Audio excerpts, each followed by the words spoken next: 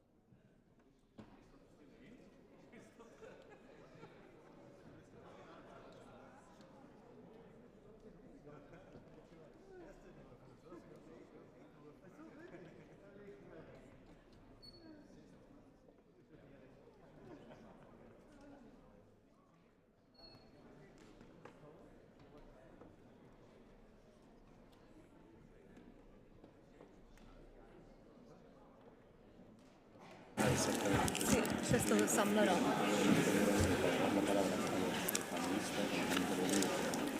Okay, please take your seats.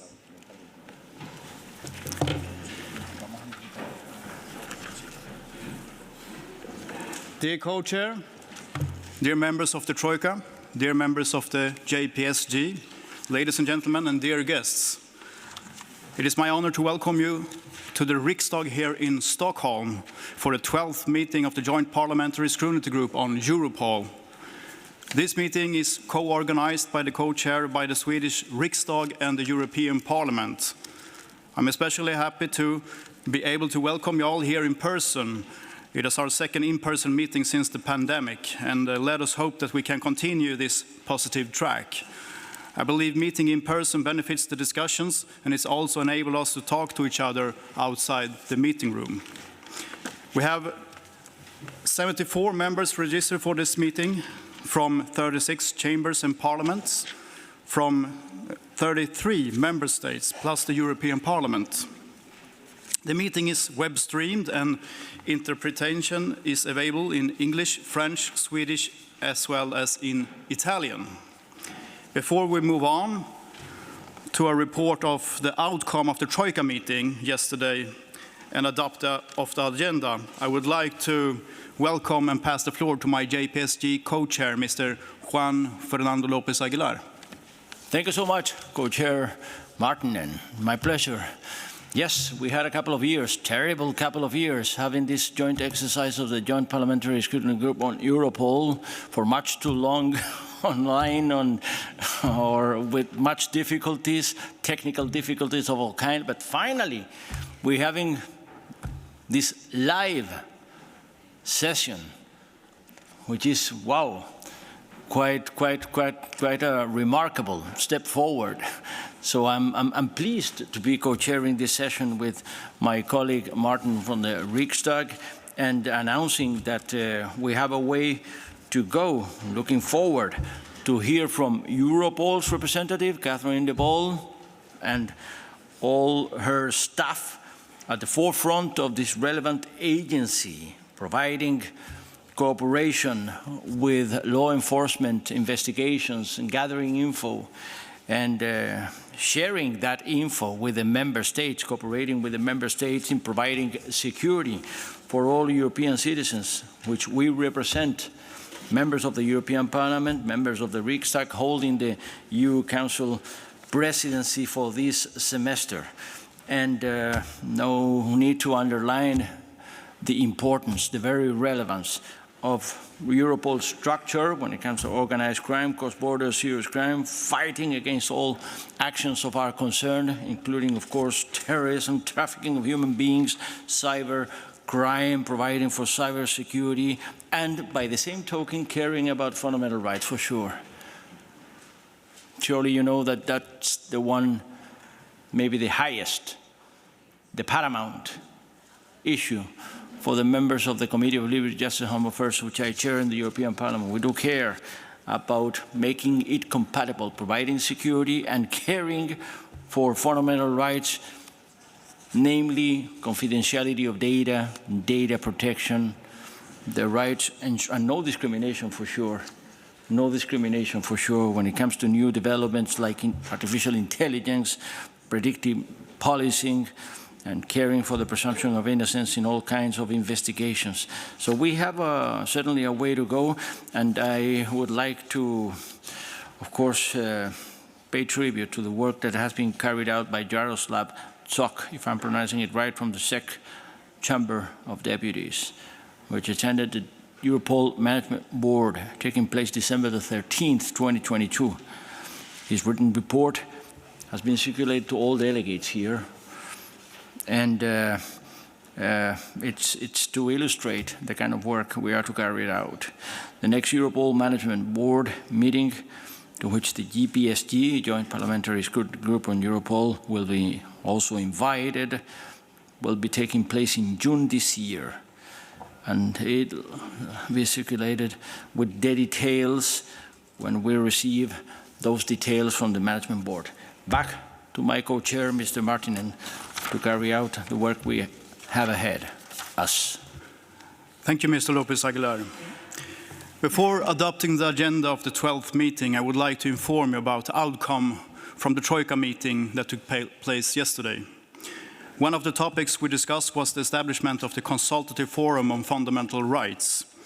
Yesterday, we discussed the next steps, including a draft mandate for our working group tasked with drafting the necessary changes in the rules of procedure to establish the forum.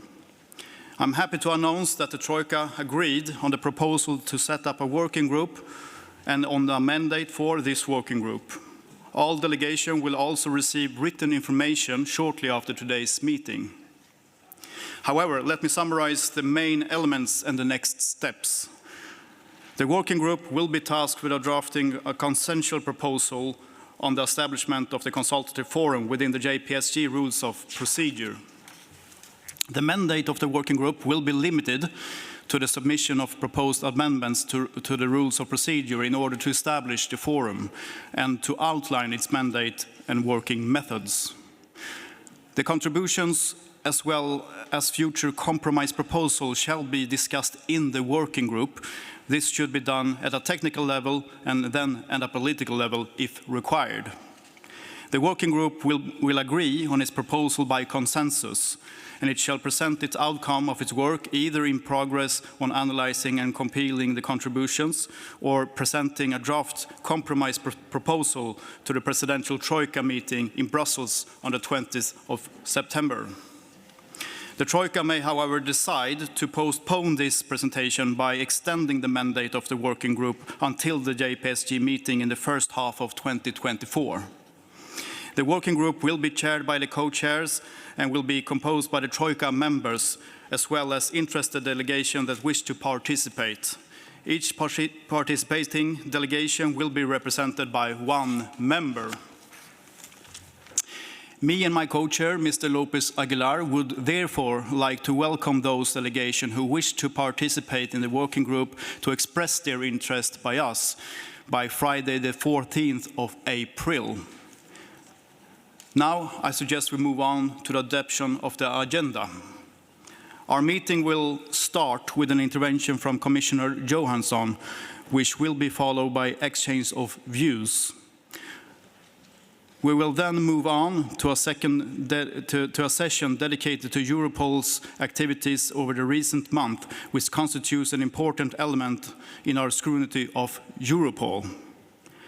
After that, we will get an update from the EDPS on the scrutiny of Europol's activities since the last meeting. After lunch, we will begin with a keynote intervention from the Swedish Minister of Justice. The rest of the afternoon will be dedicated to two thematic debates, which will be opened by invited experts. The first debate is on Europol's operational support to member states, with a special focus on the concept of high-value targets, operational task force. We will then conclude our meeting with a debate on the fight against trafficking in human beings. Dear colleagues, members of the JPSG, do you agree with the draft agenda? I don't see any objections so far, so I therefore can see that the agenda is adopted. And I then pass the floor to Mr. Lopez Aguilar. Thank you, Co-Chair Martinen. The agenda has been agreed, so we go right to the first point in our order of the day, which is a keynote intervention by our Home Commissioner, Ylva Johansson, on the fight against organized crime. Right on time, we're making it. You know how the format goes, because we have some experience by now. The point is that we hear the presentation, approximately 10 minutes, then there will be opening ground for questions and answers. I mean, we suggest that the questions should stick to 1.5 minutes. The points you are about to make, 1.5 minutes. We're going to try to make a combination between members of the European Parliament and members of national parliaments alike. So it'll be a first list of members of national parliaments with members of European Parliament, and then there will be answers. And depending on the numbers that we see of your interest, raising your cards or making yourself noticeable, we are writing down those of you who are willing to contribute to the discussion or taking the floor. Then we will be allocating several slots in the kind of technique we call in the European Parliament ping-pong technique. That is a round of questions and answers from Mrs. Johansson and then back again. But let's hear first, of course, her keynote speech on the fight against organized crime, which has been a relevant priority for the Home Commissioner. We have appreciated that much. There are a number of files having to deal with it that we are precisely working on through the legislative procedure in the European Parliament: child abuse, child sexual abuse online, trafficking in human beings, the new directive. After we have enhanced the mandate of Europol in 2022, that is only growing in importance and relevance. So we, of course, we thank so much Commissioner Johansson for joining us today and delivering her keynote speech. I don't have to welcome her because we're actually her home. It is maybe she welcoming us to the Riksdag, to the Swedish Parliament. We are so honored to visit and to be working in. Commissioner Johansson, where are you? Yes, I was looking for you. I was looking for you with my eyes. Please, there you go. You got the floor. Thank you very much. And yes, I would like to first welcome you all to Stockholm, my hometown, to Swedish spring.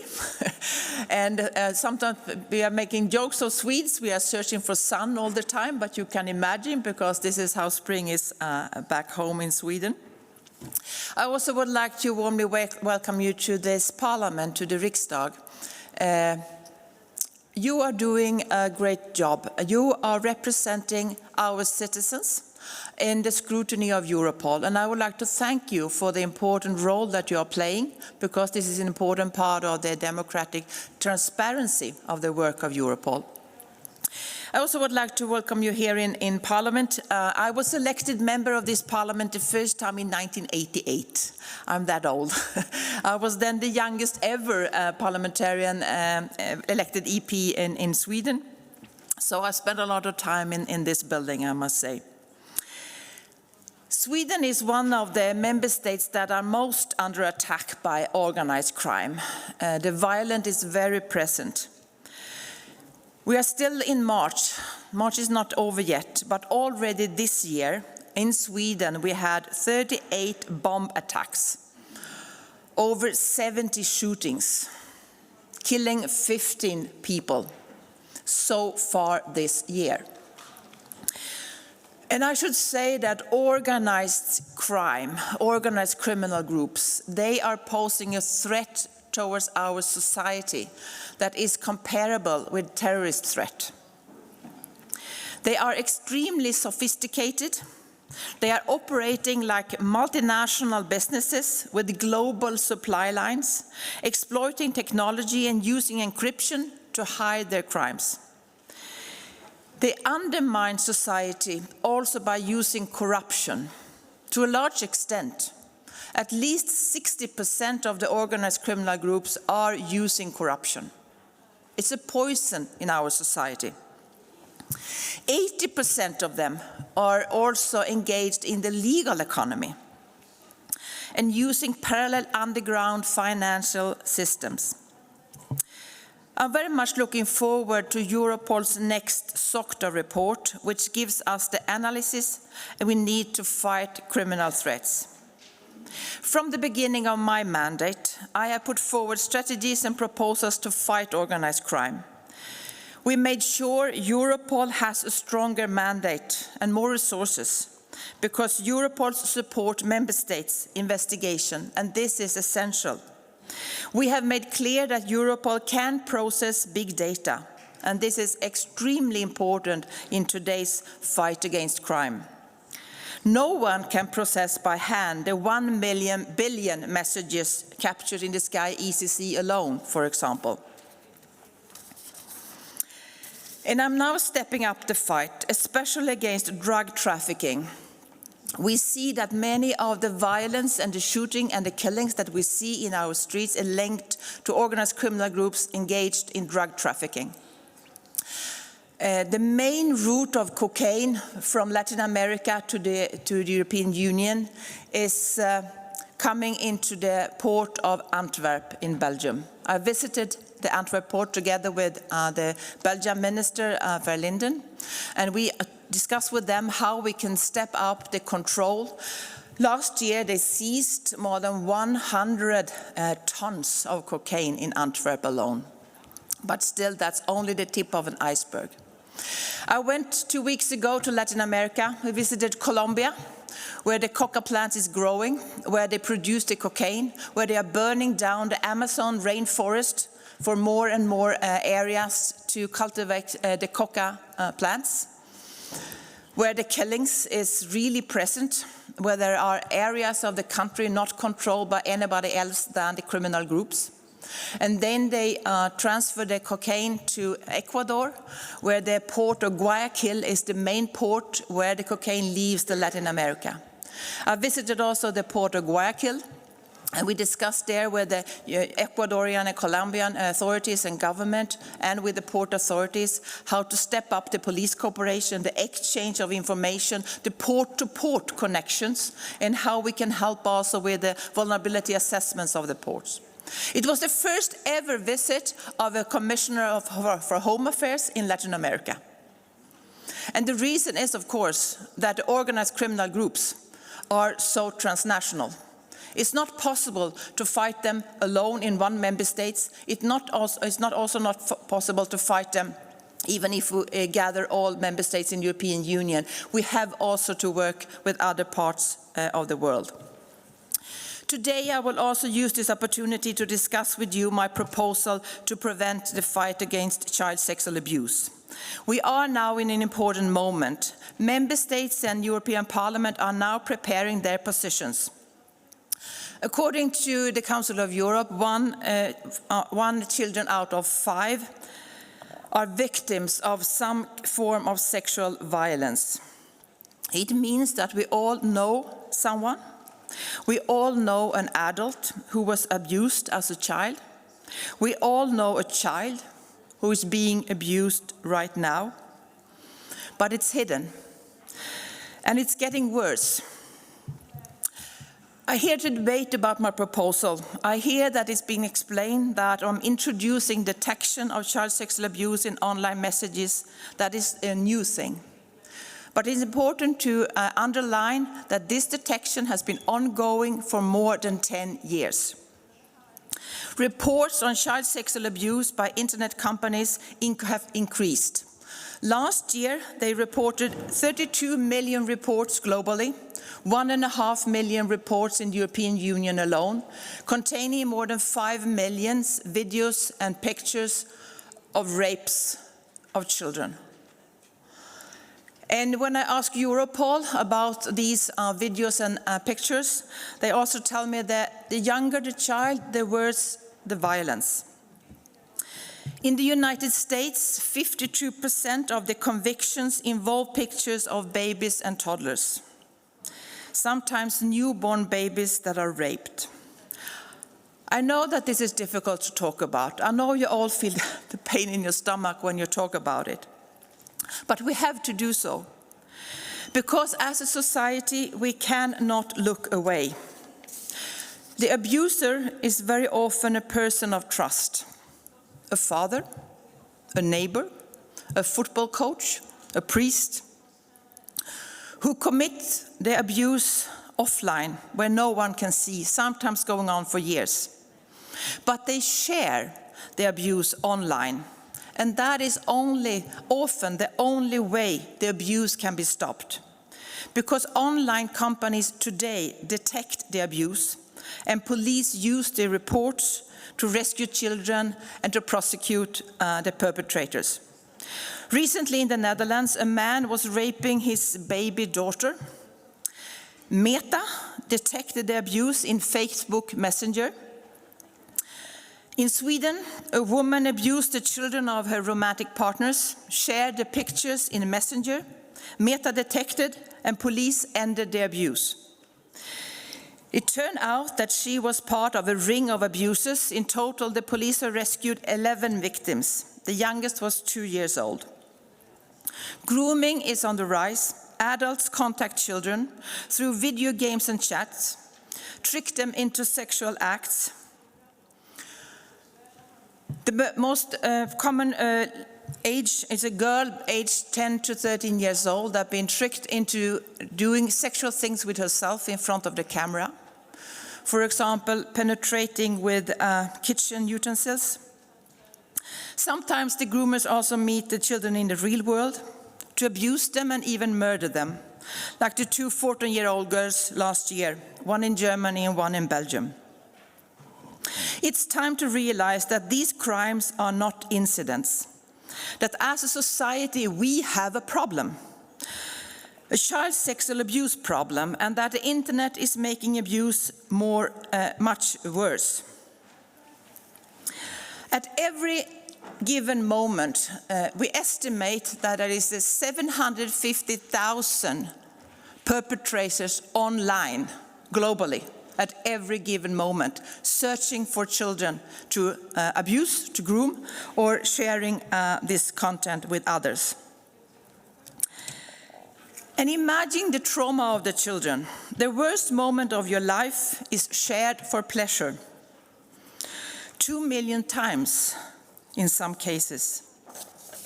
In the real world, 400,000 people could never meet to share abuse, but they can do so online, so-called Boys Town Network. In the real world, abusers could never pay to order rapes streamed from the other side of the world, but now they do, online. In the real world, an adult man could never pretend to be a child and trick children into sexual acts. We must keep our children safe. I think that I have an obligation as a parent. We have obligations as adults, but all you that are gathered here are also lawmakers. And in my view, we also have obligations as lawmakers to protect children, to use our legislative power. And the clock is ticking. Next year, the temporary legislation expires that allows companies to detect child sexual abuse in online messages. The legislation in the EU has the strongest protection of privacy on the internet globally. Nobody can compete. We have the strongest protection of online privacy in the European Union. I'm proud of that. We should be proud of that. That means that from next summer, you can only detect private messaging if you are searching for malware. Then it's always allowed to detect all private communication for malware, to protect your iPhones, your computers. But if companies should be allowed to continue detect for child sexual abuse that they are doing today, we need a specific legislation that allows it. And that is my proposal. And if we don't have the possibility to continue to detect, the European Union will be a dark web for the perpetrators, because the detection is ongoing globally, but then we will be in the EU, it will be forbidden. And of course, it will be a safe haven for the pedophiles. We're already in the EU, the main host of child sexual abuse material is hosted here in the European Union. And if we will go blind in the detection, we will not have these more than 5 million reports of videos and photos that we had last year. We will really give a safe haven. And police will be blind because most of the investigations start with a report from the internet companies. But with my proposal, I will not just allow detection to continue. I will restrict detection, because it's not always necessary with detection. Today, companies can detect whenever. I would restrict that. So companies have to do a risk assessment and to take mitigating measures. And only if that is not allowed, They could be allowed and obliged to do detection under specific circumstances during a specific time period using only the technologies that have been approved by the EU and decided by a national court. And I think it's important to have enough safeguards to make this to make sure that this happens. Technology is developing all the time, the detection technology, but also the technology that abusers are using. I hear sometimes criticism towards my proposal that this will allow companies to read your messaging. No, it's not. It's about, you can make a comparison with a police dog. They are sniffing. They are sniffing the mails at the post office, and they will mark if there is containing drugs, for example. If cocaine is coming in an email, on a physical mail, the dogs are allowed to sniff and they're allowed to detect what it is. And this technology is the same kind of sniffing.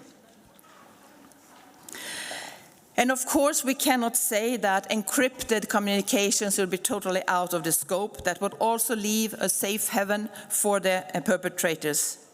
But of course, we also need to protect the encrypted communication. So that's why the safeguards are so important. What kind of technology should you be allowed to use so that you also can keep the encrypted not being destroyed, but not also giving a safe haven to the perpetrators? I think that my proposal is a balanced one. There's a lot of support for it from member states, from politicians, but maybe most important for me, from the abuse survivors. I spoke to one of them, and she's adult now, and she said, yes, sometimes you argue that children should protect themselves online, and of course that's a good idea. But remember, I was 12 years old, and the perpetrators have been trained to groom me for years. And they are sharing also the technique that they use. So it's a little bit much to ask that children should protect themselves. It's also for us as a society to protect them. I should say that it's important that we do not look away from the child sexual abuse. And now is the time, because right now both governments and European Parliament are forming their position. And I would argue and encourage you all to take part in the debate, because how we could better protect our children, I think it's a very, very important topic, and I know that you share this with me. And it's important that we do it in a way that we find the right balance, as we have done in the offline world. We also need to find the right balance in the online world. I would like you to conclude, to wish you success in this meeting, of course, and in the important scrutiny that exercises that you are responsible of. And you are also not only the voices and the eyes and the ears of your citizens to Scrutiny Europol, you are also lawmakers. And that's why I also argue that you should encourage you to take part in the debate on how we protect our society against the organized criminal groups, because they are going online to a larger and larger extent, and it's important that law enforcement can follow them online. And also on the topic to better protect our children. Thank you.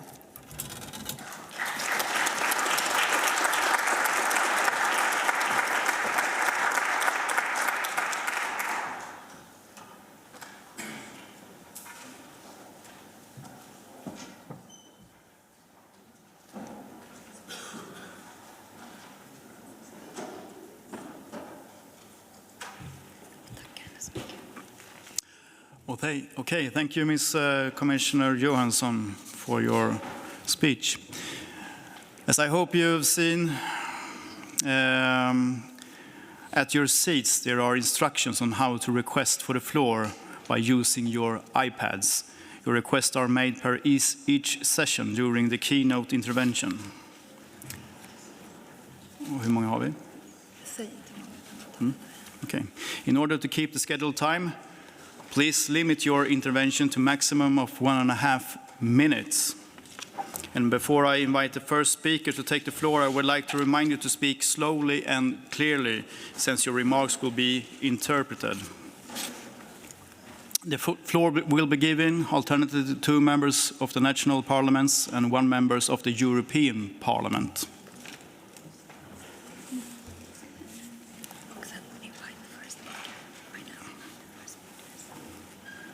And now I invite the first speaker, which is Demetriou from Cyprus. Please take the floor. Good morning. Firstly, I would like to express to the chair of the meeting our disappointment that we have not received necessary documentation in time, including the latest management board activities.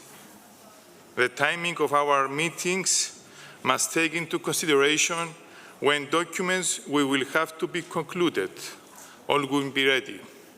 Our rules of procedures are very clear in this respect. Dear Commissioner, the current turmoil in Tunisia and Libya are once again threatening a new wave of migration towards frontline EU member states. What measures are you taking to tackle this situation? How do you involve Europol's migrant smuggling center in this respect? Also, in the same framework, we have taken note of the newly presented multi-annual strategic policy for European integrated border management for the coming 5 years.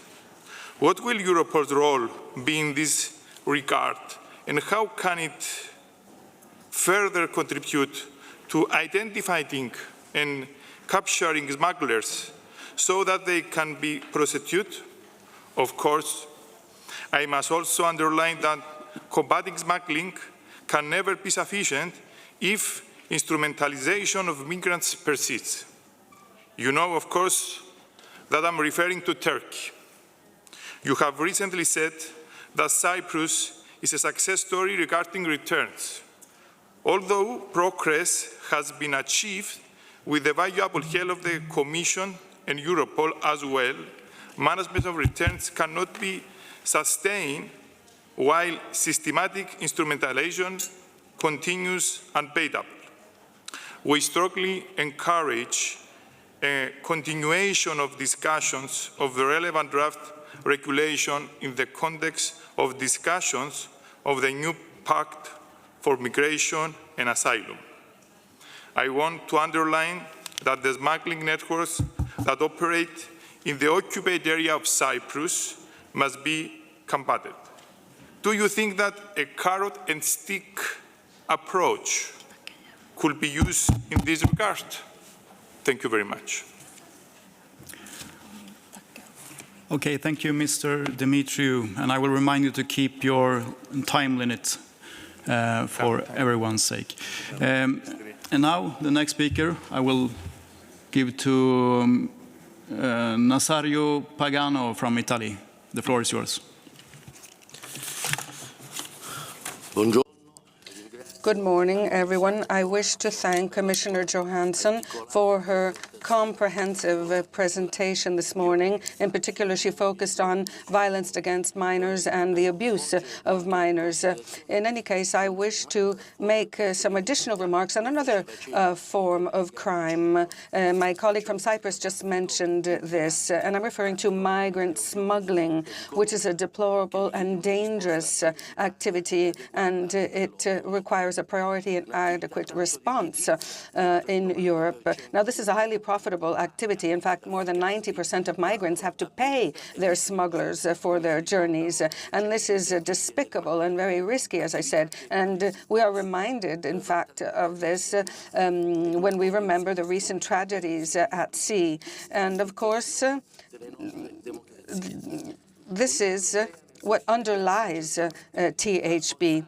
in our countries. Now, over the years, the European Union has adopted instruments to combat migrant smuggling. But last February, the European Council reiterated that we must continue with the fine-tuning of our prevention and enforcement action. And of course, Europol makes a priceless contribution to this. Any action in this area will be insufficient unless the European Union develops a sound migration policy in conformity with the principle of equal burden sharing and solidarity as envisaged in the treaties, so as to not leave Italy and other countries of first entry alone in this endeavour.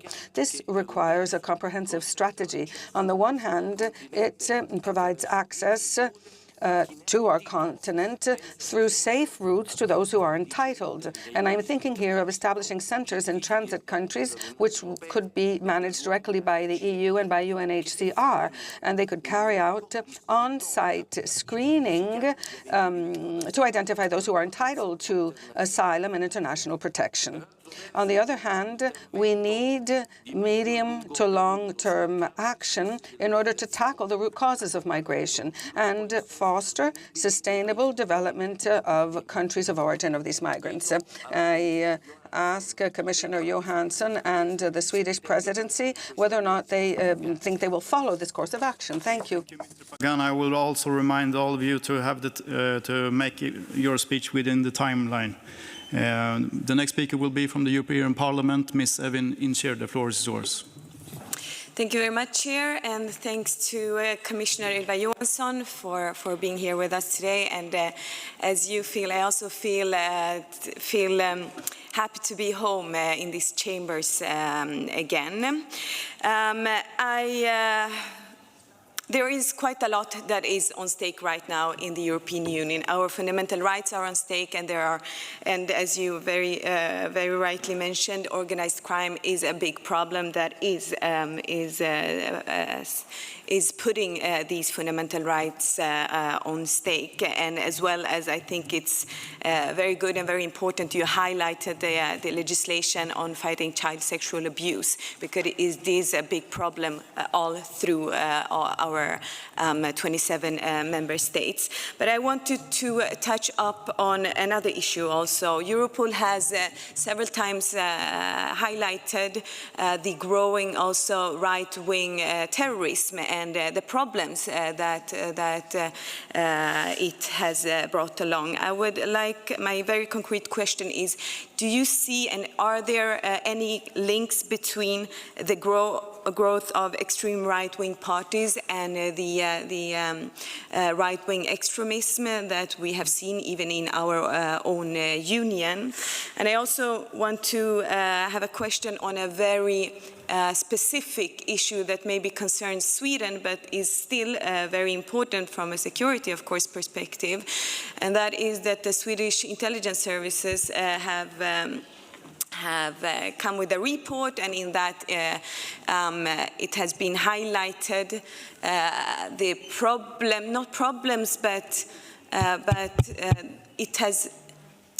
A proposal is put on the table that people with double citizenship might not be able to access certain kind of jobs that are linked to security. That would in practice mean that we are creating second citizenships or second-class citizenships. How could you elaborate a bit on that also? Thank you very much. Okay, thank you, Ms. Evin Inscher from the European Parliament, and the next speaker will be Alexander van Hatten from Netherlands. Please take the floor. Thank you very much, Speaker. My question is about MPACT. MPACT is a European organization which cooperates with Europol. And in the priorities for the next years, there are 8 priorities for MPACT. One of these priorities is migrant smuggling, but also cyber attacks, etc., etc. My question is there any priority within these priorities? And more specific about migrant smuggling, what are the specific actions that will follow against migrant smuggling and to control our borders? Will the EU accept member states to push back illegal migrants and support police organizations and Europol in the fight against migrant smuggling? What specific actions will be taken and will be allowed in these specific situation. Thank you very much. Thank you, Mr. Alexander van Hatten, Netherlands. The next speaker on the list will be Konstantios Kragakounos. Excuse me for my pronounce, from Greece. Thank you. Please so take much. the floor. Thank you so much. I would like to thank the Swedish presidency for organizing this meeting, and of course the Commissioner for her presence here today. I would like to raise two issues. First, I consider that tackling against criminal finances is crucial to uncover criminal activities, to deter crime and to prevent infiltration in the legal economy and society. Under this perspective, we would like to express our support for reaching an adequate level of harmonization of the anti-money laundering regime via the package under discussion. It is an ambitious step for the EU framework and also related to the fight against organized crime. And I would like to ask the Commissioner about the next steps for the establishment of the Anti-Money Laundering Authority, the establishment of the Anti-Money Laundering Authority. And moreover, I would like to ask the Commissioner about the negotiations on the legislation of the EU for electronic evidence that is in the final stage. I would like to ask about the development of digital technologies, because the way in which they are used by criminals continues to pose new challenges to the way we investigate and prosecute the organized crime. Thank you, President. Thank you, Mr. Karagounis from Greece. Next speaker on the list will be Barry Ward from Ireland. Please take the floor. Thank you very much, Chair. I wonder if I could just ask the Commissioner in relation to... I believe the microphone. I'm sorry. Thank you very much, Chair. Briefly, Commissioner, you made reference to a comparison between a sniffer dog and the controls that the Europol and European Union can put in place to monitor communications and information. And I suppose my concern is that it's not quite the same, because clearly a sniffer dog doesn't have the capacity to understand what is inside a package, whereas an algorithm or another search mechanism can do that. And I'm wondering, firstly, what safeguards you propose to put in place to protect individual data as well as confidential information. I know you made some reference to that, but also if the provision of the searches will apply across the European Union, or whether there will be any restriction depending on where the information or the data are stored. Obviously, coming from Ireland, we have data centres, and it's very important that we protect children, particularly as you've said, and anybody who is the victim of crime. But there is also a balancing act that must be done, and I'm wondering how you see that balance. Thank you. Thank you, Mr. Barry Ward from Ireland. Our next speaker on the list will be Giedrius Surplus from Lithuania. Please take the floor. Thank you. Thank you, Chair. Madam Commissioner, thank you for the eyes-opening speech and the frank coverage on the situation in Sweden. Actually, we have just had a sad case in Lithuania where a parliamentarian was abused of child, he had to step down because of sexual harassment of children. So after that, we have started a serious taking a look at our laws, and we are now working on the registry of child abusers. We are now thinking of prolongation of the limitation period for the crimes of child abuse. What concerns organized crime and human trafficking, I would like to join my colleagues warning about the risk of instrumentalized migration. And well, you all know the case that Lithuania has experienced from the Belarus side, from Lukashenko's regime. So the first thing I think is the EU must protect its borders, and it's a constanta. We have to agree on that. Last, if I may jump to Ukraine, after the fall of the full-scale war broke out in Ukraine, we all had millions of Ukrainians fleeing their homes and coming to our homes.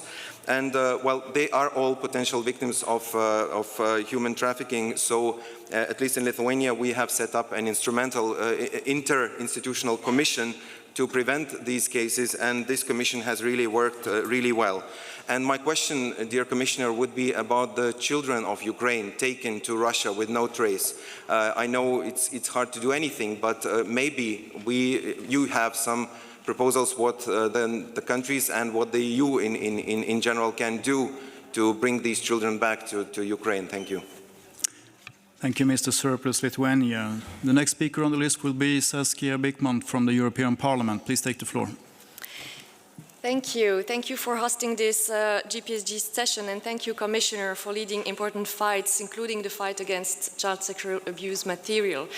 But yes, there is also some criticism, because we fear we are trying to lead a legitimate fight against child sexual abuse without appropriate tools. Law enforcement mobilized to analyze large sets of data can't lead inquiries on the ground, and unfortunately we all know law enforcement lacks human and financial resources to fight effectively against all types of crimes. There is encryption or no encryption, and there is no such thing as in between. And everyone, especially children, have the right to be protected online, including in the messages they share with their friends or people they trust. Fighting against child sexual abuse online starts with more resources to protect abuses from happening in the first place, and that's also why I turn to national colleagues to get our governments to allocate appropriate resources to those services. I have a question on an aspect you didn't touch upon in your speech on international agreements on the exchange of personal data with third countries, including Israel. There was supposed to be another round of negotiations, given that the last version of the text being negotiated was problematic due to the provision on territorial application. Could you please tell us what's the state of play of the negotiations, and how will the Commission ensure that the international agreement is in compliance with international law? Thank you very much. Thank you, Ms. Brickman from the European Parliament. Our next speaker will be Miroslav Gregoric from Slovenia. Please take the floor. Thank you very much. I would like to thank Commissioner Ylva Johansson for an excellent presentation and a very frightening situation in the child abuse. And my question is, because I'm not expert in this area, do we have international conventions against child sexual abuse? And is EU working on a directive or better regulation on preventive measures, and on punishment of serious punishment of child sexual abuses? Thank you very much. Thank you, Mr. Gregoric from the Slovenian Parliament. Our next speaker on the list will be Katerina Kinichi from the European Parliament. Please take the floor.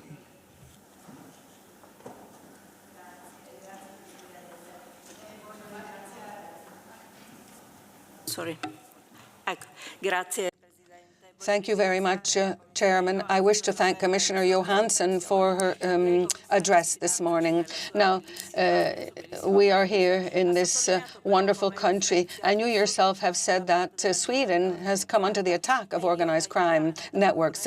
I am an Italian. I'm a member of the European Parliament, and I wish to say that, unfortunately, all of our countries have come under attack. So, in this venue, I wish to say that I wish to support all the initiatives that you are encouraging on information exchange between law enforcement agencies, anti-money laundering, seizure of instruments, and combating financial crimes. This is all important in fighting organised crime organizations. Now, do you think it might be necessary now to take action in order to harmonize the legislation in member states?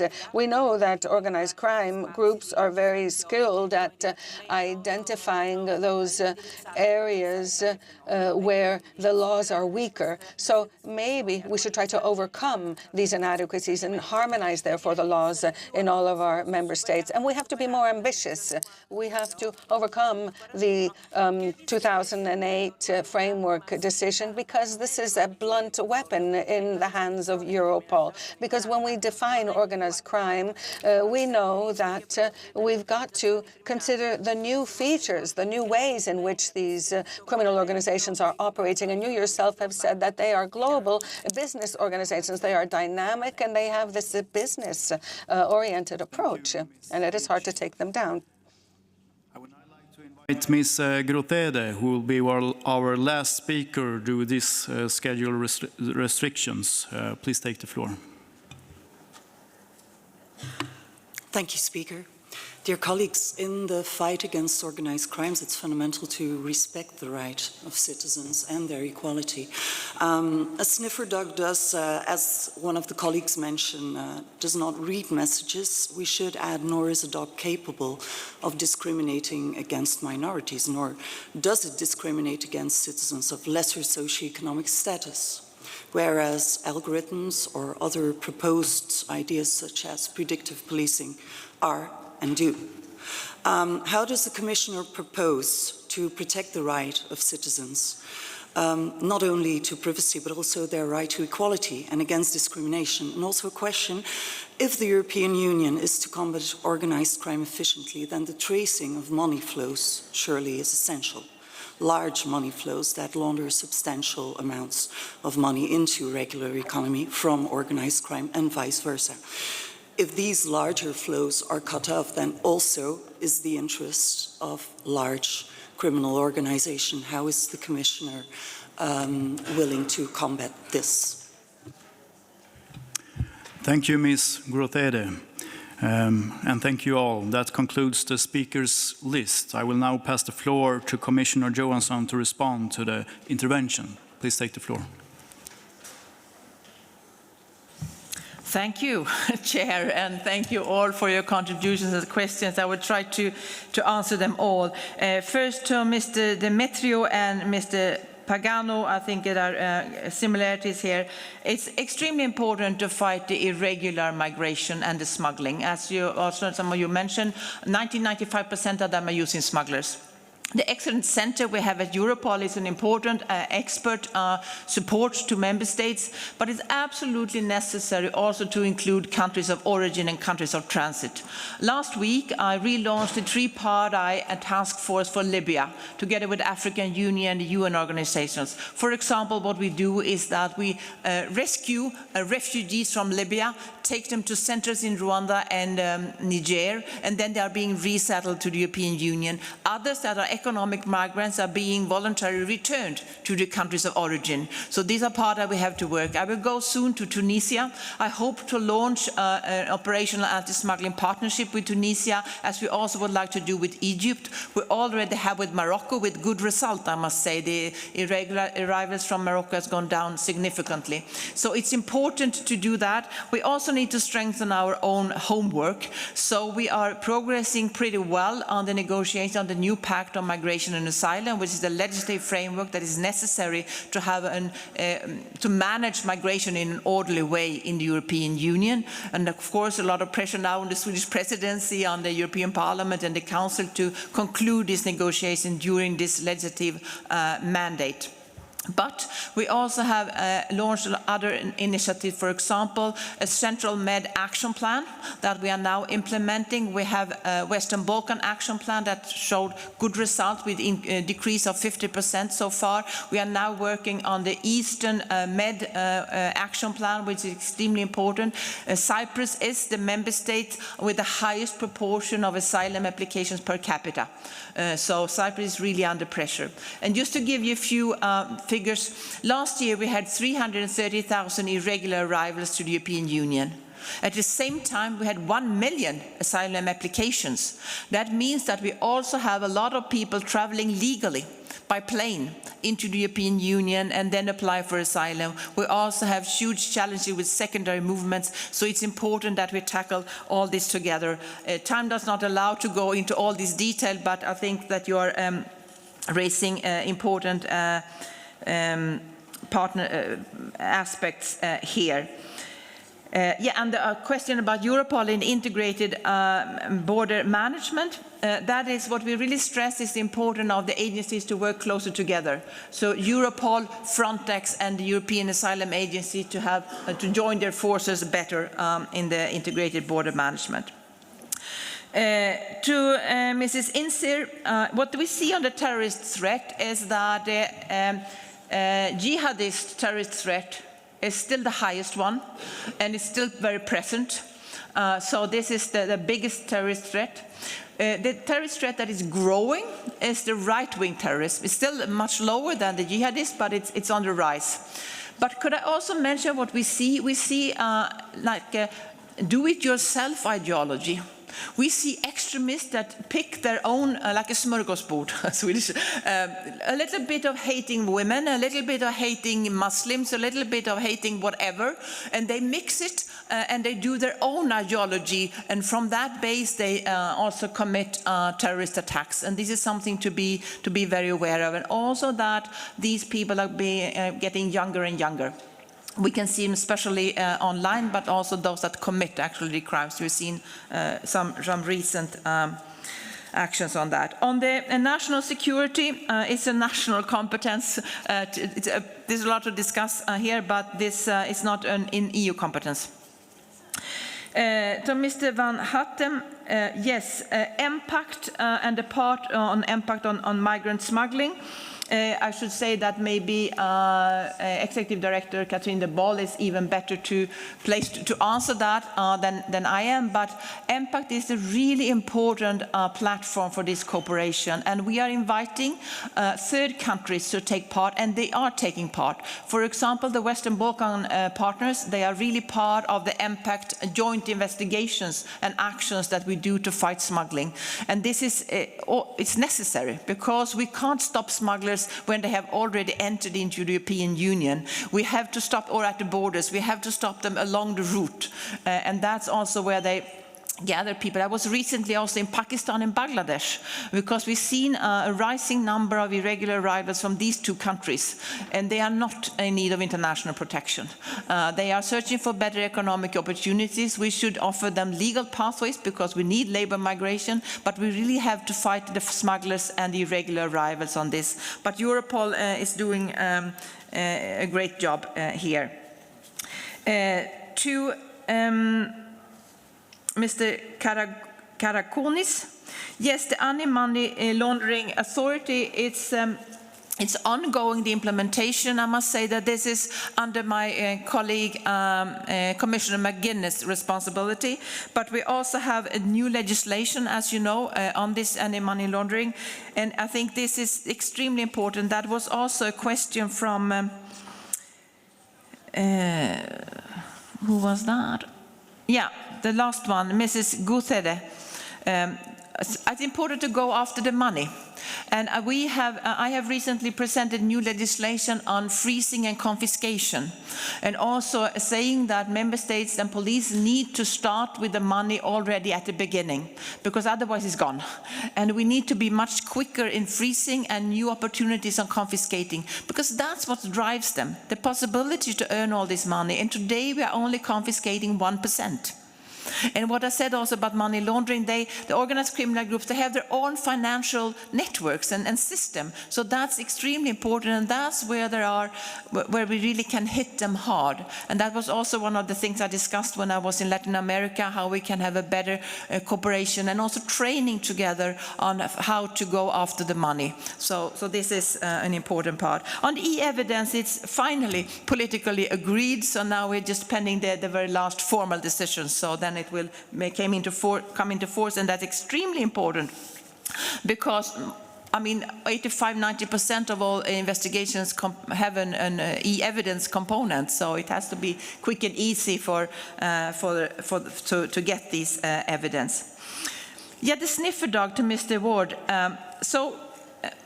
My proposal, there you are. So it's based on the GDPR. That's in the bottom for everything. GDPR is always there and always has to be complied with GDPR. That's the bottom line. Then we have the Digital Service Act that will also always be there and have to be complied with. And then comes my proposal on top of that, so to say.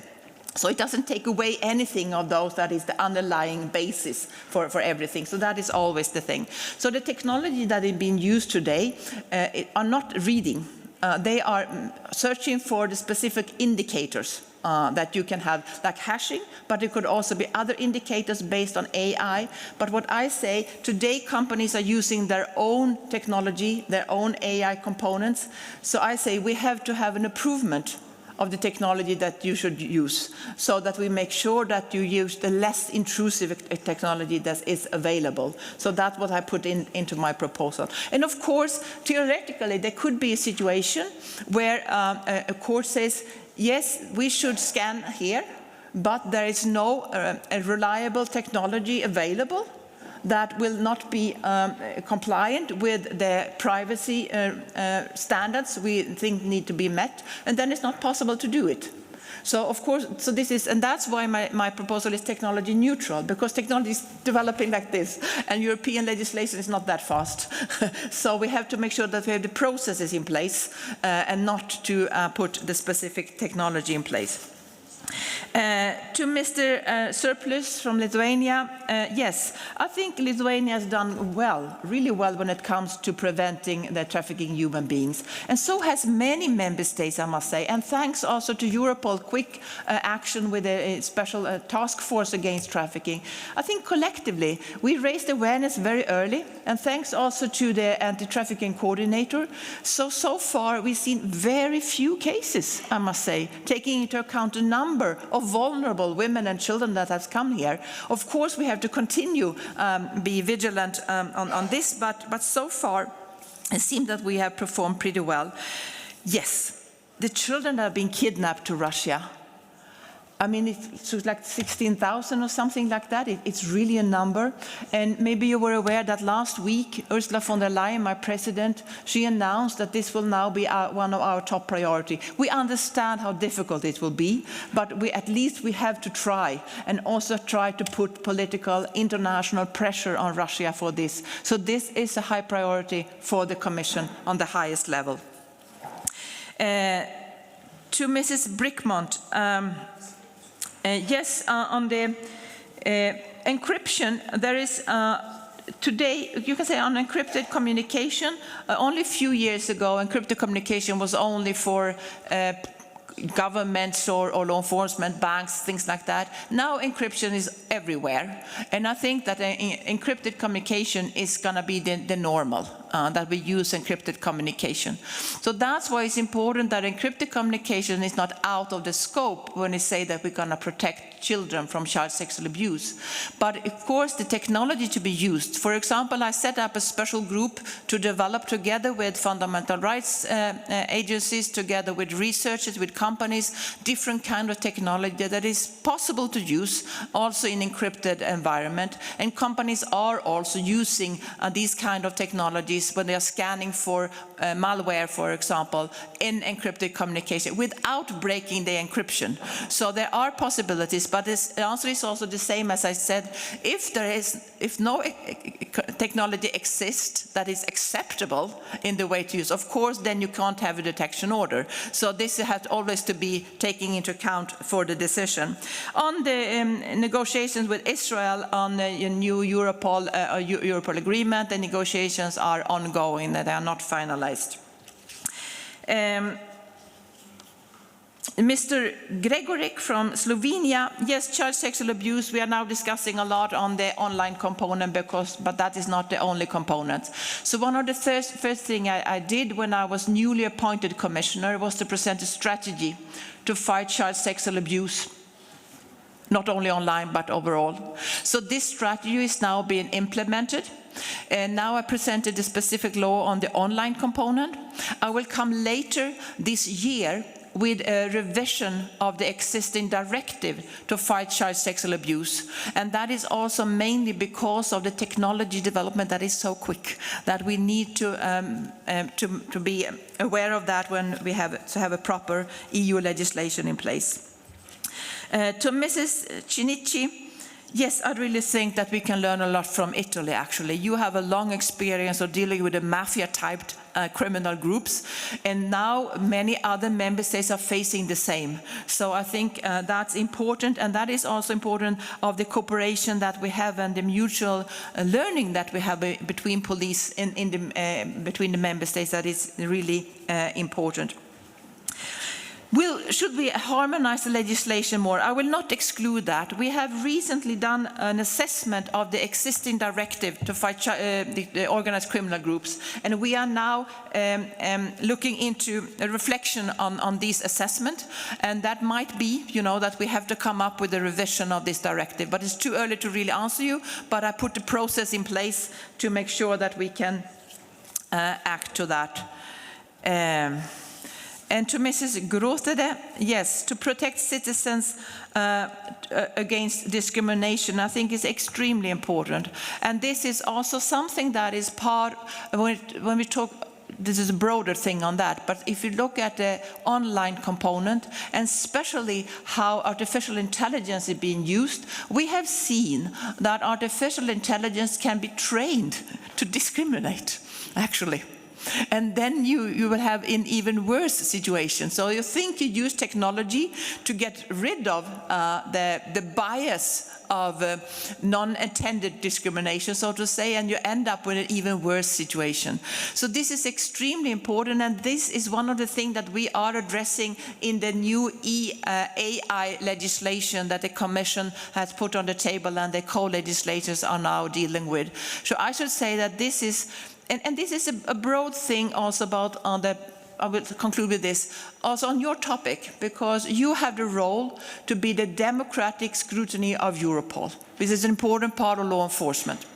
And I think the trust from citizens into law enforcement, into the rule of law, of course, is based on the fact that they have to know that they are being treated equal to other citizens, that there is no discrimination, or that you are not being treated in a specific way because you are living in a specific area or coming from a country, or for your ethnic background, or for your gender, or for whatever, or your religion. So this is important. It's the glue, it's the trust into the law enforcement capacity and to the rule of law in our European Union. And that's why it's so extremely important that we always have to have a very sharp eye on every time we see this kind of discrimination popping up. Thank you. Thank you, Mrs. Johansson. I now pass the floor back to Mr. Lopez Aguilar to conclude the debate. Actually, nothing else to say, but thanking Commissioner Johansson, because she obviously enlarged the scope of the initial keynote speech by touching upon all the relevant issues that have been raised by the members, both of the European Parliament and the national parliaments, including, of course, all forms of cross-border organized crime, criminalità stampo mafioso, drug trafficking, illicit trafficking of human beings, and the impact of illicit trafficking of human beings on the migratory routes heading to the European Union, and the need to combine the right equation, all of the component elements of the right equation, the external dimension of the migration and asylum-related issues with the internal dimension, caring about the fundamental rights involved, but by the same token, preventing irregular migration routes to be on the rise because of the illicit model and the business model of illicit trafficking of human beings. So tackling on the proceeds of that crime is also a relevant issue in which Europol is making actual progress, and we appreciate that. So we have covered ground for discussion, and we are making it right on time to proceed right to the following point. It'll be now the turn of Europol representatives, headed by Director Catherine de Boll, but for that matter, to lead the discussion, again, back to Mr. Martinen for the floor and leading the first round of discussion. Thank you all.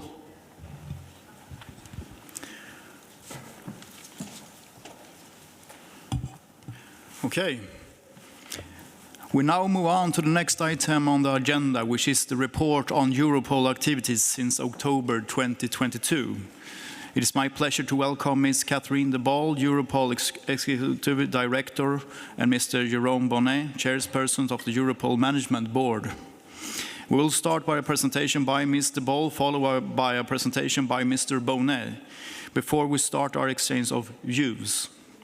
Before giving Ms. Boll and Bonnet the floor, I remind the delegates that the requests for the floor are made from your iPads. Requests can be made during their presentations. Ms. de Boll, the floor is yours.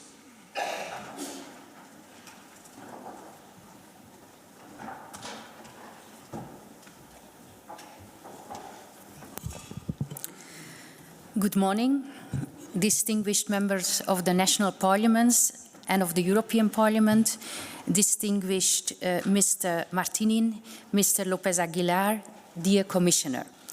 I'm delighted to meet you here in Stockholm in the springtime.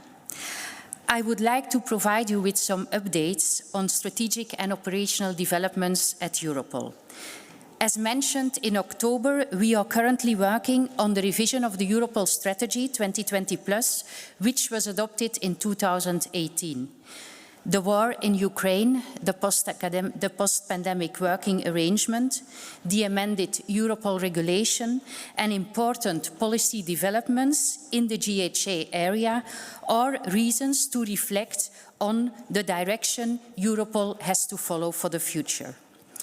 Against this background, internal discussions are ongoing to identify concrete lines of action, and I will share with you some elements of reflection that emerge in the discussions with our member states. Europol will aim at supporting especially real-time cross-border investigations in key areas that pose real threats to the internal security of the member states, notably by furthering the high-value targets and the operational task force concepts. Expertise and competencies need to be adjusted and improved to keep pace with the continued technical evolution and digitalization we are confronted with. We need to strengthen Europol's role in bringing law enforcement together for cross-border cooperation, including GHA agencies, third countries, and the private sector. We also need to fulfill our role in the interoperability developments, guided by the single search system results, and further expand our research and innovation support, including the exploitation of artificial intelligence for advanced forms of data analysis. We also want to direct our resources towards those areas that are most relevant for the member states in the Union. Most importantly, we will continue with the implementation of the new legal framework, the amended Europol regulation. Our revised mandate considerably improves our ability to support the national law enforcement community in the fight against serious and organized crime and terrorism. And it introduces changes to the agency's governance. During the legislative process, the European Parliament proposed the new function of the Fundamental Rights Officer. And I am happy to inform you that the Fundamental Rights Officer was designated by the Europol Management Board in December and took office on the 16th of January this year. Since then, he is developing this new function at Europol. We also look forward to cooperate with the upcoming consultative forum here from the JPSG. My last point on governance is about the supervision by the EDPS. I would like to underline three aspects. First, concerning our efforts on the so-called data subject categorization, the process to assign the data as related to suspects, to victims, etc. Our new legal framework in Article 74b foresaw a number of transitional measures. Europol has a maximum period of 3 years to assign the DSE for all data held before the amended regulation entered into force in June 2022. Europol, the Member States and the cooperation partners finished this work in 6 months. By the end of December 2022, there were no contributions left without data subject categorization for the data received before the entry into force of Europol's amended legal framework. In addition, Member States and our cooperation partners, they did not make use of the possibility foreseen in 74A to process data with DSC in specific criminal investigations where there are complex and large data sets from before the entry into force of Europol's amended legal framework. This shows that Europol and all involved stakeholders follow a careful and need-to-process approach. We take data protection very seriously. Second, on the EDPS inspections, in September 21, the EDPS carried out an annual inspection at Europol with a focus on the EDPS prior consultation process for new technologies used in our operational business. 15 months thereafter, in December 2022, Europol received the inspection report, and in February 23, the EDPS notified Europol that the EDPS will inquire how Europol has applied the prior consultation process. Europol invests considerable efforts in data protection. At least 25 full-time equivalents across Europol are devoted to data protection on a continuous basis next to the function of the DPO, depending on the management board. Europol applies prior consultation in a vigilant manner, including the guidance of the Europol Data Protection Officer since May 2017, when the Europol regulation entered into force and became applicable. We also shared the application guidance by the Europol DPO with the EDPS back in September 2019.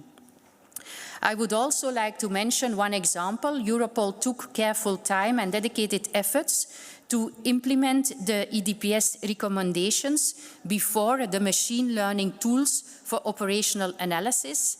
Our engagement with the EDPS on this matter started in October 2020. We expect to launch this operational process in April this year, so that is 3 years later, in fact. And third, a brief reference to Europol's efforts to implement the recommendations from previous annual inspections 2027 until 2019. In February 2023, the EDPS shared the assessments of Europol's last implementation update provided to the supervisor in December 2022. 31 recommendations out of 150, or 21%, are considered open by the EDPS. This also means that 79% of the recommendations were implemented by Europol. Pending recommendations include complex organizational changes, namely in electronic archiving and the implementation of the retention policy for operational data in Europol systems. And due to the new retention periods established in our new legal framework, an overhaul of technical requirements is really needed. Europol will continue to implement the remaining recommendations in a diligent manner. I will also provide you now with a brief overview on the external relations of Europol. Our primary focus is, of course, on our neighbours. In particular, our continued engagement with the United Kingdom, with the Western Balkan countries and with the countries of the Eastern Partnership. The MENA region has been among our external priorities already for years, and we continue our efforts to build bridges with them in the fight against terrorism, drugs, weapons trafficking and irregular migration. Latin America is another priority for us.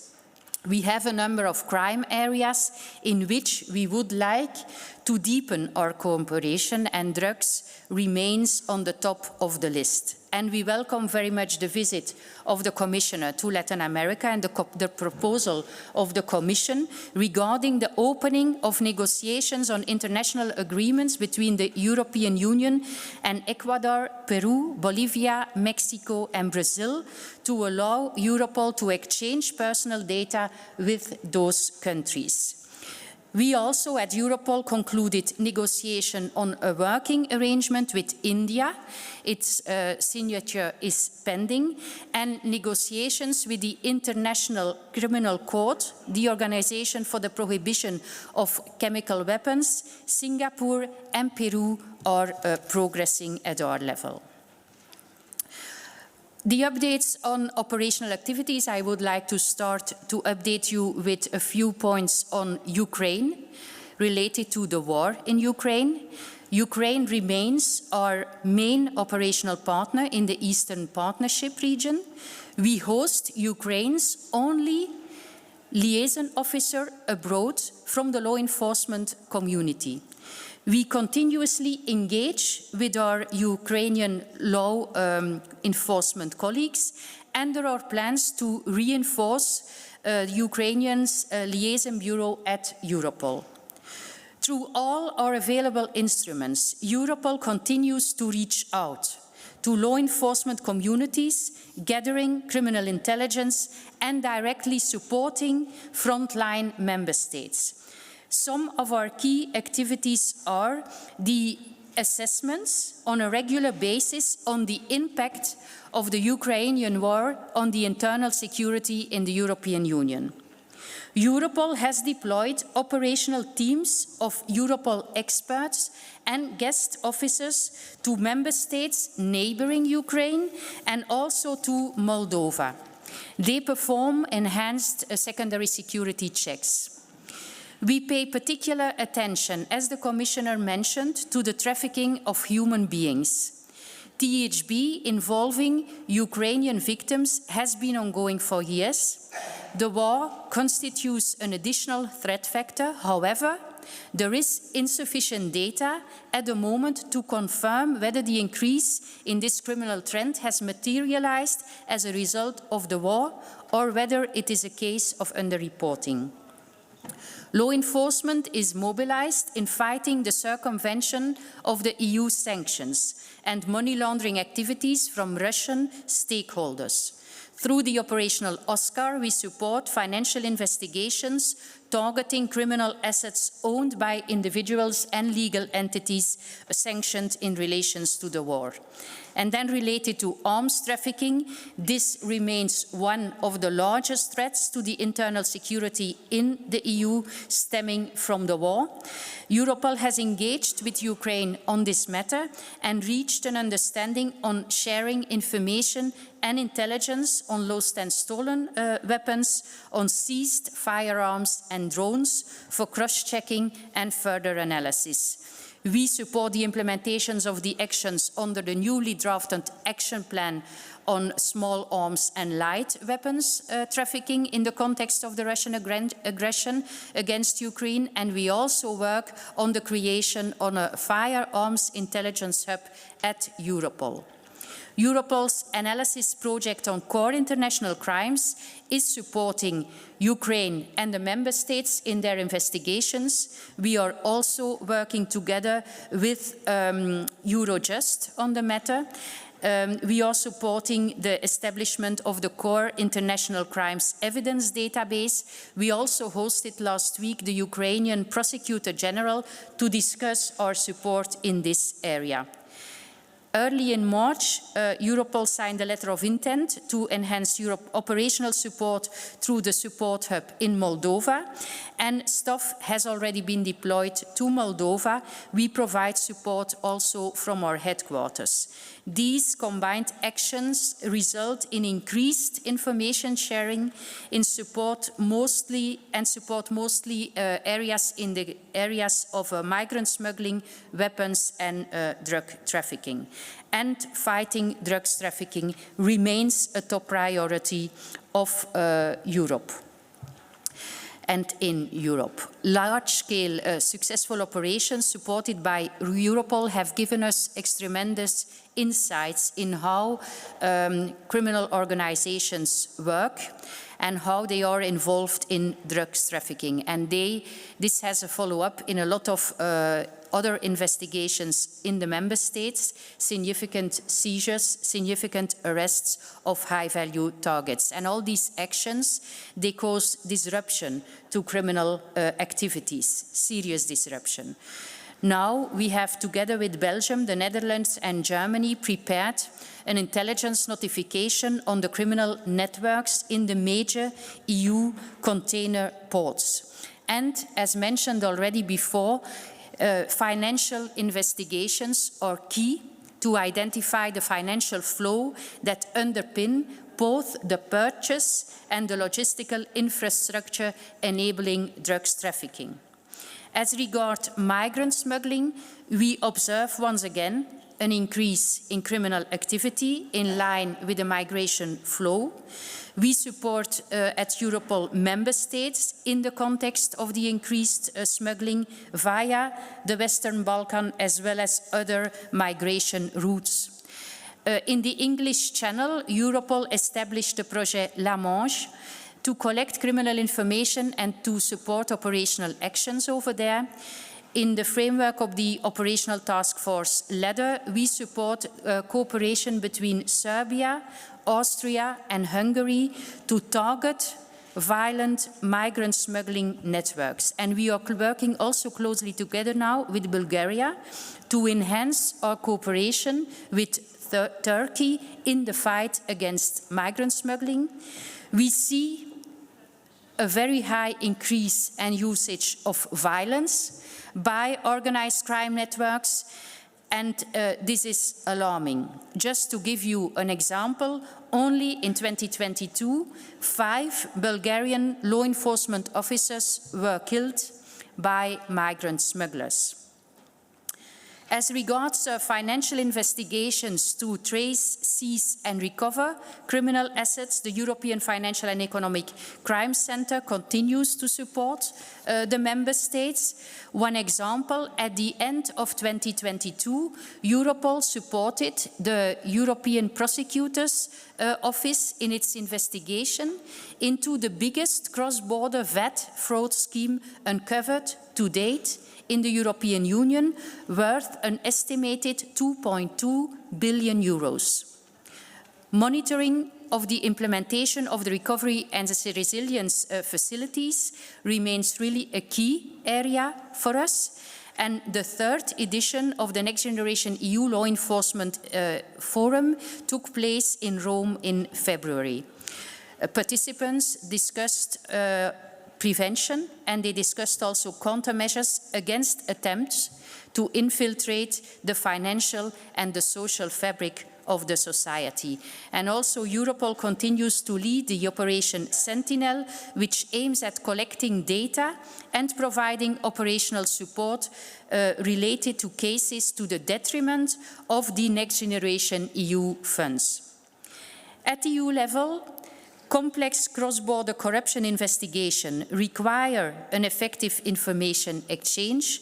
From this perspective, and fighting corruption at Europol was strengthened with the creation of a new dedicated analysis project. A few remarks on the latest developments in the area of counterterrorism. A few weeks ago, we organized at Europol the 6th Terrorist Identification Task Force, targeting right-wing cases involving minors. Europol is also currently working on the rollout of PERSI. That is a platform that has to allow member states referrals of terrorist content online. It's a key component for the implementation of the terrorist content online regulation, which entered into force last June. And following the recommendations by the supervisor, Europol submitted technical proposals addressing the concerns raised by the supervisor in October 2022. Europol intends to proceed with the rollout of PERSI in June 2023. Indeed, online spaces, they continue to play a central role in jihadist radicalization and recruitment, and member states report that propaganda networks continue to recycle the Islamic State and Al-Qaeda material. On cybercrime then, Europol has been prioritizing its work on ransomware. We had a joint operation in the framework of the Joint Cyber Action Task Force that resulted in the takedown of a huge ransomware network responsible for compromising data and computer systems of large multinationals in the EU and in the US, with a loss of almost 100 million euros in ransomware payments. And the work to counter child sexual abuse online remains of a very high priority of the European Cybercrime Centre. Our main message is the extreme concern with the potential legal gap in 2024. We are urging the co-legislators to avoid it at any cost. We need a legal framework. Finally, one point on the strategic analysis. In the coming months, we will publish a number of strategic flagship reports. We will launch our first assessment on the financial crime, on terrorism, and the mid-term serious and organized crime threat assessment. In conclusion, I would like to say that Europol is currently focusing on updating its strategy to allow the agency to give an answer related to the needs and the expectations from the law enforcement community in the member states, and to try to do better for the EU citizens. We are grateful for the continued support of the JPSG. You are playing a crucial role in making Europol's work recognizable at the national and at the European political level, and we are very grateful to this. We thank you for that. I remain at your disposal for any questions or clarifications. Thank you.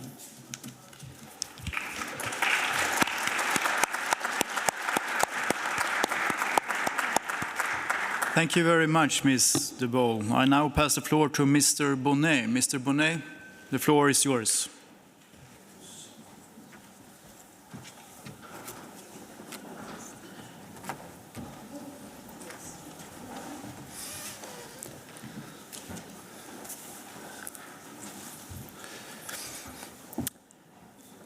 Messieurs les coprésidents. Dear co-chairs, I will be speaking in French, so perhaps I'll give you a couple of minutes to take your headsets. Dear co-chairs, dear MPs, dear Commissioner, I'm delighted to be in a place that is symbolic, as this one is, and I am pleased to address your group for the third time as a chairman of Europol's management board. I will be finishing an 18-month period under the Swedish presidency. I would like to thank the co-chairs for welcoming me to present the activities of the board. Since the last JPSG meeting in October 2022, it is an opportunity, and I am proud to tell you that the board has played a decisive role in the past few months, guiding and supporting the agency in strategically important areas, important as well in terms of operations and institutions. During this period, the management board has had two regular meetings on the 13th and 14th of November 2022 in Prague, and the second just a few days ago on the 21st and 22nd of March at Europol. In December, the board was pleased to welcome the co-chair of the JPSG, Mr. Jaroslav Brož, who represents the National Parliament of the Czech Republic. As Executive Director Catherine de Boll just said, the successes brought by Europol's support have been numerous, and the support that we receive as national security forces is now essential for the implementation of our investigations into the most complex cross-border crimes.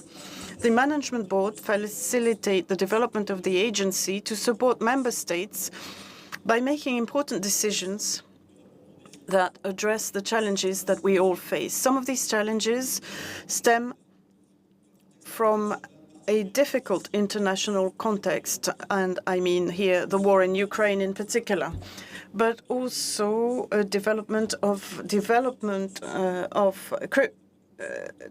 crime, and especially in terms of drug trafficking. During this period, the board developed fundamental political and legislative developments, such as the impact of interoperability of EU information systems for Europol. This topic will be one of the main priorities for our meetings in the future, not only because Europol has a specific role to play in this area and also legal obligations, but also because of the new opportunities that its implementation will offer the agency and our national services in order to safeguard our common internal security and protect citizens. In the future, in order to strengthen Europol's information centralization role, the board, during its last meeting, discussed the idea of creating a new Europol unit dedicated to integrated operational services, and which main task will enable the agency to meet the challenges linked to interoperability. We will continue thinking about this topic, and the management board will adopt a final decision on this in June, hopefully with the JPSG observers at the meeting. I need to underline that in these discussions, the objective of the board and therefore of the member states that make up Europol are to support the agency in the fulfillment of its mandate. I also wanted to have thematic discussions with the idea that we can talk about the big challenges that are currently ours. And in this context, the board has devoted its last thematic discussion on the operational task forces, one of Europol's key operational tools in order to support law enforcement agencies in their fight against organized crime. The aim of this discussion was to highlight the successes that this tool has allowed, but also to identify ways of optimizing its mechanisms in order to enhance its relevance. And the board has also paid particular attention to research and innovation. One of the recent achievements in this area is that the board adopted a binding document establishing the general scope of Europol's research and innovation projects. Our board also welcomed the clarity of this document, which is intended to guide Europol's activities in this area, for which it is essential that national services and Europol work together, given the major challenges that we face. And this document will also define Europol's approach in terms of using personal data for research and innovation, in strict compliance with the provisions that have been planned. Following its adoption, the document is available to the EDPS for information as foreseen by the regulation. In addition to the reflections on these strategic issues, the board has defined several guidance and adopted decisions that are crucial for the agency's work. I will only mention 4 of them, which I consider to be particularly important here. And I will start with the latest activities of the board in the field of personal data processing. In particular, the decisions of Article 18.2, 6 bis, 18 bis of the amended Europol regulation adopted by the board on the 28th of June 2022, when the regulation entered into force. Last week, at the meeting in March, the board reviewed these decisions in light of the opinion given by the EDPS on the 17th of November 2022. The revised versions of these 4 decisions are the results of a thorough evaluation by the EDPS at an expert level first, but also by the members of the board themselves. The board has considered your opinion with the utmost attention, and the objective is to promote the highest norms in terms of data protection, whilst reinforcing the effectiveness of the agency's tools to combat serious forms of organized crime and terrorism. Thus, as you will no doubt understand, these recommendations were followed and implemented in the revised decisions adopted by the board and forwarded to you last week. In one case, regarding the scope of Article 18 bis, the Management Board decided to stick to the current rules because they transpose the letter of the amended regulation and enable Europol to achieve greater operational efficiency whilst respecting the best standards in terms of data protection. On this point, this dialogue with EDPS contributed to reinforce the data protection safeguards, but also to improve the processing mechanisms and the interaction between Europol and the EDPS. By amending its decisions, the board has showed an open and constructive approach. The second point I wanted to address is linked to Europol's planning and budgeting activities. The board approved the programming document for 2024-2026, as well as the draft budget for 2024, and has adopted Europol's budget for 2023. The board has endeavored to set priorities that are ambitious yet achievable.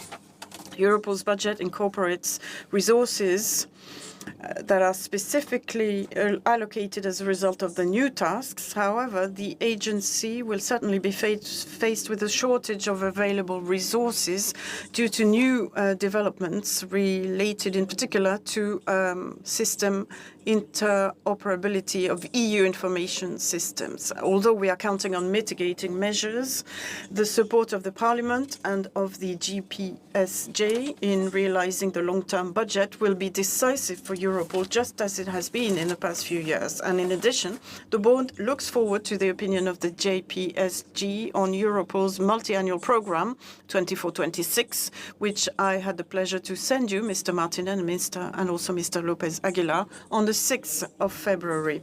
In this context, I would like to point out that the board recently discussed future directions for a review of the current Europol 2020+ strategy, and that a final decision on the new strategy is scheduled for the next Management Board meeting in June. Once again, the board will be pleased to invite representatives of the JPSG to take part in this discussion. My third point, I am particularly pleased, and Catherine Debol mentioned it, I'm pleased to announce that at the December meeting, we appointed the first fundamental rights officer of Europol, Mr. Dirk Allerts, who will be implementing one of the main novelties introduced by the amended Europol regulation. Last week, we met Mr. Allerts for the first time, and he presented his vision and his projects for the exercise of this new essential function, which will promote the respect of fundamental rights by Europol in the performance of its tasks.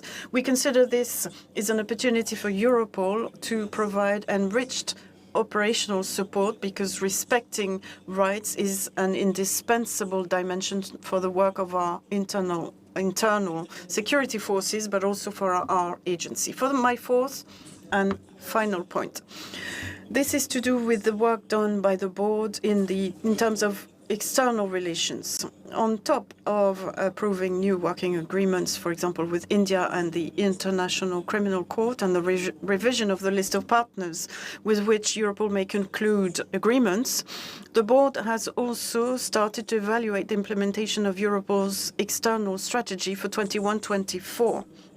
This process aims at assessing the quantitative and qualitative value of the arrangements with third countries and international organizations, but also we were allowed to lay the foundations of the future strategy, i.e. the one that will start in 2030.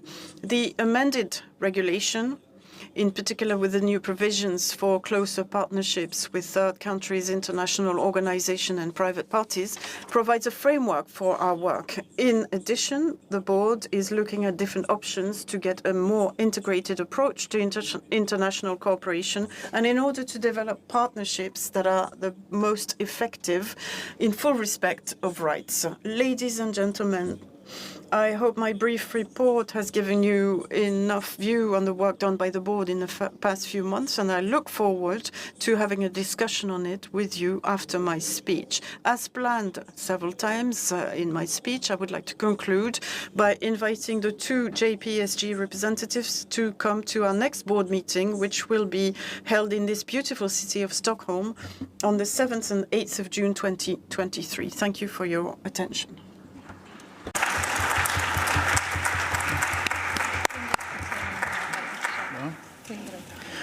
Okay, thank you very much, Mr. Bonnet. I will now pass the floor to my co-chair, Mr. Lopez Aguilar, to chair the debate with the JPSG delegates. Thank you all. We're waving goodbye our Home Commissioner, Ylva Johansson. Thank you for joining us this morning, and thank you for the presentation we just heard from Director Catherine de Boll and Jérôme Bonnet, representing both the agency and the management board for the agency. Now we open the floor for discussion. I'm announcing we have quite a number of members willing to contribute, and now the technique will be the usual ping-pong technique, we call it in the European Parliament jargon. That means that it'll be questions and answers. Questions and answers. So please make it as sharp and short as possible, trying to stick to 1 minute the question so that every answer may suffice, okay? May be good enough to meet the concerns which are to be raised. But I'm announcing, but by 1100, by 11 p.m., we are supposed to be having a break for both family photo, we call it, and some coffee break from 11 to 11:30. So let's make the best of the time available. We're getting started. The first floor goes to Cohen Metsu from Belgium. 1 minute. Thank you, co-chairs. Ms. de Bolle, Monsieur Bonnet, I will bundle my 4 quick questions. First one is on the fundamental rights officer. I'm glad to hear that this person started on January 16th. How did the selection procedure go, is my first question, and what are the specific tasks of this very important asset for Europol? My second question is about the digital support unit and Percy. Also an HR question, is the cadre still filled? So if yes, with which profiles? And could Mr. Bolle elaborate a little more on Percy? Third question, the Europol's global strategy will be enrolled by the end of this year. Have the 5 major priorities stated in the 2020 plus strategy already been evaluated, yes or no? And my final question about the drug-related violence. Ms. Johansson learned us a couple of figures, 38 bombings, 70 shootings. I think we do worse even in Belgium. I'm glad to hear that this is Europol's top priority, that there is a cooperation in between the 3 ports. How will the interoperability help us in overcoming this phenomenon? I thank you. Thank you, Mr. Metsu. It's been 3 questions in a minute. Your time to respond. Director de Boll. Thank you, Mr. Metsu, for your questions. The Fundamental Rights Officer was chosen by the Management Board in December 2022. The selection procedure was done in line with the staff regulations. There was European senior management, the director of DG Home and Europol Human Resources, 1 representative of the member state of the EU presidency, and a second representative of a second member state from the drawing of the lots by the management board, and then the staff committee. 67 people made an application, and we shortlisted, in fact, 6 candidates. They had to undergo a written test and an interview, and the members were unanimously on the proposal. There are 3 key areas where he will focus on: the operational activities of Europol and the tasks, the working arrangements with third countries, and the development and the use of the new technologies, certainly by the Innovation Lab and the Innovation Hub. He will also be responsible for training on fundamental rights and a procedure to follow up when we see incidents happening by our staff. The big thing we want to achieve is that there is a network of fundamental rights officers in the European Union, that they exchange their information.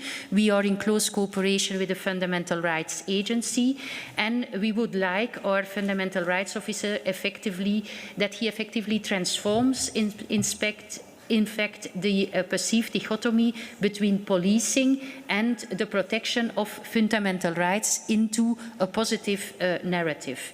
It's important that we promote this culture of respect, and that we also, together with member states, engage in fundamental rights practices and standards. Then, related to the digital support unit, it will focus on digital support towards member states and on cyber intelligence.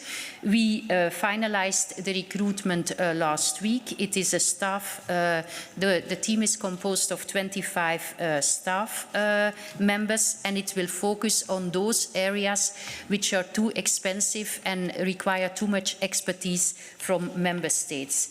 The staff originates from law enforcement, but also from private sector, as they have a lot of knowledge into the digital developments. Then on PERSI, on the 21st of March 2023, we proposed to the Management Board a way forward on the launch of PERSI. The MB endorsed to go ahead with Europol's proposal, and we are satisfied that all 6 recommendations from the prior consultation procedure with the EDPS will be implemented by the end of June 2023. 2 key recommendations: the data protection safeguards apply from a contractual perspective in the cloud for operational personal data, and the technical solution addresses also the risk of third-party access to data outside the TU. And we hope that we will be able to implement the directive. On the Europol new strategy, we made an evaluation of the ongoing strategy.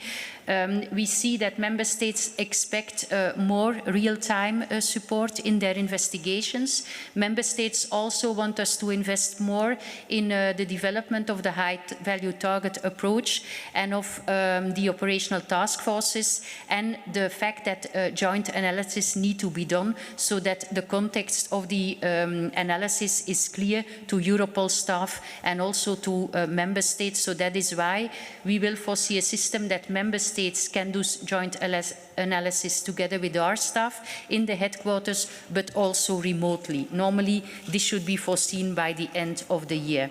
And related to drugs and violence, we supported in 2022 335 joint investigations on drugs, including 63 on cocaine trafficking.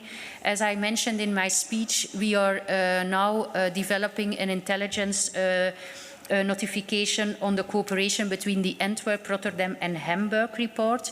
We are making a detailed assessment, and we will publish this. The interoperability of the systems will help us in the fight against serious and organized crime, and especially related to drugs. Okay, thank you, Director De Bol. Now the next floor goes to Demetriou from Cyprus. You get 1 minute to shoot your questions. Thank you, Mr. President. Mrs. De Bol, first and foremost, I would like to express our gratitude for the accession of Cyprus to the Schengen Information System starting the summer of 2023. It is a valuable tool, and our law enforcement authority count very much on the support and new impetus that this database will provide to their investigations.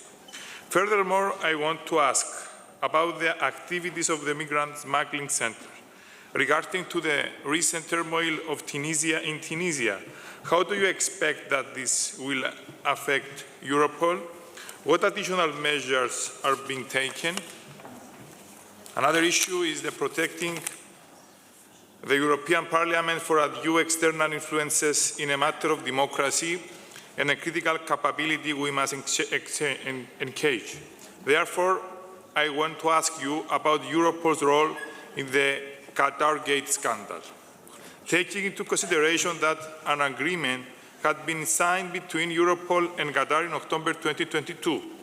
Do you assess that the Qatari authorities are cooperating with Europol and the Belgian authorities as in provided in the arrangement?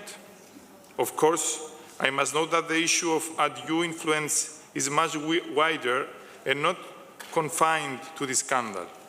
A recent report by investigative journalistic site OCCRP refers to Russian influence toward parties in EU member states back in 2014, aiming and at times succeeding to promote in their parliaments resolutions calling for a softening of the stance on Crimea. Parties in the Cyprus House of Representatives were also allegedly implicated. So, what can Europol's contribution be in this respect? Have there been any discussions with Europol concerning the proposal to set up an independent ethics body? Thank you. Thank you, Mr. Dimitriou. But please have it in mind, dear members who are about to take the floor, we got listed 15 of you. So please try to rephrase your questions to the minimum, so that you may be as sharp as possible. And then make it in 1 minute so that there will be time enough for Madame de Boll to reply. Okay, back to you, Mrs. de Boll. Thank you, Mr. Dimitris, for your questions. The accession from Cyprus to SIS will be extremely important for the future. It will give the opportunity to Cyprus to insert data in SIS, and it will also give the opportunity to Cyprus to consult SIS. So we really believe that it will enhance the security situation of the whole of the European Union. The actions we see that are of extreme importance for us and the cooperation with Cyprus are related to migrant smuggling, trafficking in human beings, money laundering, and false documents. So also cybercrime, of course, and counterterrorism. Its access to SIS will be a game changer in the fight against serious and organized crime. When we look then, when you're related to your question on Qatar, we know that the investigation is ongoing in a member state, and when relevant, we support the investigations at national level in the framework of our mandate. And as you mentioned, indeed, we did conclude a working arrangement with Qatar. It was based on the priority list established by the management board, which defines that Europol can conclude working arrangements. It has been signed on the 5th of October 2022, the working arrangement between the Ministry of Interior of the State of Qatar and the European Union Agency for Law Enforcement Cooperation, and it entered into force of the 6th of October. In the working arrangement does not allow us to exchange personal data, and I do not have information about the cooperation with Qatar, between Qatar and the investigators, in fact, in Belgium who are looking at the Qatar case. I do not have information in that.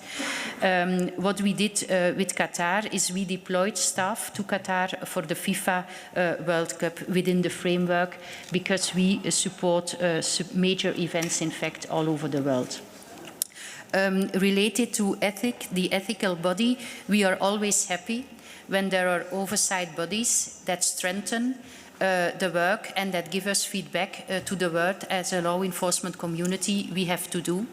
And we really believe that ethics are a fundamental basis. When we look at our innovation hub, for instance, we also have, together with the Fundamental Rights Agency, with different countries and with Europol staff, developed ethical standards for the usage of AI by the law enforcement community.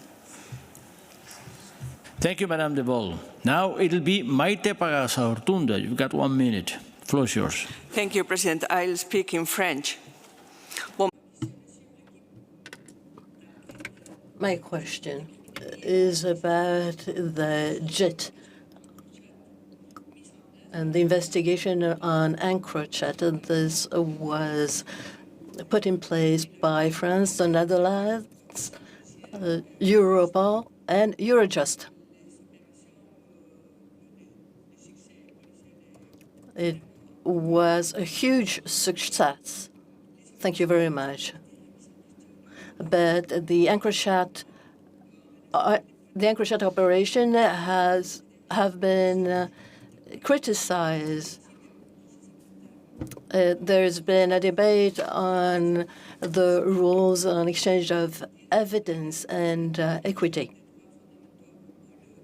There is now a fundamental rights officer in Europol.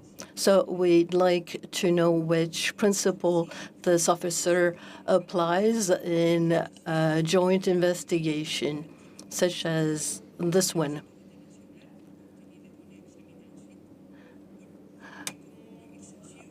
What have been the actions of the member states to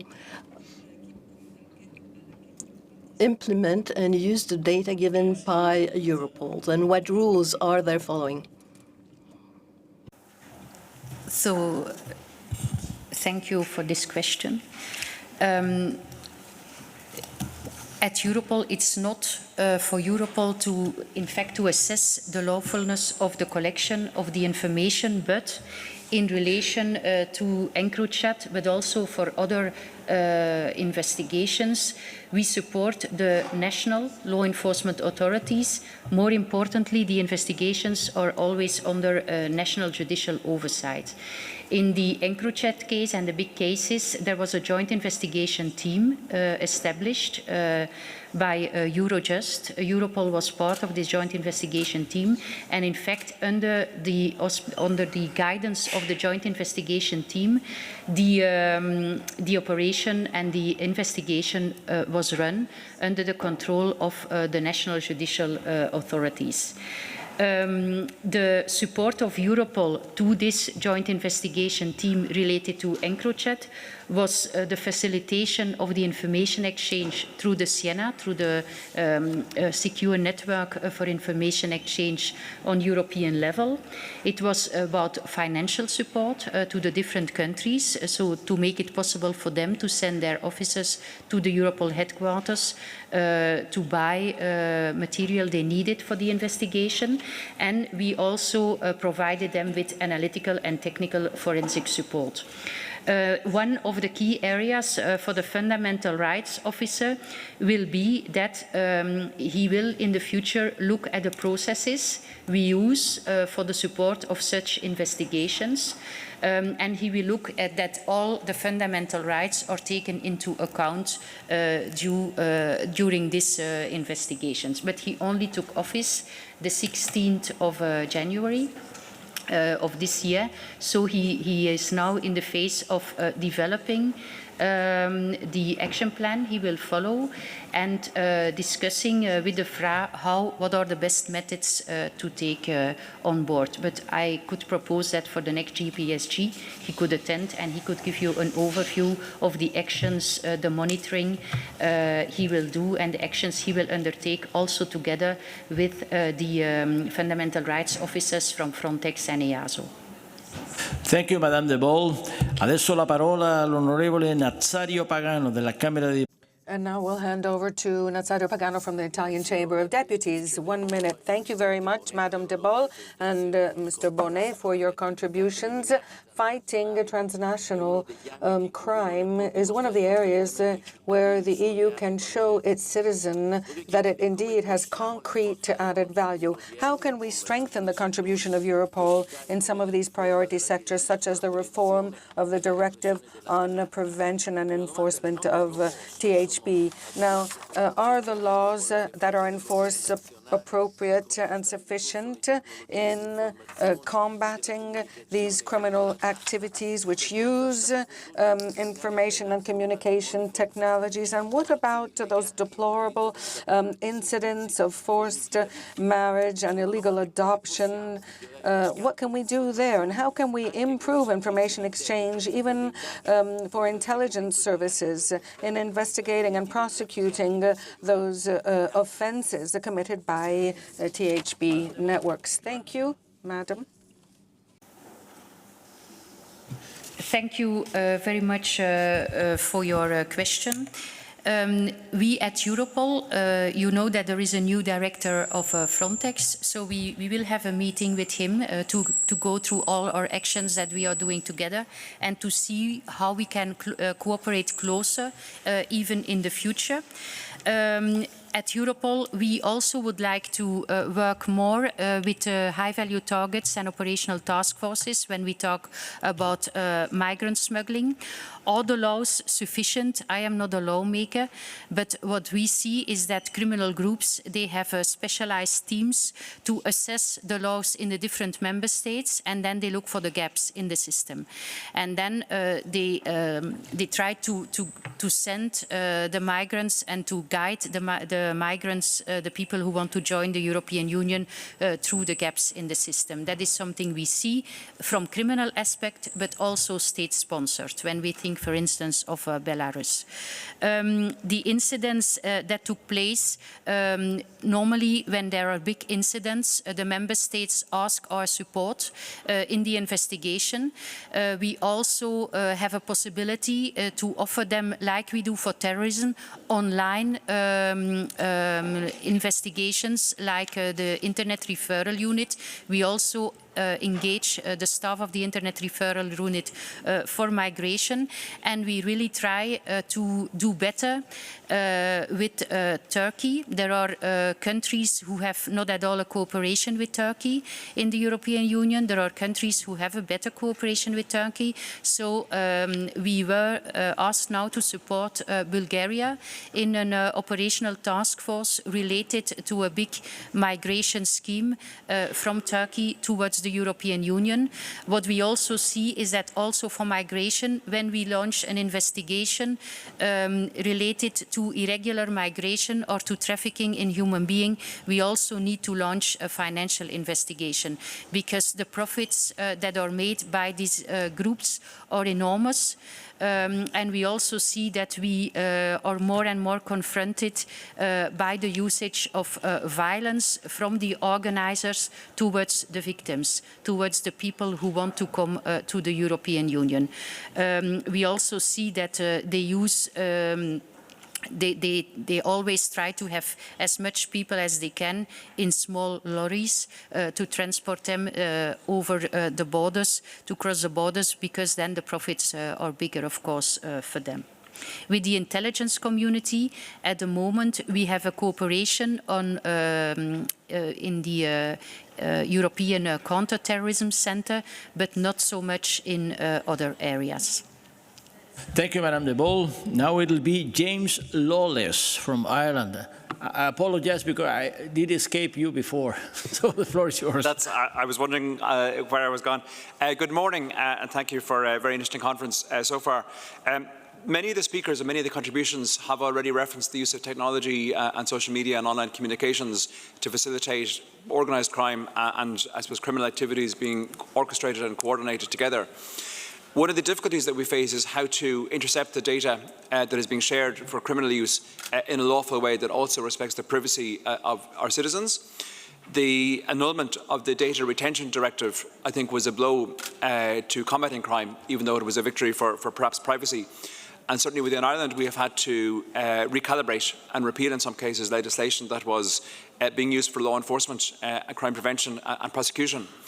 And there are some people in Ireland that are currently serving prison sentences for very significant crimes, including murder, who may not be apprehended today, or may not be detected today or convicted today because we are in a post-Data Retention Directive regime. So my question is to the panel, how do we appropriately respond? How do we give our law enforcement agencies the powers to apprehend, detect, prosecute and investigate serious crime? Including access to data transmitted in various forms and on various channels, in a way that respects the privacy of the citizen. And a related point, I understand that at some level there are some exemptions created within the data retention in its various guises post-CJEU judgments for national security to generate exemptions. But my understanding is those exemptions do not apply to serious and organised crime. I think they should. I would welcome the views of the panel on how we might progress that collectively. Thank you. Thank you, Mr. Lawless. Back to you, Madame de Boll. Thank you. We do not intercept data, in fact, at Europol. We use data that is shared with us by the member states. We are always working under judicial oversight, so that means that there are always prosecutors or instructive judges that guide us in our work. Related to data retention, there is a need for discussion. We believe at Europol we have to strive to find the right balance and to find the right setup of what does law enforcement do, what is for the judicial authorities, and what is linked to data protection. Related to the annulment, this week there will be a conference in Lisbon with the relevant partners related to the consequences of the annulment and how the law enforcement community and the justice authorities will have to continue to work in this challenging environment. Because in some countries, for instance, there is no possibility to access metadata anymore in the judicial investigations, which of course has a huge impact on ongoing investigations, but also on investigations or convictions from the past. And criminals will be released from the prisons. But I would also like to pass the floor to the chair of the management board, who is head of the criminal police also in France, and who can give you concrete information on how a member state is working together with Europol related to the big criminal investigations. Monsieur Bonnet, vous avez la parole. Bonnet. Merci, Monsieur le Thank you. I'd like to add a few points. We need to detect communication networks, and this is the first challenge because some are completely hidden. And when it comes to your question, you talked about EncroChat and Sky OCC. Those networks are completely dedicated to criminal networks.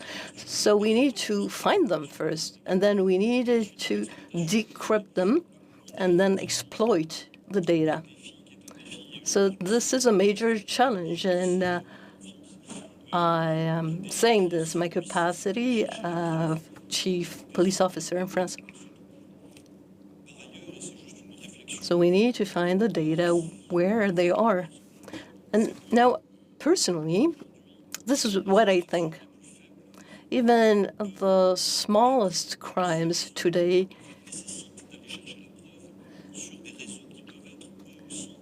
force us to look for evidence in crypted or confidential areas. Domestic violence can be detected with data coming from communication. So we need to find evidence. This is our chief responsibility. But it has to be done in a legal way, which is why all this is supervised by independent judges in the member states. But we need to take into account the protection of personal data, because they have nothing to do with the crimes. We have now changed our approach on organized crime. Our approach has allowed us to discover new things. financial routes and practices. So we need to find a balance with the help of Europol and the member states. Thank you, Chair, and thank you, Ms. De Boll and Mr. Bonnet, for being here with us and for answering our questions. Very quickly, 3 questions. First of all, I'd like to thank you for the support given to the Maltese authorities and with regards to the murder of journalist Daphne Caruana Galizia. It was thanks to Europol's intervention that all levels within the plot, let's say, have been arrested, and the justice system is currently going through the process. I would like to ask, how was the cooperation with the Maltese authorities, and are you still in contact now post the arrest of the different people who are alleged to have murdered Daphne Caruana Galizia? Secondly, I'll go back to the question of the fundamental rights officers. You know, the European Parliament is very strong on seeing that the fundamental rights officer is stronger than it is at the moment and more independent. But I would like to go on what has happened in the past year rather than in the future. What in particular has Europol done to fight racism when it comes to police matters, and also to sensitize officers with regards to gender identity and sexual orientation? And lastly, we are seeing a number of attacks on different dating apps, especially with regards to minorities. We have seen a murder in Belgium last year where someone, a young gay man, was on Grindr and ended up being murdered after meeting someone online. I know that the obvious would be to have verification of people subscribing to such services, but what in your idea would be best in the current circumstances to help us lawmakers to have better laws in protecting people using these apps? Thank you. Please, I remind you, stick to the timing because we are way lagging behind, increasingly so. So, over to you to respond, Madame De Boll. Thank you for your questions. First of all, related to the cooperation with Malta. So we have worked on a very good basis together with them, and the cooperation is still continuing because now we send a lot of our people for testimonies before court and to explain how we did support the Maltese authorities. We did support with specialist investigators and analysts and with digital forensic support since the start, and we were also supported by specialists of other member states who helped the Maltese authorities. Then the fight against racism. It was a topic during the European Police Chief Convention. So we talked about it and there was a good introduction from Mr. Rizzi from the Italian police and from the chief of the New York Police Department who talked about their experiences, the action plans, because Europol is also considered to be a platform of experts and to exchange good practices. At Europol we have a diversity plan and it also includes racism and actions we undertake against racism. And what we also do is that we invite minorities, minority groups in the law enforcement communities and we invite them for conferences and to share their experiences. But for instance, in Hungary you have a good project on Roma in the police. So we had the opportunity to bring them to Europol and they were able then to share their ways of working in the police force and how they are integrated in the police. It's not really in our mandate, but as I mentioned, we are a platform, so that is why it is important that the information and the sharing of expertise can be done. And then when you refer to the attacks against the gay community and everything, I think in the countries you need laws about it. And when there is a non-respect of the law, I think in every case an investigation needs to be set up and it needs to be taken seriously. Coming from a member state myself, I saw 20 years ago in my country it was a big issue about family-related violence. We really had to form police officers to be aware of the problem, and when there was somebody coming to make a complaint, really to take the complaint serious and to start an investigation. I am convinced that it's the way forward. You need to take it serious and you need to investigate the issue. Non, simplement peut-être à ajouter. As Catherine said, the crimes concerning gender identity are not included in our mandate, but we are a network. We could work on this. And we know that criminal organizations could use those topics. In financial matters, we know that some criminal groups will target certain communities because they believe they have more money.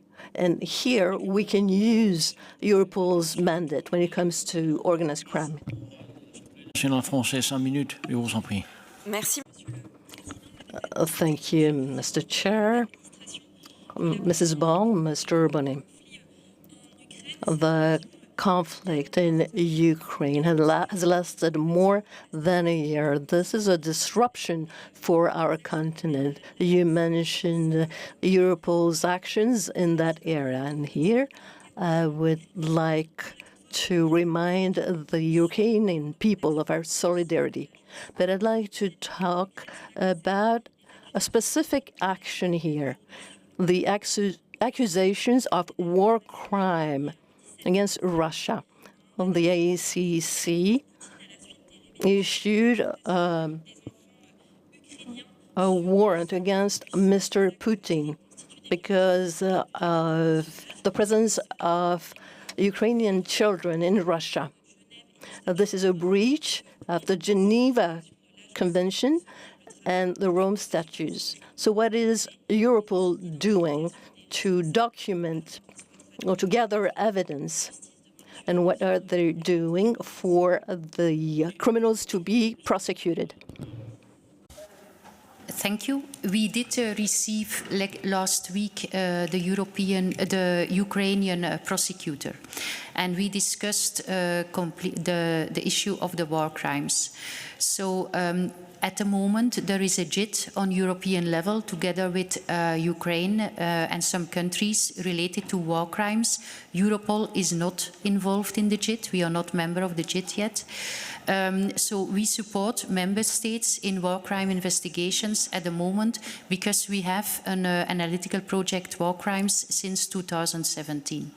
So we also got a mission to Ukraine to explain, in fact, the law enforcement authorities and the judicial authorities about what we can do related to war crime. It's related to OSINT activities, and we try to collect data from Ukraine. The Ukrainian authorities, they tell us they have 72,000 cases open related to war crime. We do not have an overview, of course, of all these cases, and we have to assess together with them which are the best cases to support with our possibilities. Together with Eurojust, we do that. As I mentioned, with the criminal court, we are negotiating the working arrangement, and we are in a final stage, and then this will define our further cooperation with the criminal court. Thank you so much. Now it will be Mr. Alexander van Hatten, the Netherlands. 1 minute. Thank you, Chair. First, again, a question about impact. What are the priorities within the priorities? There are 8 priorities, so are there some priorities within? Then the sharing of information or investigation information between the different member states. Are there still struggles in sharing? And what are for Europol the biggest struggles, by example, by fighting migration smuggling, of migrant smuggling? Then the point about the fight on terrorism and jihadism. Does Europol experience struggles in investigating and sharing information about radical Islamic organizations and their partners in the Middle East and other countries like Pakistan. By example, the case of terroristic threats from Pakistan jihadists against a lawmaker in Europe, can Europol undertake effective action? Thank you very much. Thank you. Back to you to respond, Madame de Boll. Thank you very much. Impact priorities or Impact is in fact a network that is led by member states. It's set up in the council framework and member states have the lead. So they develop the action plans and they develop the priorities. And then there is always a driver and a co-driver and then you see which areas will be the most important.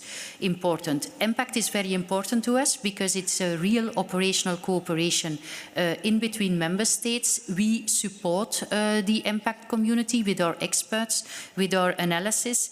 Related to migration, for instance, we have had already in 2023 29 actions focusing on the Western Balkan, the Mediterranean route and the English Channel. And related to migrant smuggling, I can tell you, when you also talk about third countries, Pakistan and others, that we have a relatively good view on the secondary movements in the European Union related to migration. But we do not have a good view on everything that is happening outside of the European Union, because we do not have the legal framework in place and we do not have the operational agreements with third countries that are very relevant for the migration issues. This also goes for the fight against terrorism and jihadism. We invest a lot with the member states, but we do not have operational exchange because we do not have operational agreements to exchange personal data with, for instance, countries like Pakistan. So, in fact, we depend in that area from information that is coming from the intelligence community or from the member states' law enforcement community, from the counter-terrorism centers. And sharing of the data is still an issue. We see an increase every year that more data is shared through the Siena network. Last year, more than 1.6 million messages. When we compare, for instance, to 2020, it was 1.2 messages, so 400,000 messages more. We see an increase of sharing of data in all the countries, but the Siena distribution on member state level, for instance, is a responsibility of the national authorities. We have nothing to say in that. So you have countries with 1 Siena connection and you have countries with 27 Siena connections. So I don't have to make a picture that when you have 27 connections, you have more information exchange than when you have 1 connection. And we have also, we are already creating a lot of awareness, and Europol is much more known already in the member states, but still a lot of people and a lot of colleagues do not know until now where they can, what the opportunities are to work together with Europol. And that is also a question of awareness raising at national level. International police cooperation should be part of the curriculum of each police officer, certainly of the police officers in the investigative bodies, because it's not only about Europol, it's also about Interpol, it's also about bilateral cooperation, and you have different streams, so it's very important to have a good view on national level, what is the preferred stream and which stream will I use for what information exchange so that we do not create gaps in the system. Thank you again. Now we move on. I see. Monsieur Bonnet, would you like to add? Simplement une...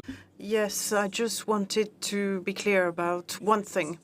It is indeed something the board has been looking into, these 2 aspects of these sharing methods. First of all, the agency needs to give the means to the investigators in each country to meet so that they can share information and work together, and this is what Catherine was saying. There is also training that needs to be done, in awareness raising on the capacities that we have to convince investigators in each country to look further higher and not to just think they own their own investigations. Thank you, Mr. Bonnet. Or Lena Dupont from the European Parliament. Lena? Thanks, Chair, and thanks to both representatives for their readiness to answer and their showing up here, and for the important work in the last year. Maybe I'd like to pick up on the previous point, because indeed what we did in the past in the European Parliament was actually really addressing that, the police information exchange between law enforcement authorities in the European Union. And indeed, Siena was at the very core of it. So probably a bit more of a question to the management board here in that regard. How can we further support and strengthen the use of Siena as a very core business of the police information exchange? And since you already a bit touched upon it, could probably something like Erasmus for police officers. I know that Erasmus in itself is open to that, but how can we probably strengthen that and use that also in the practical cooperation between law enforcement bodies? A bit the same would be the question on PRUM. So what would be the way forward and what would be the effect actually to have a revised PRUM? And a look into the future as well, going a bit back to Madame de Boll. What's the role and what do you foresee for the agency under the new Pact on Asylum and Migration? And there's also an initiative on environmental crime, which is pending in the European Parliament. So if you allow a few comments on that, that would be excellent. Thanks. Thank you, Madame Dupont. Cette fois, je crois que d'abord, c'est à vous de répondre, Monsieur Bonnet. I think it's for you, Mr. Bonnet, first. Thank you for your question.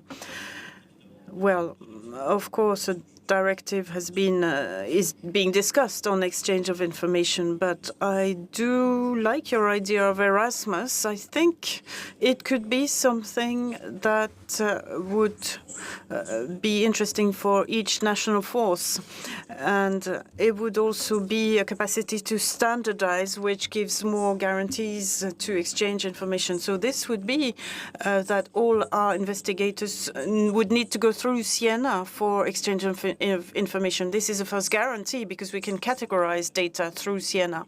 It is a challenge which also needs to be developed within the judicial authorities within the different states, because sometimes exchange and cooperation within the police may be easier than within the justice system.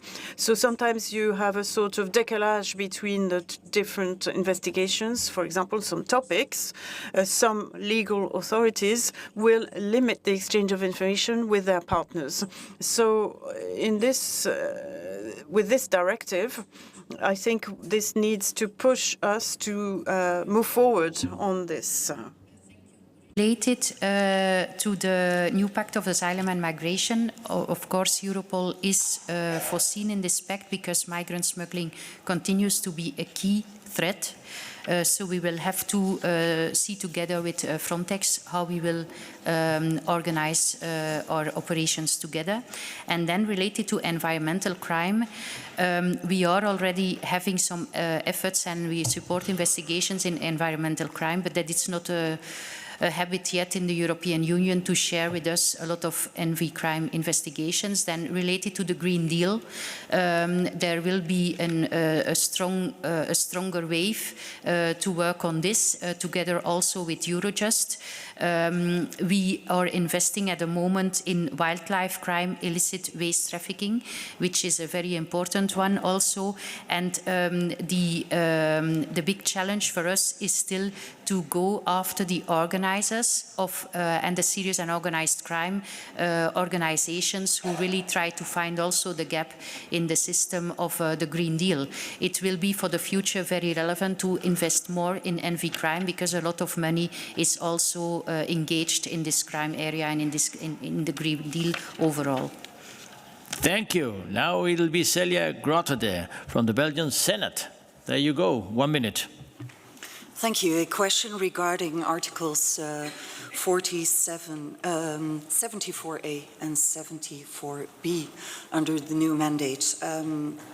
Two questions. First, how many member states have requested or authorized Europol to retain the personal data that did not relate to the categories of data subjects listed in Annex 2 of Europol's mandate by the 29th of September, which was the deadline provided in Europol's new regulation for submitting the requests or authorizations, and second, how much personal data that did not relate to the categories of data subjects listed in Annex 2 of Europol's mandate has Europol been able to retain compared to the amount of personal data that Europol held before the adoption of the new mandate. Just an approximate percentage will do amply. Thank you, Madame de Boll. So related to the Article 74A and 74B, the motion by the EDPS with the Court of Justice addressed the co-legislators, in fact, not really Europol in this area. What I can tell you about 74A in connection with Article 18A, no cases have been confirmed, and the cooperation partners apply really carefully the need to process approach. And related to Article 74B, 18 months to determine the DSA is extendable to 3 years with the prior agreement by the EDPS, and by the end of 2022 we had no contribution left without DSC from before the entry into force of the amendments of the Europol regulation on the 28th of 2022, and Europol and the cooperation partners, in fact, we finished the work within 6 months. So that means that, in fact, the transitional provisions of Articles 74A and B are not longer applied in Europol. Thank you. La parola adesso all'onorevole. And now we have Caterina Chinigi from the European Parliament. Thank you, Chairman. I wish to thank Madame de Boll for her presentation, and I wish to ask her a question.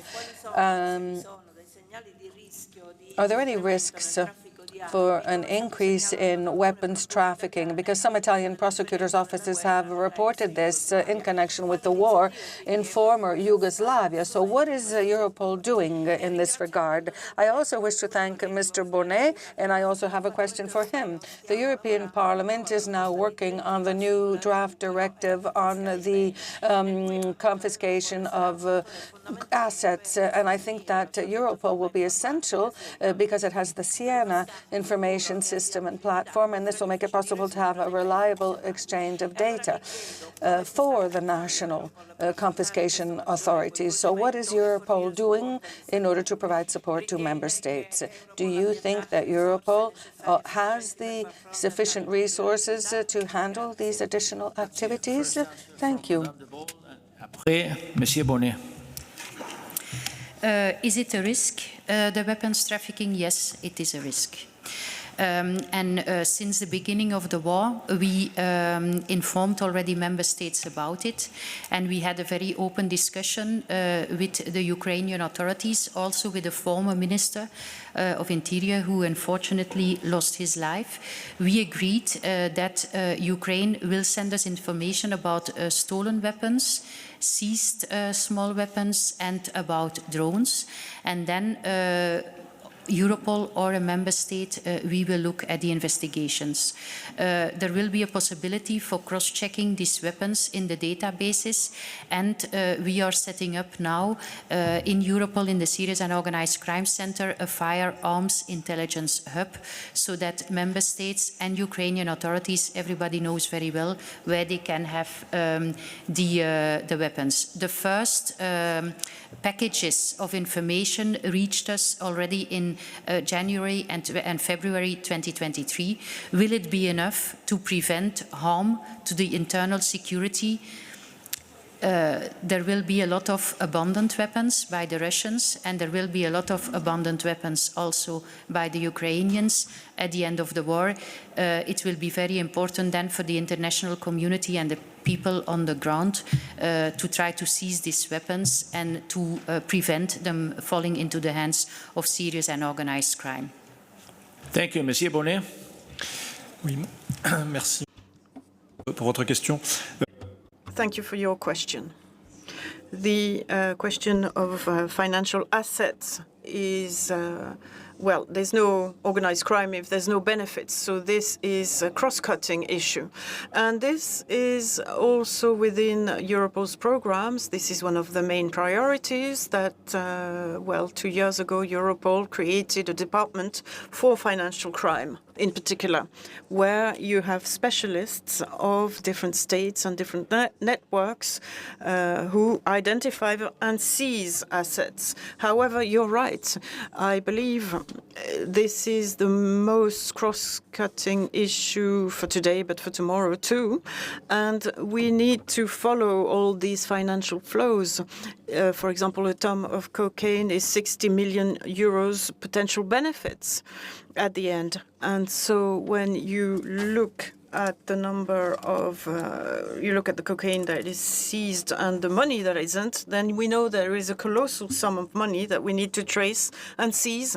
And they also use platforms which allow rotations on the real flows, but also on cryptocurrency flows. And this means tracing needs to be optimal within Europol, but also it needs to be optimal outside of Europol. And it's even harder because financial flows can get out even quicker than actual cocaine. We now have Saskia Breckman for the European Parliament. For your answers so far, I have a question more related to the research and innovation project. Since the new mandate, Article 51 foresees that you will provide the JSPG with detailed information about those projects once a year. So I would like to know when this information will be communicated to the members of the JPSG. I also have a question related to specific information concerning Europol's Innovation Lab. Could you provide concrete examples of innovations and technologies that have been or are being or expected to be developed for law enforcement purposes in order to assist the member states? Also, could you explain us the role of the Europol's Tech Watch Forum? Who is part of this forum? Who can be part of it? How does it interact with Europol's Innovation Lab? And also, I would like to follow up on my colleague's question on environmental crime. I'm happy to hear that it's growing priority for Europol, but I think, and also related to the data you provided us, it is also very important financial criminality sector, since it's at the same level as the drug sector, so it should be a growing preoccupation also in our member states. And we know this is one of the remaining issues. It's training, specializing law enforcement services in our member states in order to be capable to follow up on environmental crimes from A to Z. So I would like to know what is foreseen in Europol's role to support our member states in that topic. Same question for police violence issues. I think we come back every time, every session back on this one, but we see today in our member states, particularly in France for the moment, that this is an issue that should also be high on Europol's agenda to prevent police violence. Thank you very much. Thank you. It's been several questions, Madame de Vol. Back to you to respond. Thank you. With the management board, we have to discuss on the process we will follow in the area of coming back to you, to the JPSG, on everything that is related to research and innovation. We have the Innovation Lab, and everything we do in the Innovation Lab, in fact, needs to be, is coming from a European clearing board. So, in fact, the member states, they propose subjects to the European Clearing Board, and the European Clearing Board will then decide on in which projects will we investigate. The Tech Watch Forum is a forum to see, and we do this together with Interpol, what is going on in the technology world and what are the new developments. And then they will have a look in the Innovation Lab, what is in for criminals and what is in for the law enforcement community. How can criminals use these new technologies, and how can the law enforcement community use these new technologies? The tools we have shared with different countries. It was, for instance, a tool that was created in France, and that was used in Ireland for the identification of victims from THB.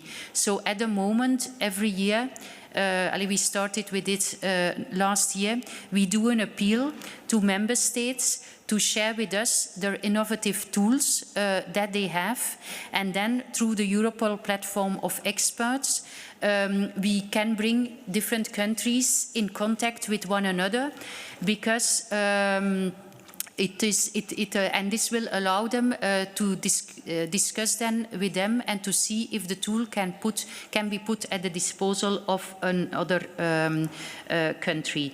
The Fundamental Rights Officer, his first priority, in fact, is to work together with the Innovation Lab. He is now assessing the processes that are put in place at Europol and with Europol and the member states for the developments. He started on the ChatGPT report. This will be published today in a public version on our website. And also in that area, we see what is ChatGPT, how can it be used by criminals, what are the threats, in fact, by this new technology, and how does law enforcement has to look at it. But for coming to you, we will have to discuss this process before the management board. When you talk about violence used by police forces, we do not have executive powers. We are most of the time analyzing information and making links to different countries. But I can give the floor to my colleague from France, the chair of the management board, to explain a bit more on this and what the European community is doing. Thank you. Monsieur Bonnet. Thank you, Catherine. Just to come back to the first question, at the latest board last week, we have adopted a binding document on innovation, which is a document that determines rules linked to research and innovation projects, including the possibility of using personal data when it is absolutely necessary to set those projects into place. This document was adopted last week. It is very important. It is linked to the rules imposed on Europol, and this has been sent out to the EDPS. About police violence, well, it is a topic that is important for police chiefs at Europol when they meet. However, it is not for us. We are a community that is working mostly on organized crimes and on dismantling organizations. 1 minute. Thank you, Chair. My first question was already answered, and that relates to trafficking of dangerous weapons from war zones. But I have a second question, which is what can Europol do to prevent illegal export of toxic waste and export of plastic waste to third countries with poor regulatory infrastructure? Thank you. Back to you, Madame de Boll. Thank you. It's a very demanding environment. It's difficult because not all units and not all police services work in this area. So what we are trying to do is to build a very strong network related to the area. We have the AP NV crime and we have the impact priority, but we need, we will also take this up in the new strategy. We are supported by some countries for this. We have to create an alliance on environmental crime. We will do so, and we will refocus some additional resources towards that area. Thank you, Madame de Boll. And now we are lagging 20 minutes behind, but we still have one floor left. 1 minute for Evin Inser, final floor from the European Parliament. Thank you very much, Chair. I would go straight to my question. The first is, we see that organized crime is on rise more in some member states than the others. I'm here. What would you say, according to your evaluation, is the root causes that we see organized crime on rise in some member states more than others? And how are you working across the countries or between the countries to ensure to combat these crimes? And then my second crime was, second question was already posed by another of my colleague, Kinichi, on how you work to ensure that weapons sent to Ukraine do not end up in the hands of criminals within the European Union and beyond. So I would ask another question instead of that. I am right now the rapporteur for the Directive on Gender-Based Violence and Domestic Violence in the European Union. One of the issues that we are talking about right now is the issue of prostitution. And that leads me to the question on trafficking. I would like you to elaborate and share with us how you see the connection between prostitution and trafficking.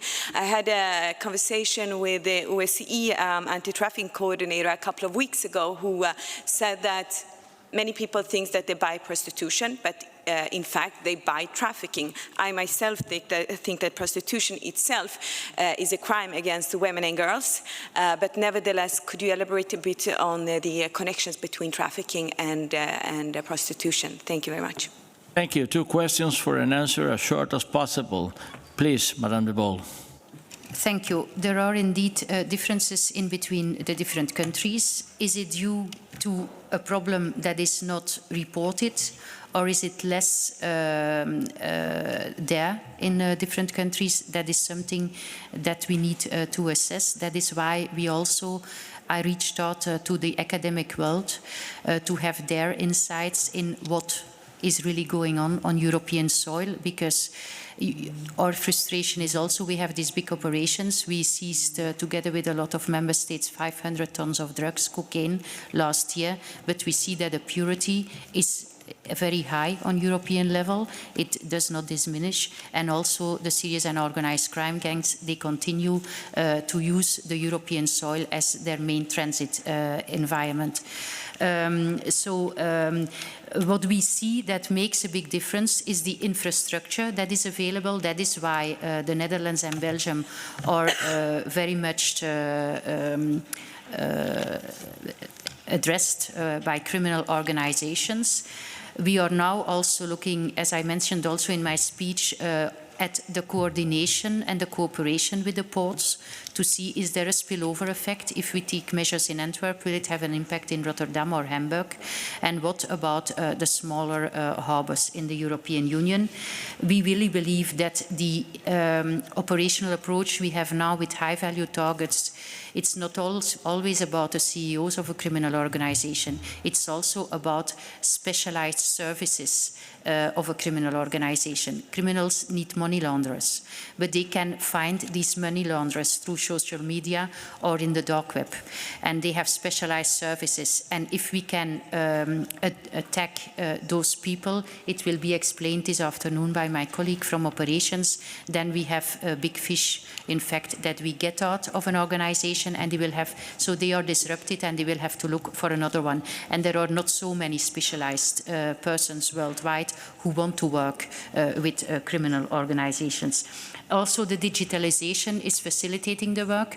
We saw this during the pandemic, that criminal organizations really made use of the digital possibilities at that moment to strengthen their capabilities and to make sure that they had a bigger reach out.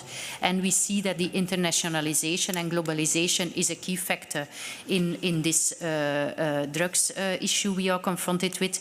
We see a clear connection to the Western Balkan cartels with the South American cartels.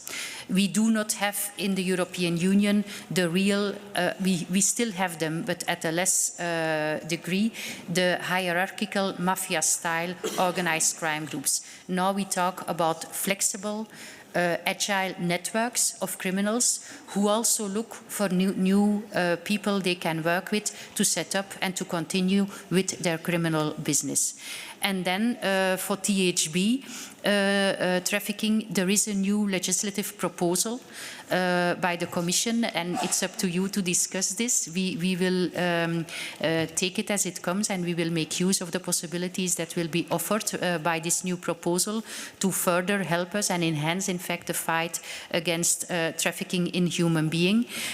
Sex exploitation is a key threat. We also made this assessment when the war in Ukraine started, and one of our first intelligence notifications and awareness sessions we did with member states was in fact addressing to the vulnerable people crossing the border, mothers and children, because the men had to stay over there. So we had information at the one moment in time that criminals were reorganizing their business, so we had to be very careful, and a lot of neighboring countries of Ukraine did take appropriate measures to try to protect the women, offered services in their language, offered telephone numbers where they were in doubt, and when there was a suspicion, they immediately started with investigations. Sexual trafficking is more than 70%, forced labor 15%, and also in that area the digital world makes it more easy. And what is also very terrifying for us is that also women take an important role. Women are in a lot of cases trusted by other women, by young teenagers. They see it as a mother figure that will protect them, but in fact some women work also for the criminal organizations and are used as an asset by criminal organizations. So sometimes it's very difficult in investigation to make the difference, is this person a victim or is it a perpetrator? And that is very difficult because you have the mixed roles. Sometimes it's a victim that becomes a perpetrator to protect her own life, in fact, and because she cannot leave the criminal organization she is in. And what, if I may, maybe I'm too long, we had a case with people from the European Union, women from the European Union, who were tattooed with a number to make sure that you saw to which criminal organization they belonged. So if they were rescued or taken over by another criminal organization, there will always be a sign of appearance to one criminal organization. And it was not about Nigerian women, for instance. It was about European women treated like that for sex slaves in the European Union. Well, thank you all for the contributions. Thank you all for the discussions. It's been quite a lively discussion, the one we had, but it's way beyond the scheduled time, so I can only pass the floor to my co-chair, Mr. Martinen, to put an end to this first round of discussions. Okay, dear colleagues, this concludes our interesting discussion, which constitutes a key element in the work of our scrutiny group. I would like to thank Mr. Boll and Mr. Bonnet for your presentation and responses, and also for responding to each question individually. We'll now take a break together for a family photo in this grand stairway, which you pass on your way to the meeting room. After the group photo, there will be coffee waiting for us. You can exit this chamber from the back of the chamber and also to the left from my side. And because we are lagging a little bit behind the schedule, we'll all gather here again for 11:50 sharp. So we'll start again 11:50 because we are lagging behind the schedule. Enjoy your coffee, and we'll see you for the family photo.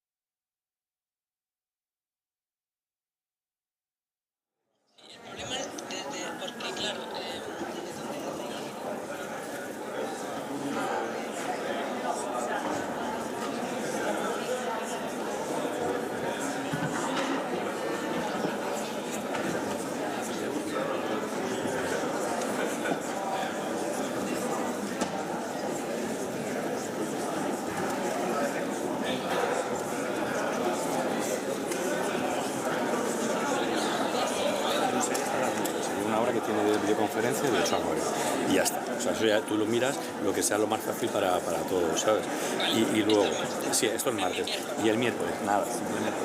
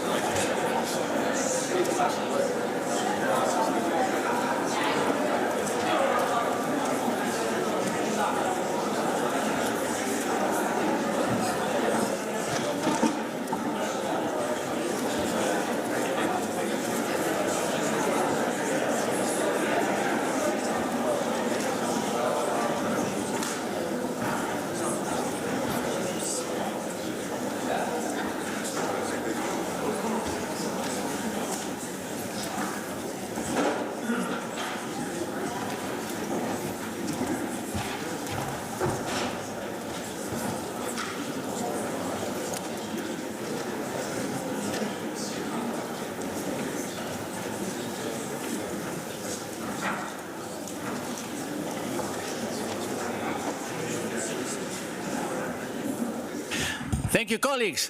Thank you. We had some coffee.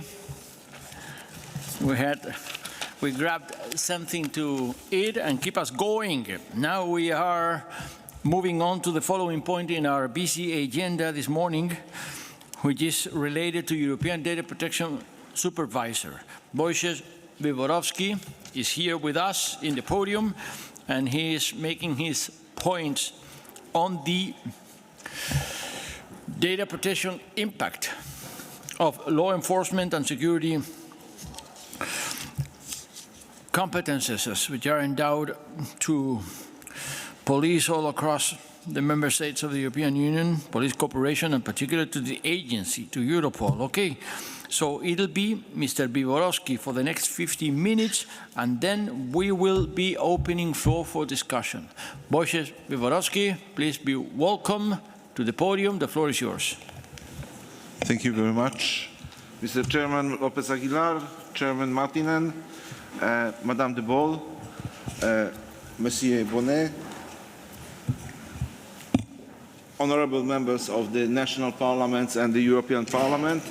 That's once again the great honor for me to meet you again, as every half a year, to present our short report on cooperation with Europol and on oversight over the activity of the agency. I would like to build my intervention today on three main topics. That will be the update on so-called Percy project, the update on so-called Percy project, Europol 2021 inspection report, and main things about the inspection of 2022, and new Europol regulations and areas of focus which EDPS take. Let me start by updating you on so-called Percy project that was already mentioned here several times, but that also comes from the fact that we received the question on this in advance of the meeting, and this file is currently in the final stages of preparation on the EDPS side. In the light of the regulation 2021-784 on addressing dissemination of terrorist content online, Europol intends to provide the member states with the technical solutions for managing referrals and removals orders to hosting service providers for removal of the terrorist content online. This will materialize via the European platform for takedown of illegal content online, and the French the abbreviation from the French name is PERSI. which is the successor of the former IRMA Internet Referral Management application. The EDPS already, in his prior consultation opinion in June 2022, addressed several recommendations to Europol. Among others, EDPS noted the Europol's prior consultation request had not identified specific areas of potential risk that arise from the possible transfer of Europol's data to the private parties in the third countries, which are acting as processors, so-called cloud service providers.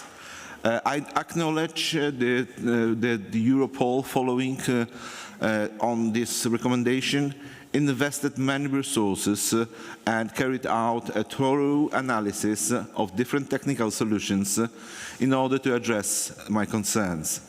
Staff-level meetings have taken place as the issue to be addressed in this case is indeed particularly difficult one.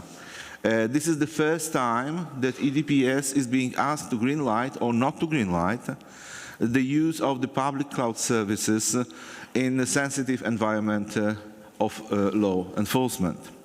We are assessing in this complex case if the technical solutions suggested by Europol are compliant with the data protection legal framework, with full understanding the amount of the personal data which is in this kind of communications. We fully share the conviction that Europol must be able to use state-of-art technologies for carrying out the tasks entrusted to them by the Union legislator, and we believe that this should be achieved with respect to the high standard with regard to data protection as interpreted by the Court of Justice. The European Data Protection Supervisor's final position will be provided in the course of following weeks to Europol, and I ask for your understanding that I do not want to disclose the content before the answer is sent to Europol. Moving to the second point, I would like to share a few words about the recent report from the inspection which was conducted in Europol. Well, since 2022, the EDPS decided on an important change of its approach towards Europol audits. Whereas under the previous approach, the audit would result solely in non-binding recommendations and rather lengthy follow-up. Under the new approach, in case of the audit or inspection activities, reveals a suspicion of indication of breach of Europol regulation, we directly proceed with an opening investigation or pre-investigation. That could lead to the exercise of the EDPS powers, no matter that the report is prepared in the normal way. The outcome of 2021 annual inspection was opening of 2 investigations and 1 pre-investigation. One of the issues under investigation by the EDPS is the recurrent deficiencies identified in the data protection risk assessment prepared by Europol. A solid risk assessment process is instrumental for the protection of the fundamental rights of data subjects in the light of the enhanced Europol mandate under amended legal framework.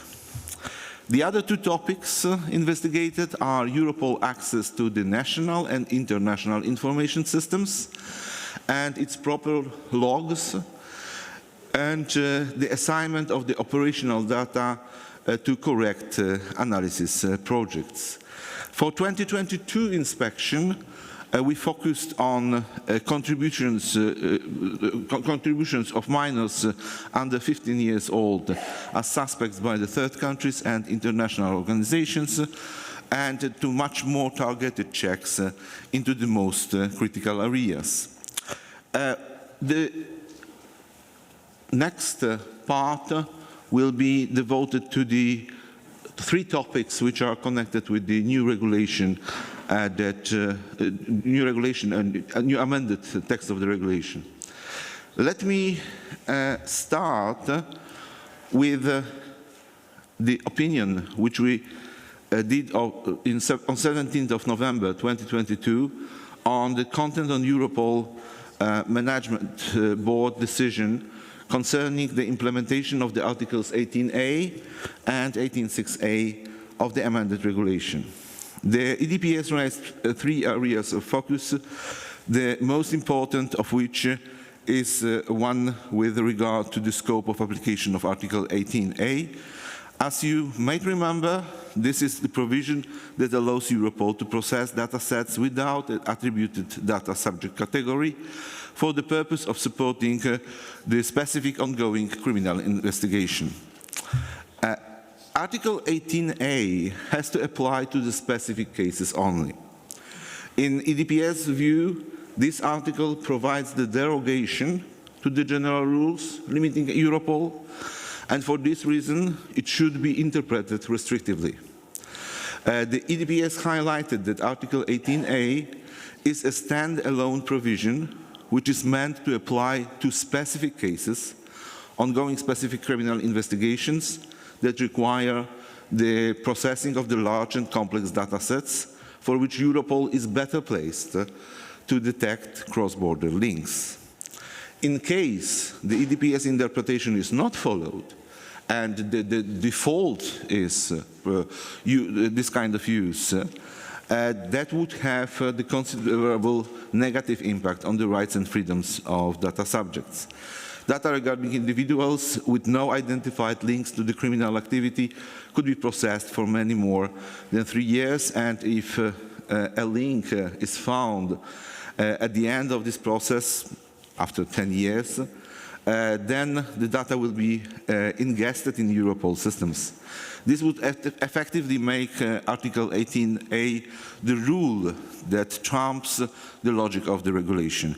Regulation still, at least on paper, based on the principle of categorization. Secondly, the handling of the data subject access request by Europol is a topic that takes on added importance under the amended Europol regulation.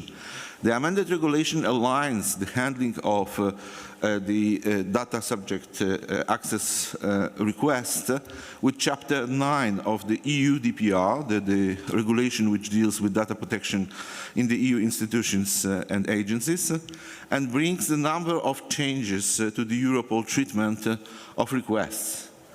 One of the most prominent being the data subjects are no longer obliged to channel their request via the designated member state authority, which is very welcome. However, the inclusion of Article 18a and 18.6a imply a significant increase in unstructured data contained in the Europol systems. The question therefore arises on whether and how all this data will be searched in the scope of DSRs, and how to ensure the rights of individuals whose data transmitted to Europol, regardless of whether or not they have established a link to criminal activity, will be realized in practice. The EDPS already in 2021 issued an opinion to Europol on handling the requests, and in this opinion, we responded to the fact that Europol was not conducting searches in all parts of its system where those contained unstructured data sets. We underlined that no part of Europol systems should be a priori excluded from the search, and requested Europol to implement all necessary and appropriate technical measures to facilitate the efficient search and retrieval of data subjects in response to the request, and integrate those functionalities into the development of the new IT architecture. We understand that due to site verification that we carried out in the context of investigating complaints, that although improvements have been made in this respect, the recommendation has not yet been fully implemented, so therefore we intend to follow this up as the part of our supervisory activities for Europol this year in 2023. And the third part is the new regulation does not mean that the EDPS order is no longer in place or the implementation of the obligations has ceased to exist. We continue to follow closely the implementation of the order from 3rd of January. I'm very happy of the declaration that I heard today and that we heard from Europol, which, by the way, shows that with good intentions and with good organizations, we can achieve the goals, even the ones that were under the previous regulation. And probably it was not necessary to go to the escalation where we had to make a decision and then finally get the result. Anyway, there are some particular things which we still need to check and complement. The information submitted by Europol in mid-January raised is currently being assessed, and to the best way forward to ensure, in particular, that definite erasure of the individual personal data from Europol systems were done, and the accurate categorization of the data subject is going on at the moment. So let me conclude by thanking for the cooperation that we had with Europol for last months. That is always very hard cooperation from both sides. We try to understand the approaches of Europol. Europol tries to go into the shoes of the regulators, and at the same time, we have the number of the requests for the information on what's going on in the investigations or pre-investigations about Europol get from the members of the European Parliament. We have received some questions before today's session, but I think I will answer them during the question and answer time as well. Thank you very much. Okay, dear colleagues, we'll now start the discussion. For this session, we will have to have a time limit for the questions up to 1 minute. 1 minute for the questions. And I would like to remind you that the exchange of views concerns the report of the EDPS. However, Mr. Ebner, Deputy Executive Director of Europol, will be able to comment and clarifications on behalf of Europol during this session. Before I invite the first speaker to take the floor, I would like to ask Mr. Ebner if there are any preliminary comments before we start the debate. If not, okay, please. Yeah, very short from Europol, just as a quick response to the presentation by the EDPS. General comment, we are living in an information society. Part of the information society is simply that there's more information available. The same is also to be, of course, to be seen in the criminal hemisphere, that criminals also have, let's say, use more information, communication. So why I'm mentioning this, the work of police has dramatically changed in the last 20 years. So police nowadays is trying to get rid of unnecessary information as quickly as possible, in order to concentrate on information that is really important for the police work.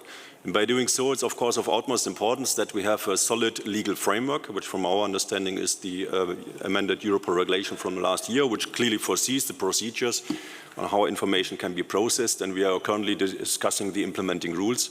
And the second element is, of course, that, let's say, when it comes to the vast amount of information, that some technical tools and the support is necessary. This is why we are, of course, also discussing and also reflecting on the use of artificial intelligence tools.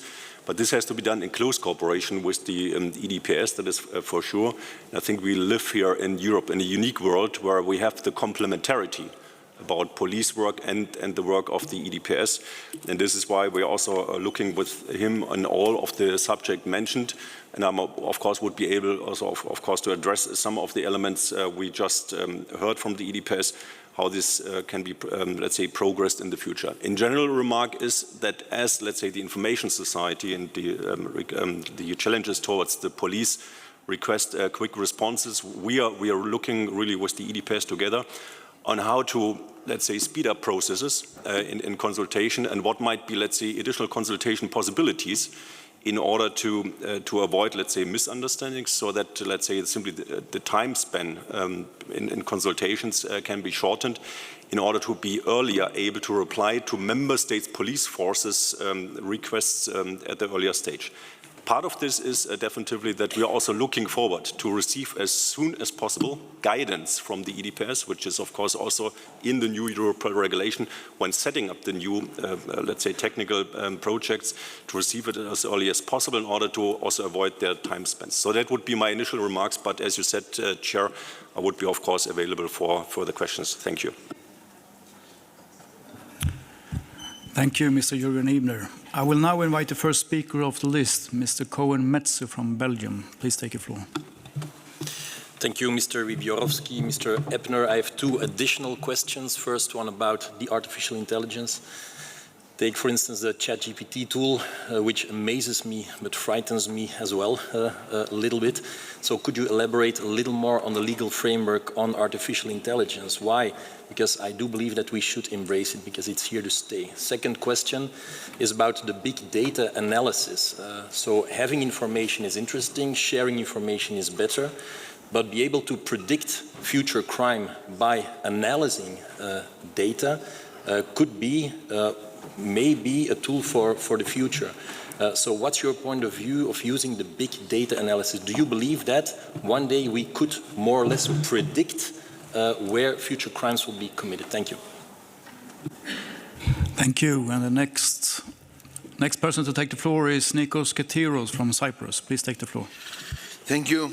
Mr. Wiewiorowski, as you very well know, it is our duty to scrutinize Europol particularly concerning the issue of protection on fundamental rights. Citizens' trust in the institution will not be guaranteed only based on its effectiveness. Respect of their rights and freedoms is fundamental. Therefore, I wanted your opinion concerning plans by Europol and Frontex to develop a European system for traveller screening that would require massive data processing and automated profiling. Have you provided an opinion on this proposal? I would like to hear your views. Thank you. Thank you. And next person to take the floor is Mr. Seguro Sanchez from Portugal. Please take the floor. Thank you, Chair. At the last meeting of our Assembly, the Portuguese delegation, through Member of Parliament Cláudio Santos, asked a question about access to metadata. Since that date and until now, I think we continue with the same problems. We all know that the 2006 directive was quite open with regard to access to metadata, and that the case law of the Court of Justice of the European Union has changed to be very restrictive with regard to these assets. It seems important to us to find a balance between such important values.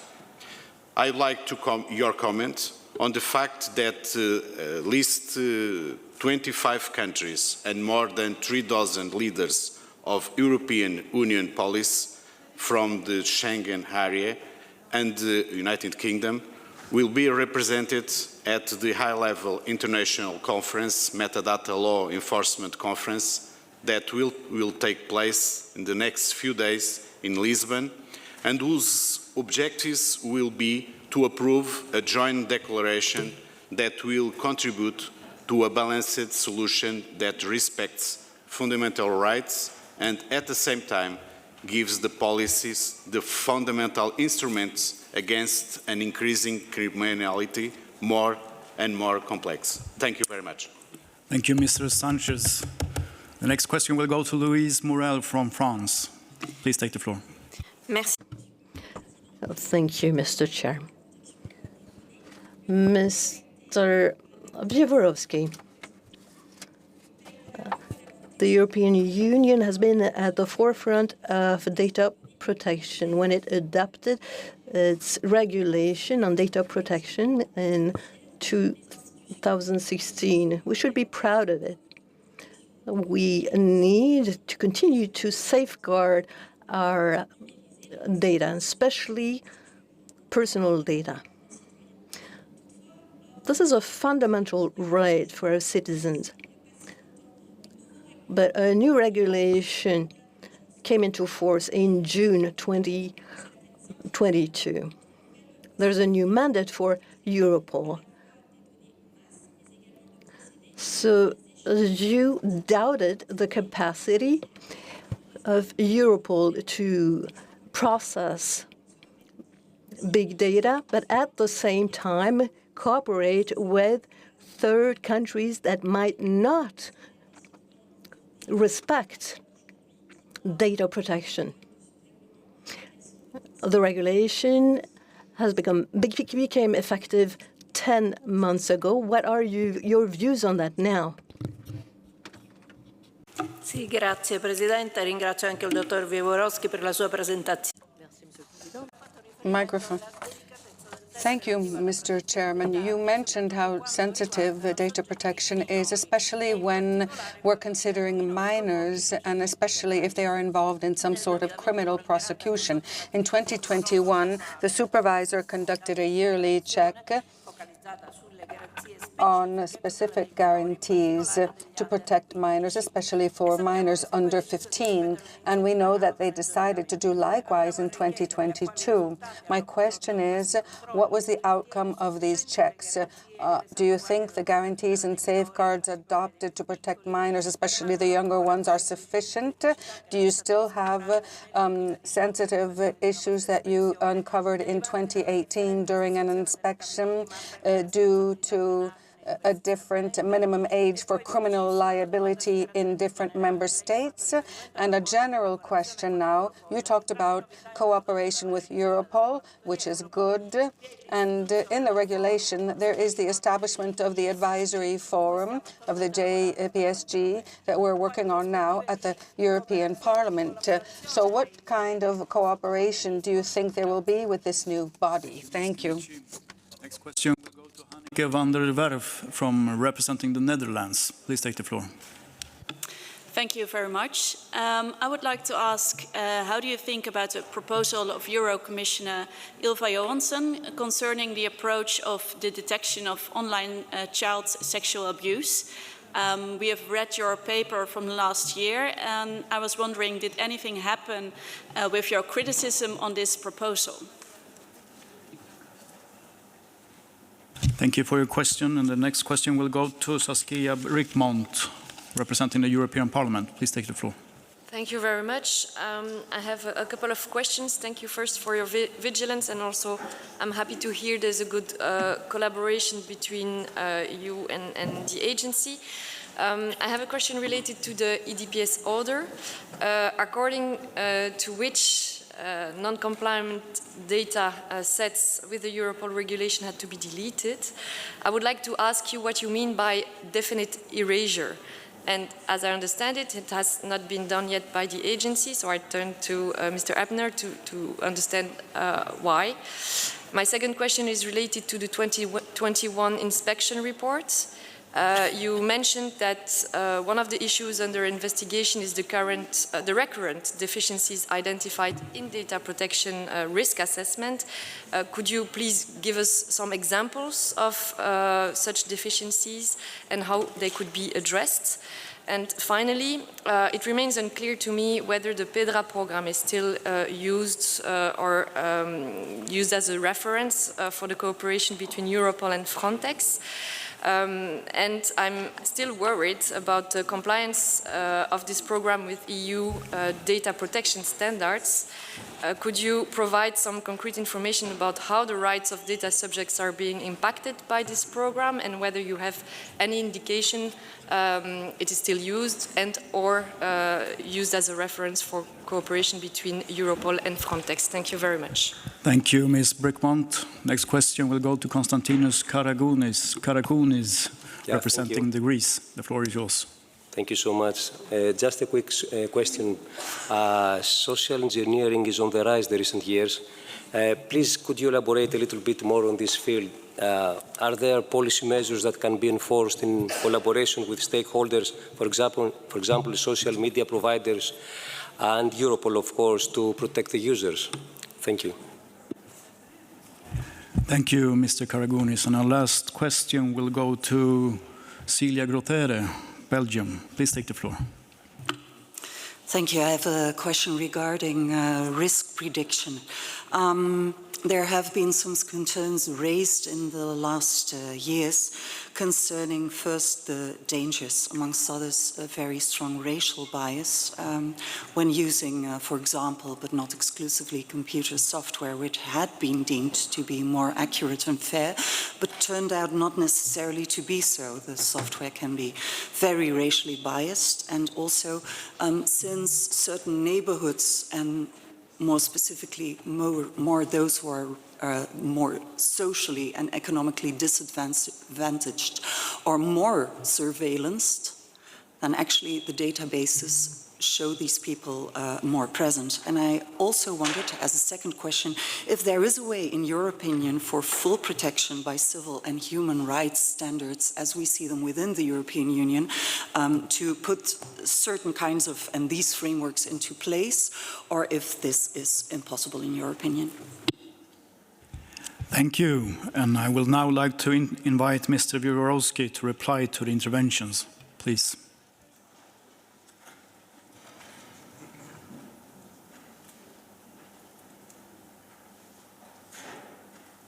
Thank you very much for all the questions. You can see also out of the questions how different subjects we have to cover, dealing with the law enforcement areas, and especially with the Europol, and how many approaches you may have to the same subjects.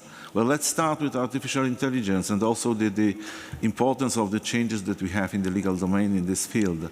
Artificial intelligence, of course, is one of the biggest challenges for all the EU institutions and for all processing of the data. The ChatGPT is just an example, and it's an example which is popular, let's say. But it also shows that 2023 will be an important year.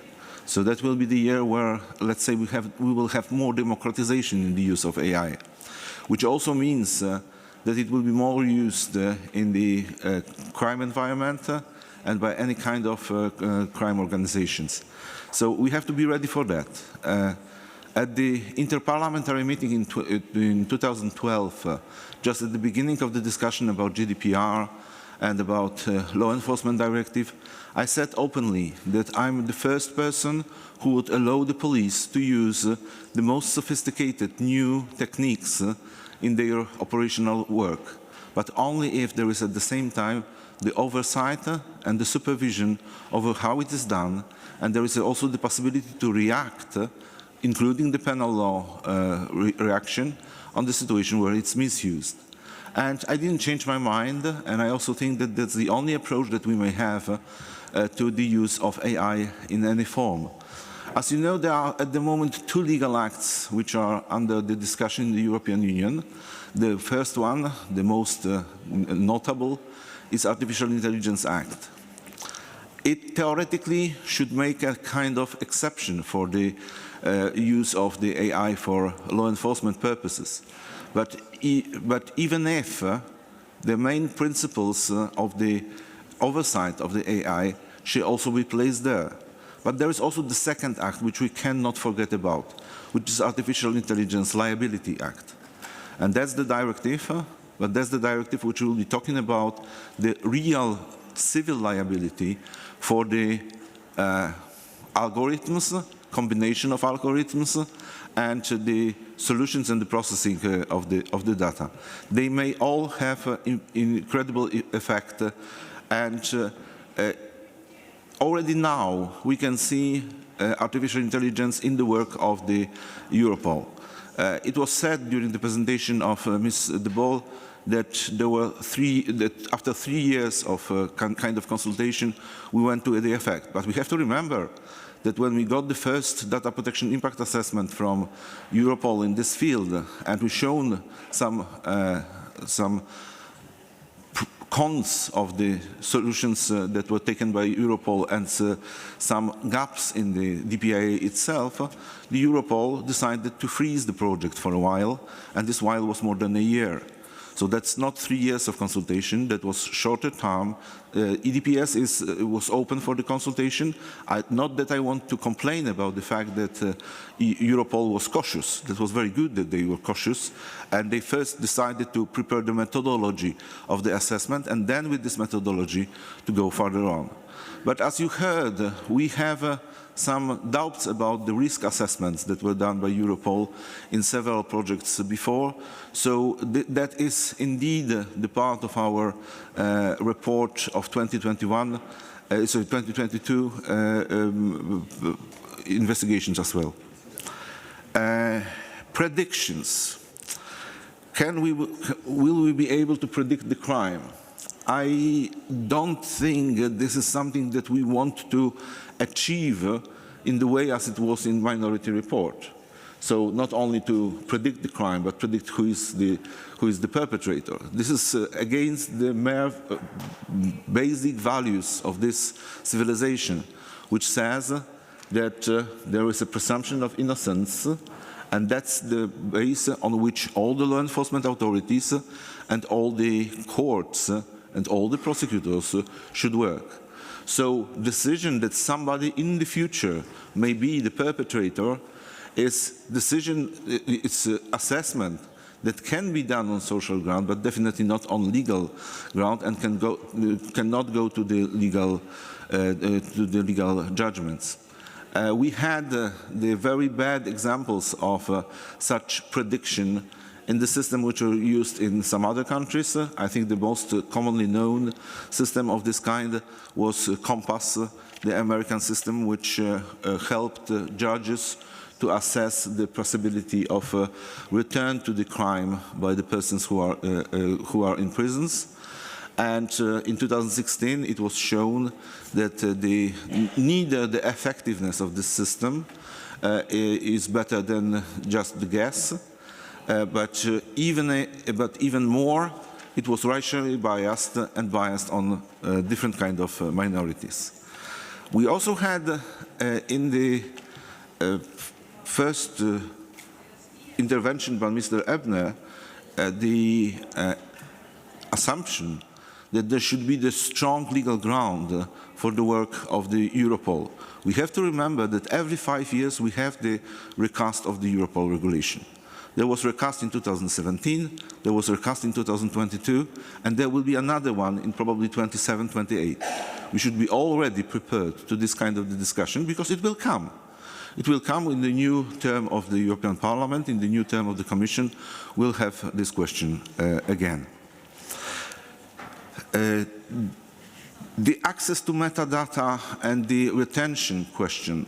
Well, I have to say that we are not taking part in the conference which is organized in Lisbon, but I'm absolutely not complaining about that.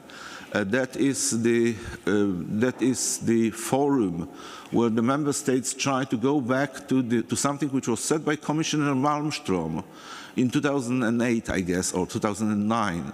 That whatever will happen with the, no, sorry, it was slightly later, 2011. In 2011, Commissioner Malmström said that whatever will happen with the metadata, retention is here to stay. So retention, the data will be retained, the metadata will be retained. The question is the access to this data. And with all the complaints that I may have to the directive from 2006, that was the harmonization tool. And once it was abolished in 2014 by the Court of Justice, we on one hand lost the European ground for retention, but we were still left with the non-harmonized legal ground in the European Union countries. Of course, later on, the Court of Justice tried to establish the test on how the laws on this kind can exist in the member states. But I have big troubles to say that all the countries did the real evaluation of their own law according to the test coming from Tele2 judgment, for example. So all in all, I don't think that it's wrong to discuss about the harmonization of the retention. The question is what will be the merit part of that, what will be the substance of this discussion. We know that for a while we were expecting to have this discussion in the e-privacy regulation, but it seems not to be true, and there is no grant for the cooperation between the legislators in order to prepare such a legal act in the nearest future. So I'm somehow happy that there is a conference that tries to assess the pros and cons of the situation which we have at the moment and the pros and cons of harmonized approach to retention. And then, yeah, okay. Yes, there was a question on the interoperability issues connected with the travels to Europe and out of Europe, and the ETIAS system, in fact, then the ETIAS system would be the core of the discussion. That is a changing factor for the processing of the data of the travelers in Europe. The EDPS is taking part in the implementation of the legal system that has been established. Then there was a question about the definitive erasure of the data in Europol. As I said, this is one of the questions which we are focusing in our follow-up of the decision of January last year. We got information from Europol, which is now under assessment. Before the end of that, before informing Europol about the outcome, I would prefer not to comment. But of course, when this information will be delivered, I'm ready to inform. PEDRA project, yes, PEDRA project is in use, in fact. We will have the report. It will involve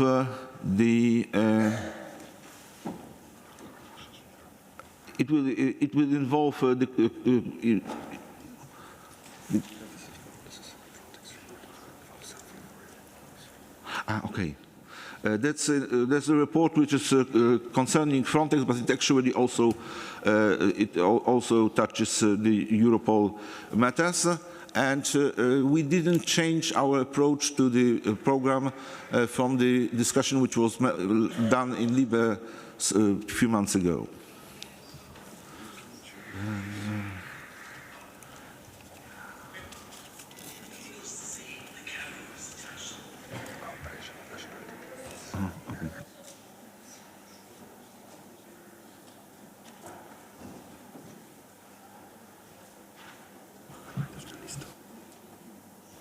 Okay, there was a question about the outcome of our investigation consisting minors as the possible perpetrators, and we have prepared the cooperation action together with the member states and together with data protection authorities in the member states, and we check on the national level how is the implementation of any kind of cooperation agreements, and for the first time we can see what actual data is transmitted from the national level to the EU level. That's it? Yeah, there was something else.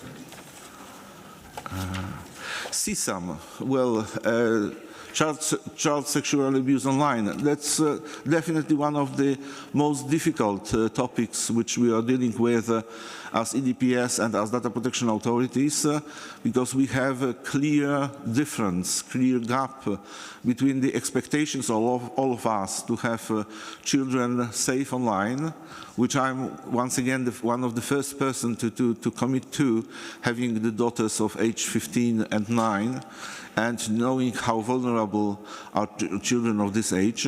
But at the same time, we have the question about the measures, about the tools that we want to use. And the tools that were proposed by the Commission in the beginning, especially those that were dealing with the encryption and the permanent monitoring of the electronic communication, are, in our opinion, going much too far.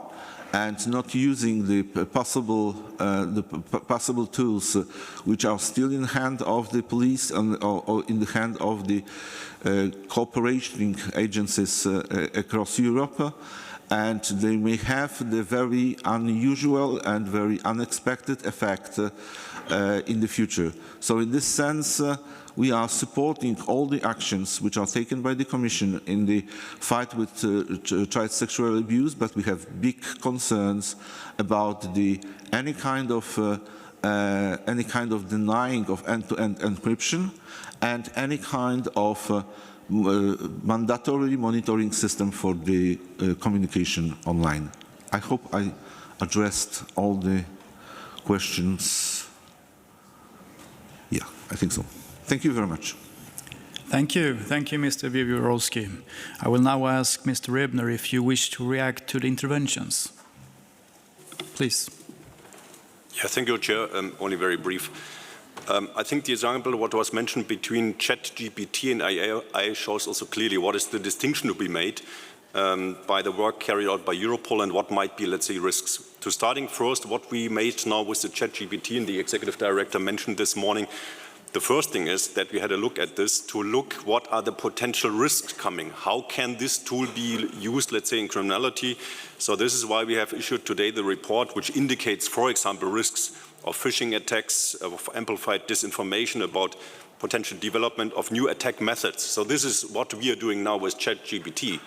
If we are talking about potential use of AI by Europol, also clearly to demystify this word, AI as such is not, let's say, one tool. This consists out of many tools, and for example, what we are looking in, and this is far, far away from predictive policing, we are talking about machine learning tools or AI tools that are used for translation or for entity extraction. For us, it's important simply to see, is the text, for example, is it relevant for our work or not?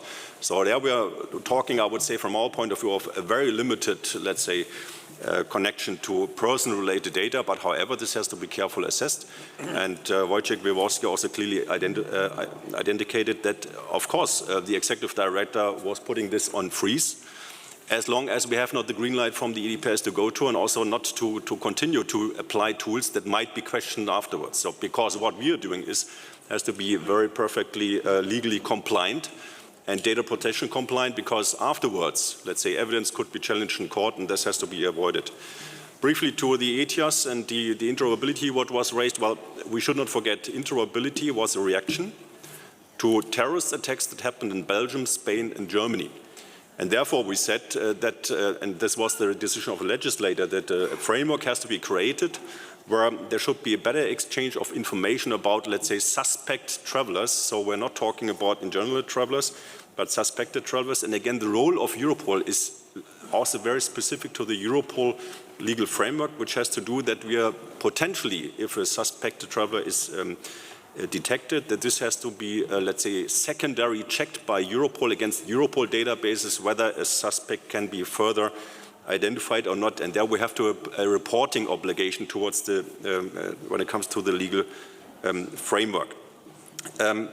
Petra, very briefly to mention, we had on this a hearing in the Libe Parliament, where I was sitting together with Wojciech Wiewiórowski on the panel, to make it very clear, as we have no executive powers, we have no joint border guard activities with Frontex. So the only thing what we can do with Frontex is, of course, that we can receive data from Frontex, which is not bulk data, but this is data, again, on suspected persons that are, let's say, that are identified in border checks where there might be, for clear indications, a risk that the person might be related, let's say, to terrorism activities or other organized crime activities.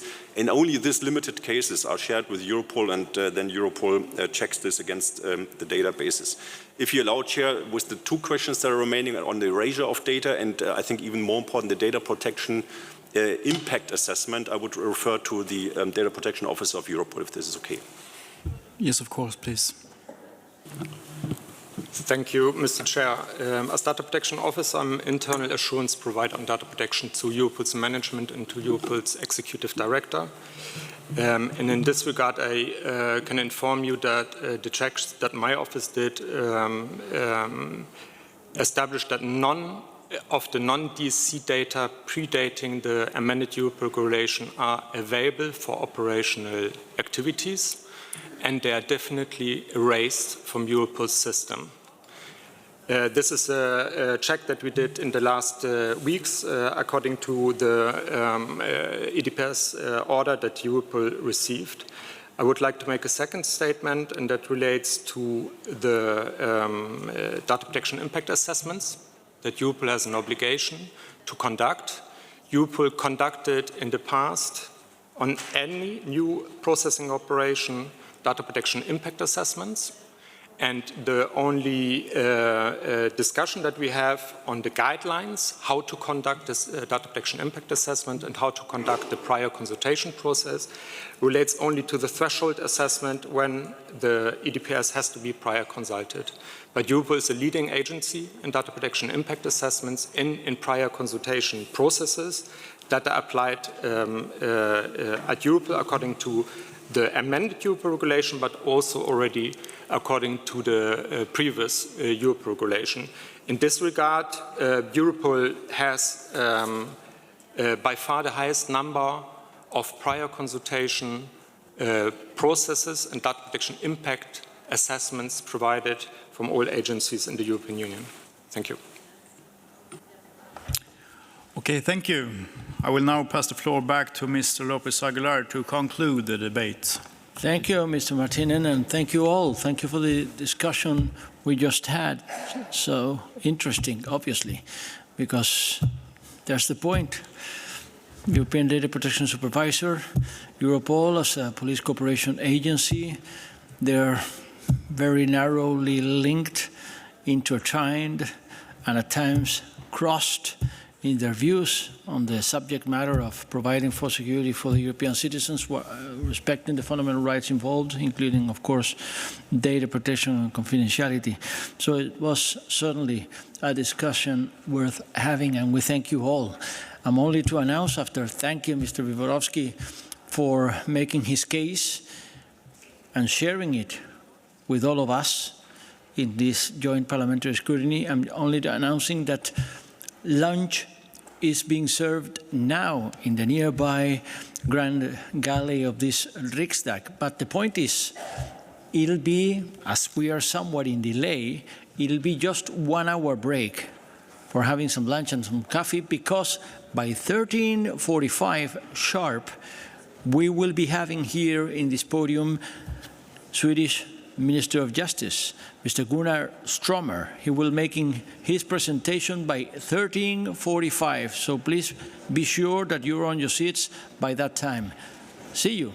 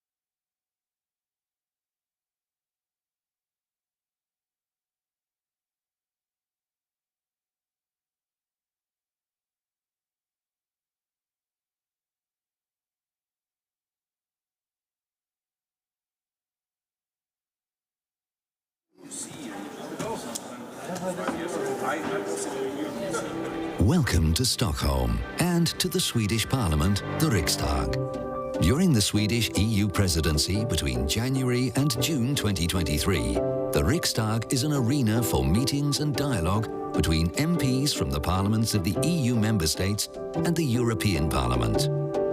Last year, we celebrated 100 years of Swedish democracy. This year, we're commemorating 500 years of parliamentary work and decision-making. The Riksdag is an open parliament in central Stockholm. Welcome to the Riksdag. Bienvenue à Stockholm et au Parlement suédois. Pendant la présidence suédoise du Conseil de l'UE de janvier à juin, le Riksdag, le Parlement suédois, est le lieu de rencontre et de dialogue entre les membres des parlements des pays de l'UE et le Parlement européen. L'année dernière, la démocratie suédoise a fêté ses 100 ans. Cette année marque 500 ans de travail et de prise de décision au Riksdag. Le Riksdag est un parlement ouvert, situé au cœur de Stockholm. Bienvenue au Riksdag.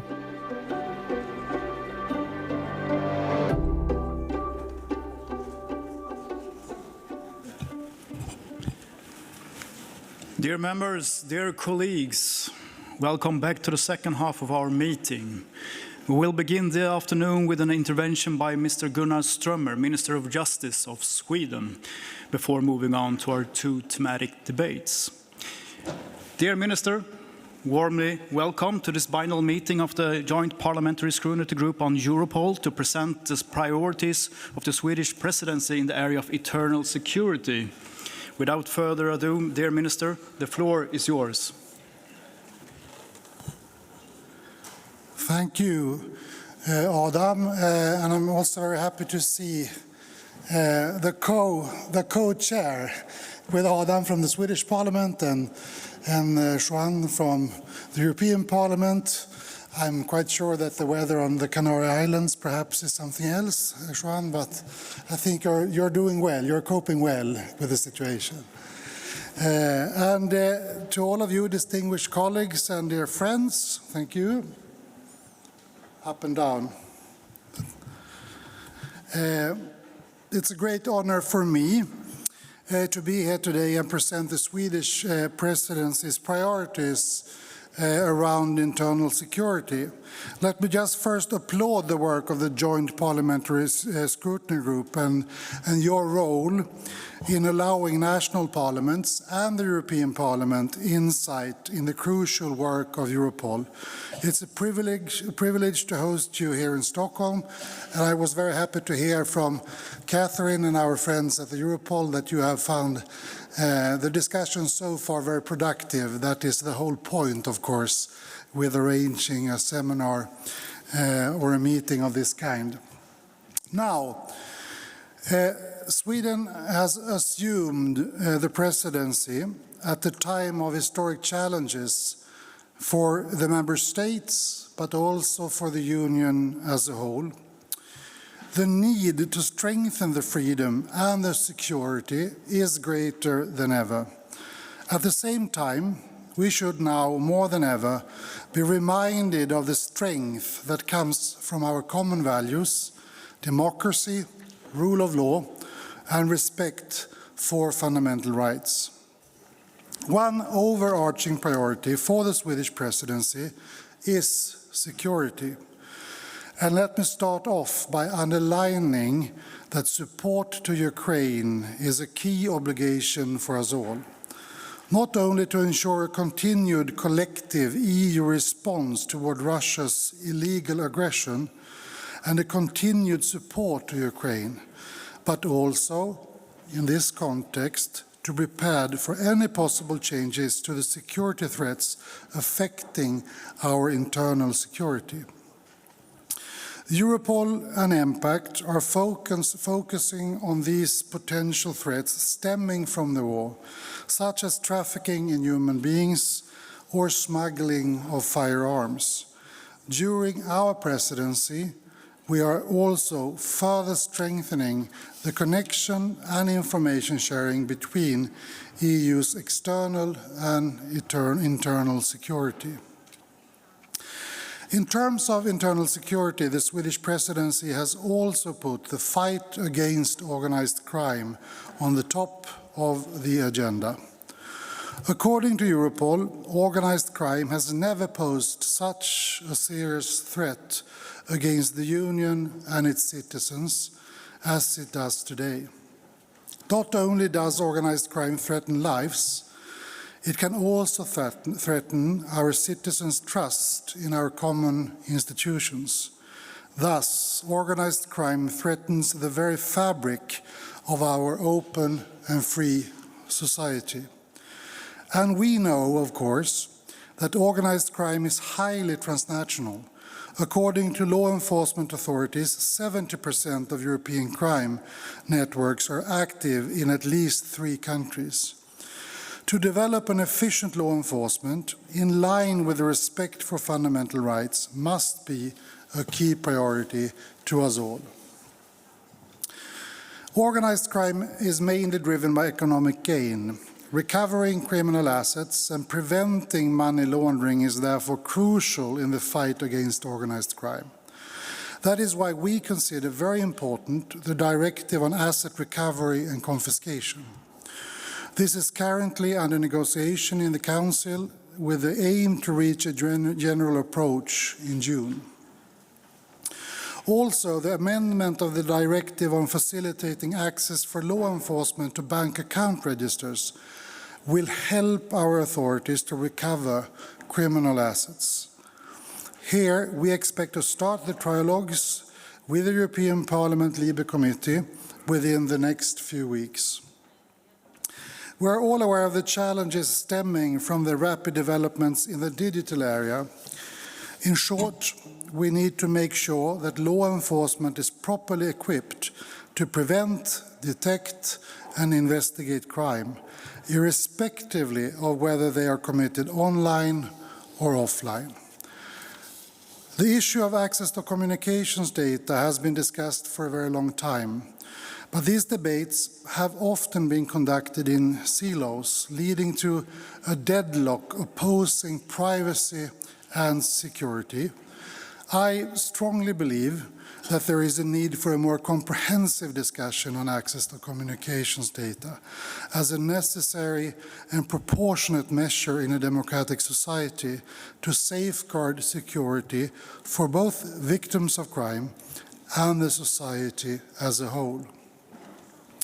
To that end, we aim to set up a high-level EU expert group for an overarching discussion covering all these aspects.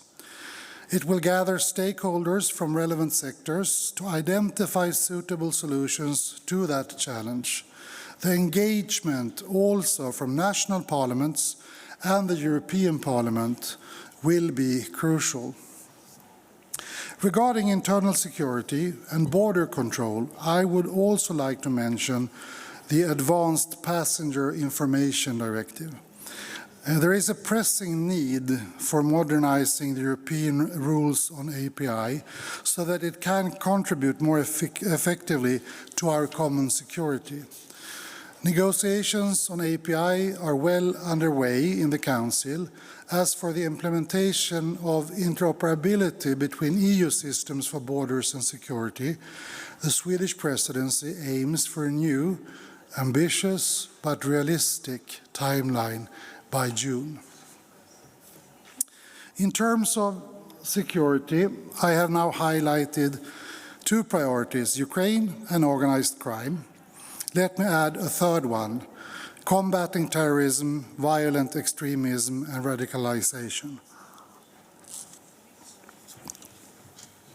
This is a fundamental part in providing security for all EU citizens, whether the threat originates from homegrown or international sources. Islamist terrorism and Islamist violent extremism remains the most widespread threat in many EU member states, but there is also a growing threat from violent right-wing extremist movements.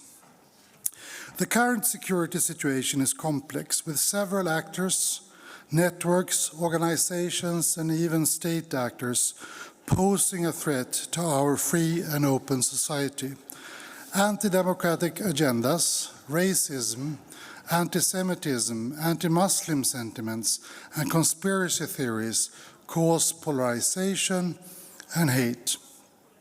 This, in turn, manifests itself in threats targeting journalists, researchers, judges, and politicians. This was also the setting for the Conference on Prevention of Violent Extremism and Terrorism, hosted by the Swedish presidency here in Stockholm 2 weeks ago. Let me finally mention some other priorities, and one of them is the draft regulation on child sexual abuse. It is an important file that is laying down several new obligations on service providers and new powers to our authorities. The challenges that the proposal brings, for example, new detection orders, are controversial, and we must therefore be careful in our work. This said, we will do our utmost to come as far as possible before we leave the file in the hands of the Spanish presidency in July. I also understand that you will have a thematic discussion about trafficking later this afternoon, and I would therefore also like to mention the conference that the presidency arranges in Stockholm later this week regarding prevention models to address the demand that fosters trafficking for sexual purposes. Government representatives and experts from Europol, national authorities, civil society, and international organizations will attend for an evidence-based discussion about countering demand and trafficking for sexual exploitation. It will emphasize the joint obligations to tackle the demand and focus on the trafficking situation following the illegal Russian aggression against Ukraine. Finally, ladies and gentlemen, dear colleagues, dear friends, let me once again thank you for your important work. I wish you success in your deliberations during this meeting, and I hope that you will have a pleasant stay here in Stockholm. Thank you.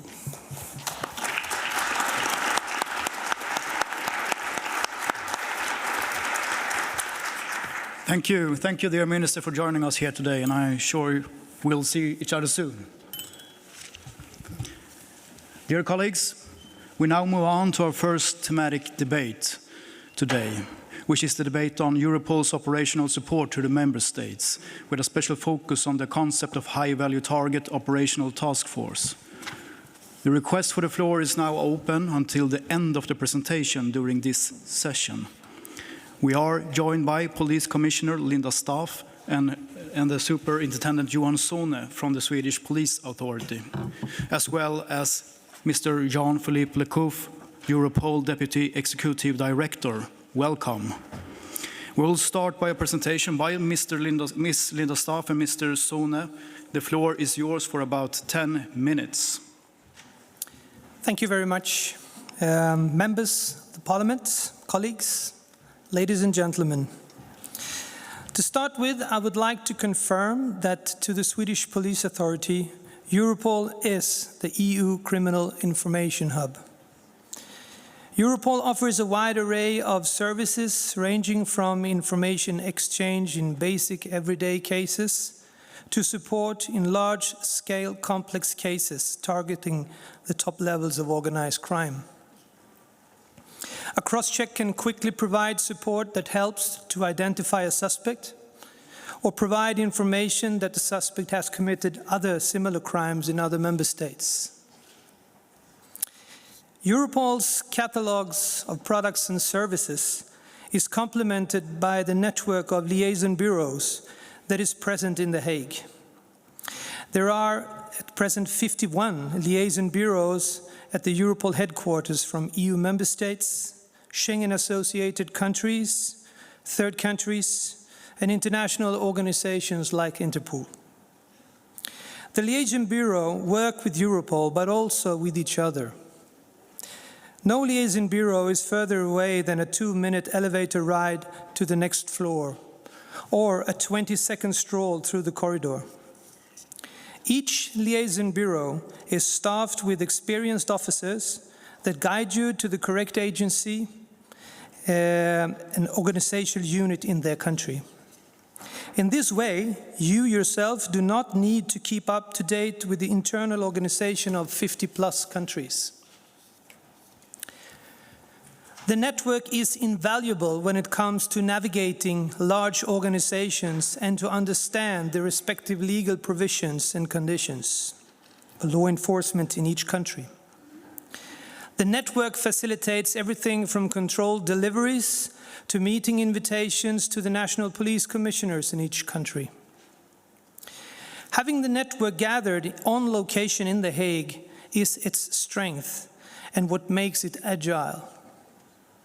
Each liaison bureau can easily facilitate a number of combinations of bilateral and multilateral contacts.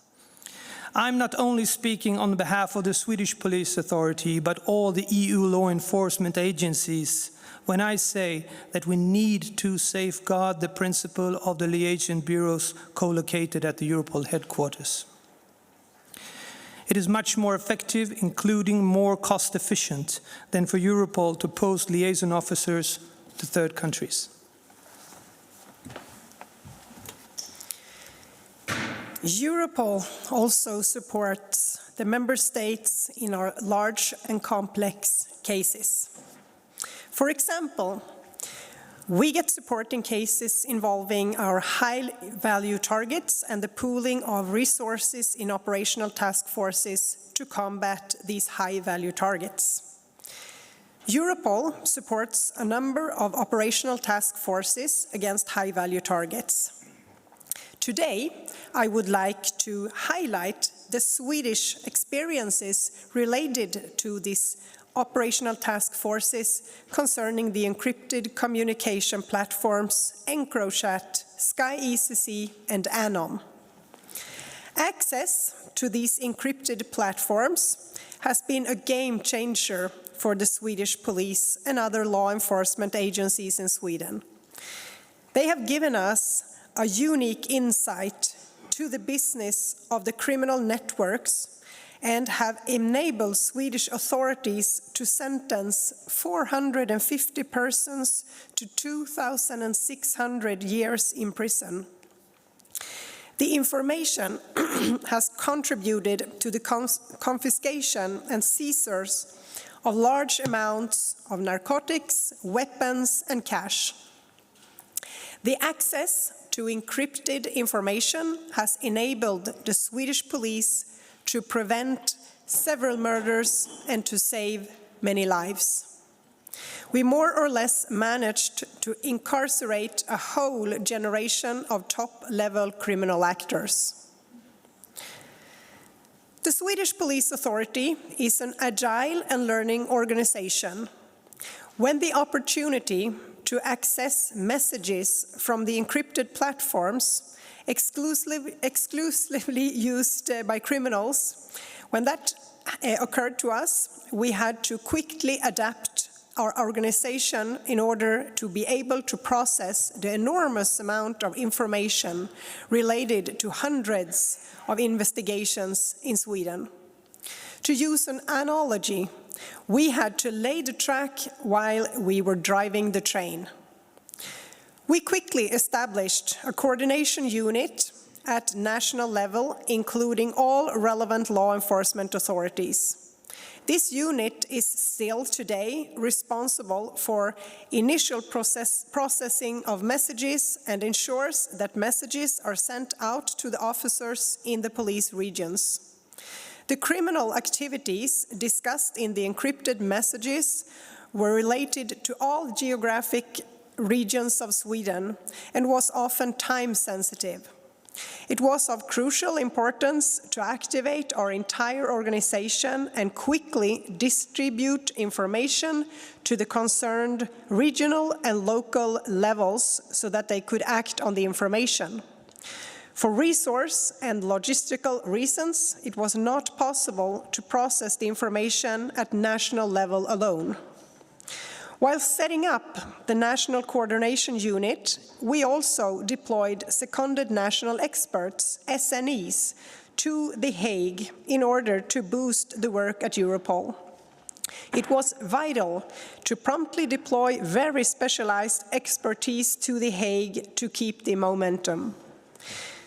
Just as the national level needs to be able to quickly scale up operations when necessary, Europol also needs to be able to scale up when necessary.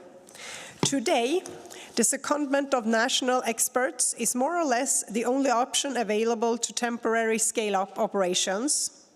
Both Europol and its management board is currently working with lessons learned from the high-value target operational task force concept.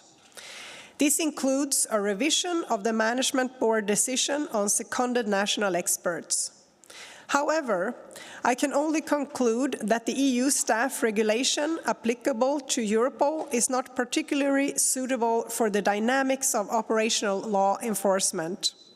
The current regulation contains limitations that even an innovative implementation cannot compensate for. It takes time to deploy an SNE. It entails a fair amount of administration. It is not an optimal system to ensure the continuity of truly specialized competencies. New solutions are needed to supplement the current regulation.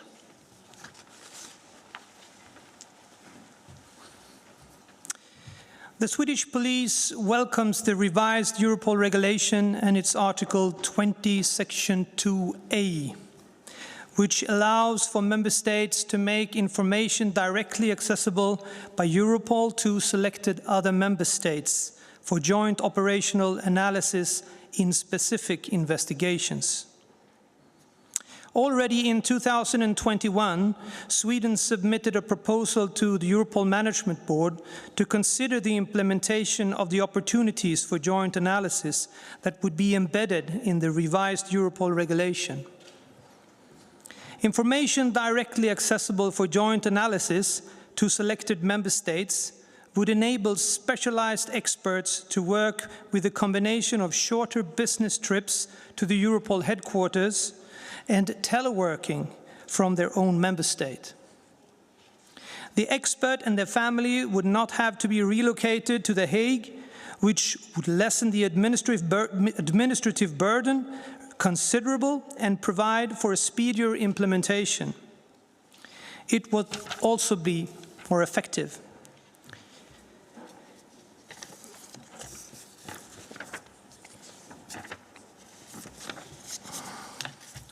A closer look at the balance of resources and workload between Europol and the member state is also needed. There are strict limits in the establishment plan for Europol that Europol keep bumping into. At the same time, member states request timely support with information exchange in day-to-day business cases. And from member states' perspective, it's therefore key to continue the work with automating the information exchange where possible and to complete the work to provide member states access to the information in the analysis projects on a hit-no-hit basis. These measures are central to ease the pressure on Europol's staff resource while ensuring timely information access for the member states. If we are successful, these measures will free resources at Europol that can be redirected to support the large and complex cases targeting the top level of organized crime.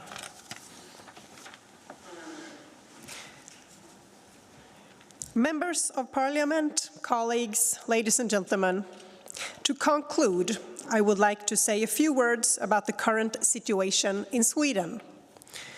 The beginning of 2023 has been challenging, with a surge of violence between criminal networks here in Stockholm.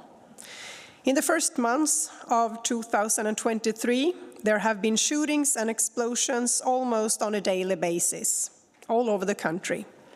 In more than one instance, the perpetrator has been underage, as young as 13 and 14 years. We're talking about children. The underlying drivers behind the surge of violence are complex, and there is no simple explanation as to why it occurred. But the conflicts are at least partly linked to the competition in the drug market, and the drug trade is, as we all are aware, international in its nature. The current conflicts are also partly linked to the successful work with encrypted communication platforms, which has led to large parts of the top level of the involved criminal networks being in prison or on the run abroad, leaving room for lower and more aggressive levels of the criminal organizations to advance. The situation is not stabilized. The criminal networks involved in this conflict have international connections, and the criminal business they profit from is international. The need for active operational support from Europol is in continuous high demand and a key component to deal with the current situation. Thank you for your attention.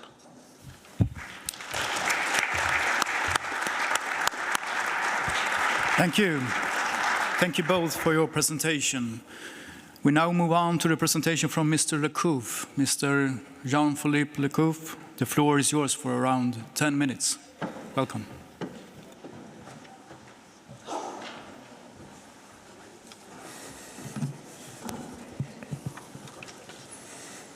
Well, distinguished members of the national parliaments, distinguished members of the European Parliament, dear co-chairs, I would like to start with some remarks on the context in which Europol developed this high-value target operational task force approach to better support member states in their operations.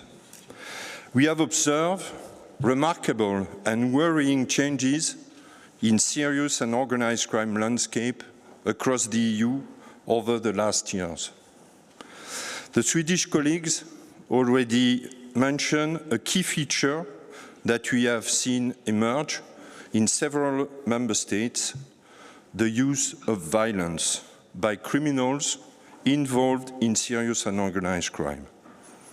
This has included gang conflicts, use of firearms or explosives in public places, kidnappings, and cases of torture and assassination. Maybe you remember the reporting on the torture chamber hidden in a shipping container that were discovered by Dutch colleagues in 2020. It is an example, but it gives you an idea of the level of violence employed by organized crime in the EU. The criminal structure active in the EU are increasingly fluid and flexible. Criminals cooperate in loose criminal networks using specialized services providers for their needs. These networks are extremely international. Organized crime has always been international, but it has reached a new level of global networking. More than 180 nationalities are involved in organized crime activities in the EU. Almost 70% of criminal networks is active in more than 3 countries. So we are looking at a very dangerous mix of very flexible and international criminal structures, a majority of which has violence, corruption, money laundering at the heart of their business model. Looking at this severe crime picture, it was clear that the EU law enforcement had to step up cooperation to counter the threat it posed to our society. The key question was how law enforcement have the biggest impact on serious and organized crime landscape with limited resources available. Our response was the development of this concept of high-value target operational task forces a concept that we developed with the member states alongside with them in 2018. The goal of this approach is to better target individuals and criminal networks that pose the highest risk of serious organized crime to the internal security of the EU. The approach is about prioritizing and allocating sufficient resources to tackle the top level and the most dangerous criminals. We call them high-value targets, and their criminal groups. Taking down these key figures has the biggest potential to disrupt the organized crime landscape. Operational task forces are a specific form of cooperation between EU member states, third countries, and Europol to investigate these high-value targets. What are the main features of OTF? Taking into account the internationalization of crime, the cooperation in OTFs brings together investigators and experts from Europol, from member states, from third countries to jointly investigate high-value targets. In our largest OTF, we have more than 20 countries participating. The OTF framework provides a structured cooperation environment to facilitate close partnership and a maximum of trust between the countries. Because HVT OTF investigation focus on the top-level criminals and networks, we are often dealing with large investigations that can run over years and involve the analysis of significant volumes of data. OTFs are therefore long-term commitments that involve the deployment of significant human and financial resources from Europol and from the participating countries. Against this background, we have introduced at Europol a specific funding instrument for operational needs of OTF, the OTF grants. As the Swedish colleagues mentioned, we have also established a special form of seconded national experts, which allows the member states to deploy their experts for the specific purpose of supporting the data processing within a specific investigation. Without these OTF SNEs, seconded national experts, we would not be able to shoulder the data processing in many OTFs. So, how do we assess the effectiveness of this HVT OTF approach? From Europol's perspective, and as confirmed by our member states during the discussion, the focus discussion in one of our last MB, the concept is a clear success. It increases the impact on high-risk organized crime in the EU. Member states and third parties have been very responsive to the instrument in a short period of time. A few figures. 62 OTFs have been established since 2018. 32 are ongoing at the very moment when I'm speaking. 25 EU member states have participating in this OTF. 10 third countries and Eurojust have been part of this OTF. Member states have deployed 52 dedicated OTF seconded national experts to Europol to support data analysis.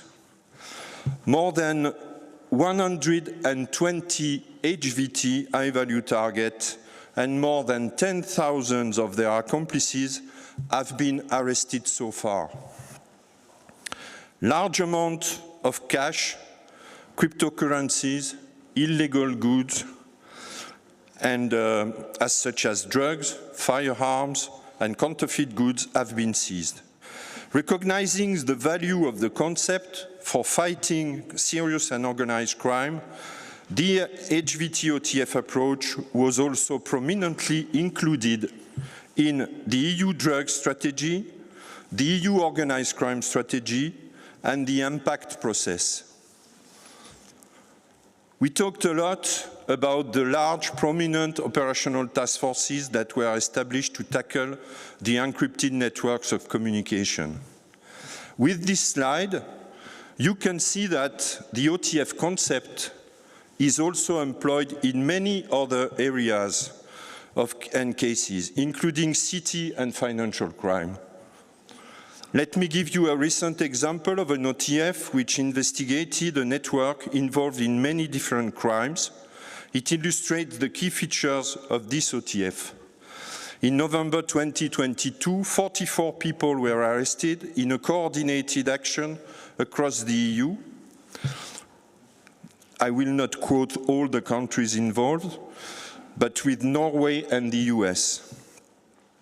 They are suspected of to belong to one of the most dangerous criminal networks in the EU. The network was a flexible business with different groups working together across borders to carry out polycriminal activities in and outside the European Union at large scale. Among other things, they trafficked massive amounts of drugs across 3 continents, controlling all the supply chain. The investigation and arrest go back to the cooperation of judicial and law enforcement authorities from 11 countries in the framework of an operational task force set up at Europol, and 2 joint investigation teams supported by Eurojust. Without the close and trustful cooperation in the framework of this OTF, such a global coup would not have been possible. Finally, let me show you a very simple table to illustrate a last and important point. HVT-OTF investigations have been very effective to counter the threat from crime, but they are not the only one of the instruments that Europol's toolbox. They complement Europol's extended catalogue of services.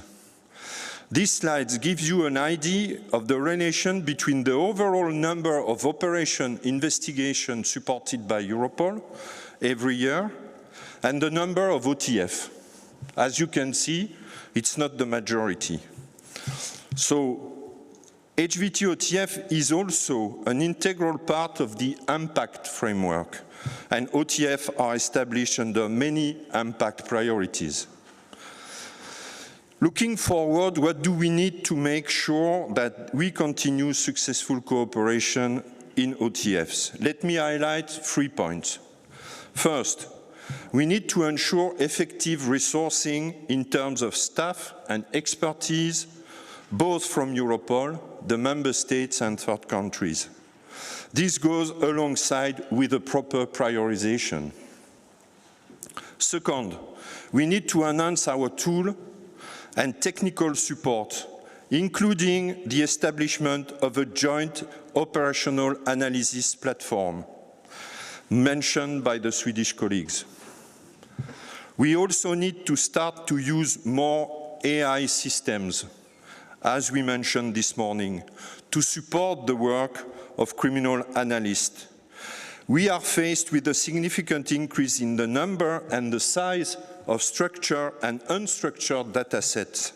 Of course, this has to happen always in compliance with data protection rules and fundamental rights, and always a human validation or a human decision-making will follow these AI tools. Third, we need to further enhance the real-time information exchange within the OTF and within the participating countries. The coordination unit that the Swedish colleagues have established at national level is a clear best practice in this regard. Finally, a more general point. Because organized crime is global, Cooperation with third countries is obviously a key of the success for OTFs. Unfortunately, Europol still lacks legal basis for operational cooperation with a number of important third countries. In this respect, we welcome the European Commission's continued effort to put such a legal framework in place throughout the negotiation of international agreements, for example, with Western Balkan, MENA countries, or South America. Thank you for your attention. I'm ready to answer any question.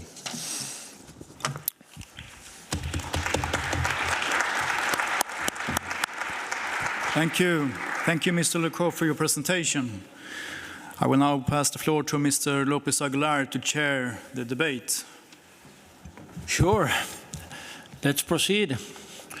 Without further ado, with no delay, we see that there are some members willing to contribute, and all of you who are thinking of it, might something crossing your mind, please dare to speak out and raise your questions, because we got 3 panelists in a row, both representatives of the Swedish law enforcement, Mrs. Staff and Mr. Sohn, and of course, Monsieur Lecouf, representing Europol.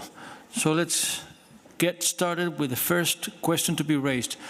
I'm announcing that it'll be 1.5 minutes maximum for the question, so that there will be, please make it sure that you are pointing your question to the specific guest speaker so that he or she may respond right away, because we're going to be using the so-called ping-pong technique, question and answer. Okay, we get started with Giedrius Surplus from Lithuania.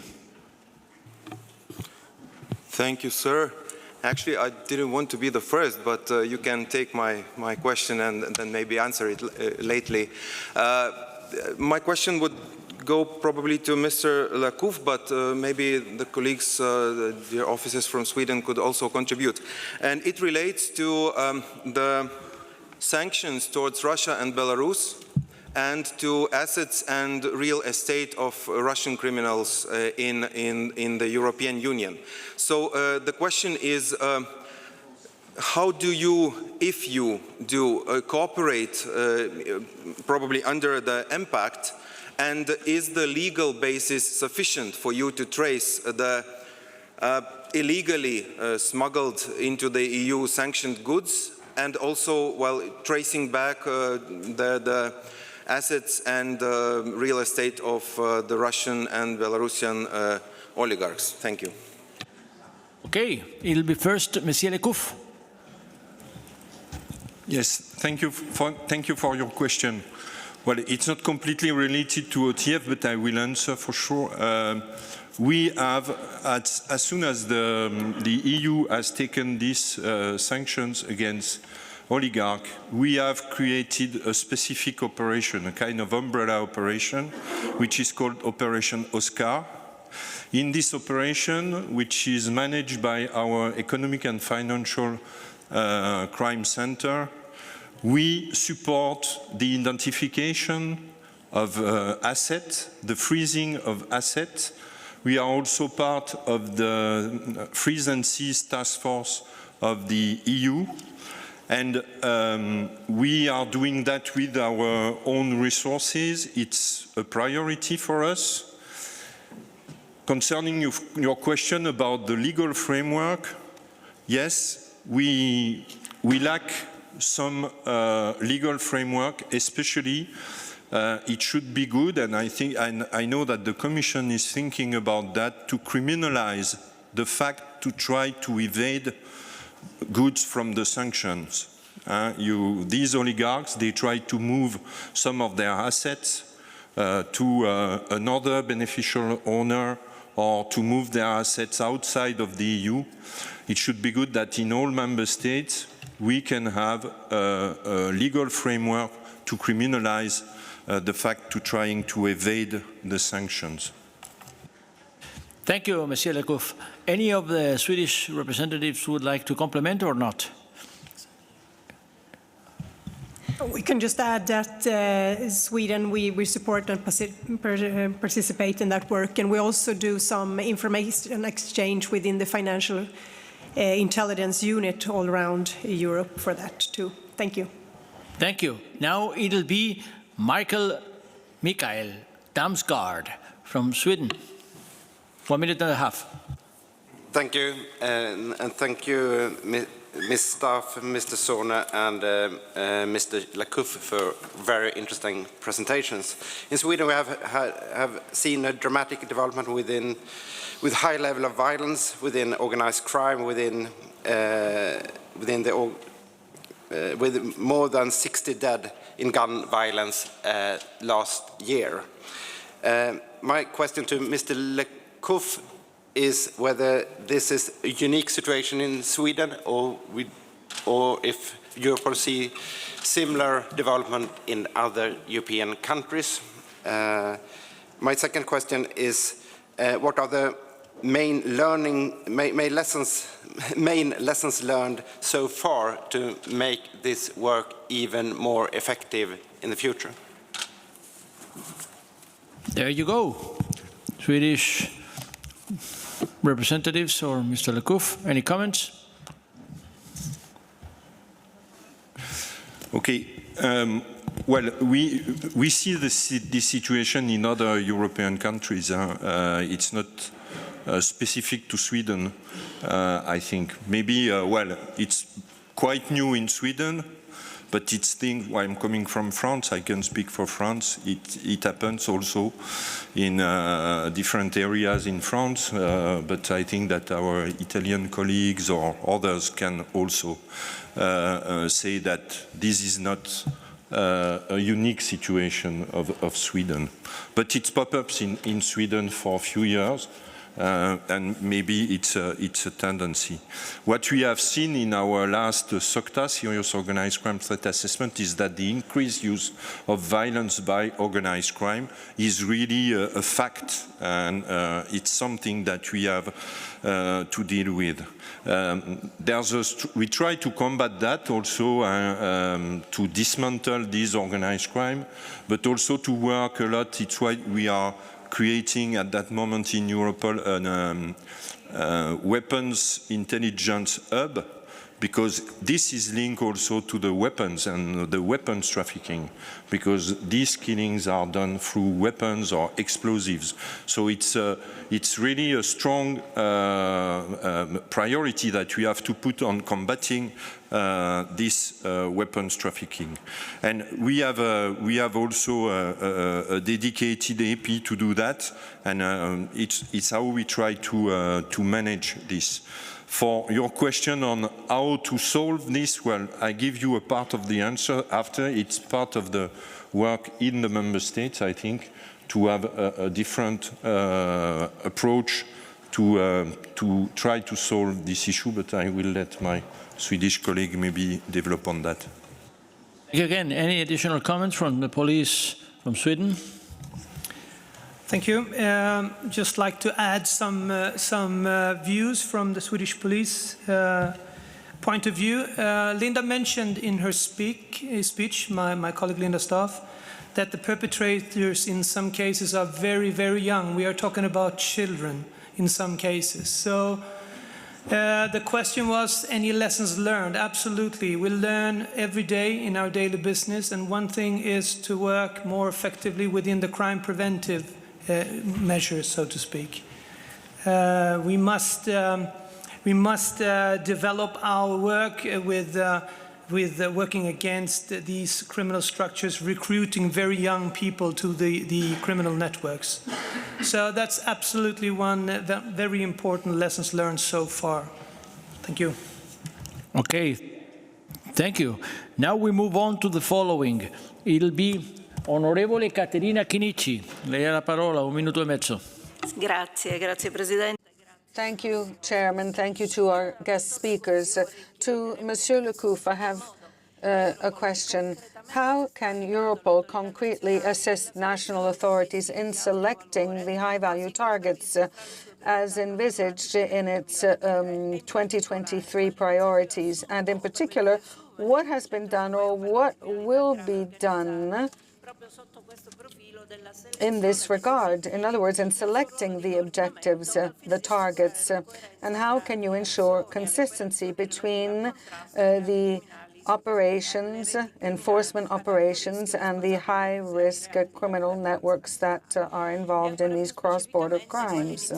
And in particular, what has been done or what will be done in the European Centre for Economic Crime in order to provide more support in financial investigations carried out by the OTFs and in HVT operations, considering the different specializations that you have, especially when you have financial fraud and money laundering, for example. And then to the representatives of the Swedish police, my congratulations for your engagement and your outcomes. I have a question for you. There was a webinar last year organized together with Europol and the Swedish police for national law enforcement operatives on these issues. So what was the result achieved with the webinar, in particular with regard to the selection of the high-value targets? Mr. Lecouf, your time to answer. Yes, thank you for your question.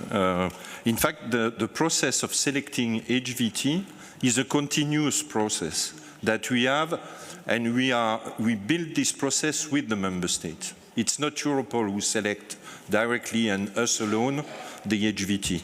It's a continuous exchange of information with the member states, with the different member states, and we agree on the selection of HVT. I would like to mention also that we have more HVT than we have OTFs, because to build an OTF, we need to have investigations that we have ongoing in different countries to work on the HVTs.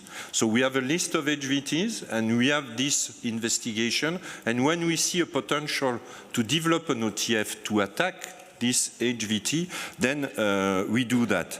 This process is also very complementary with the impact process, because we have discussion, the member states have discussion in the framework of impact, as is what described this morning, and this process can enrich also the fact that we select OTF. So it's a continuous work and exchange of information that we have.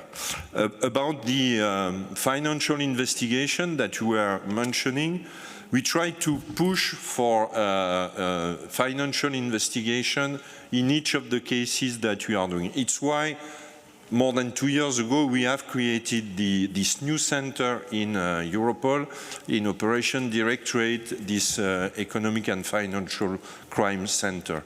Because in fact we need to step up our financial investigation. It's true for Europol, but it's true also for the member states.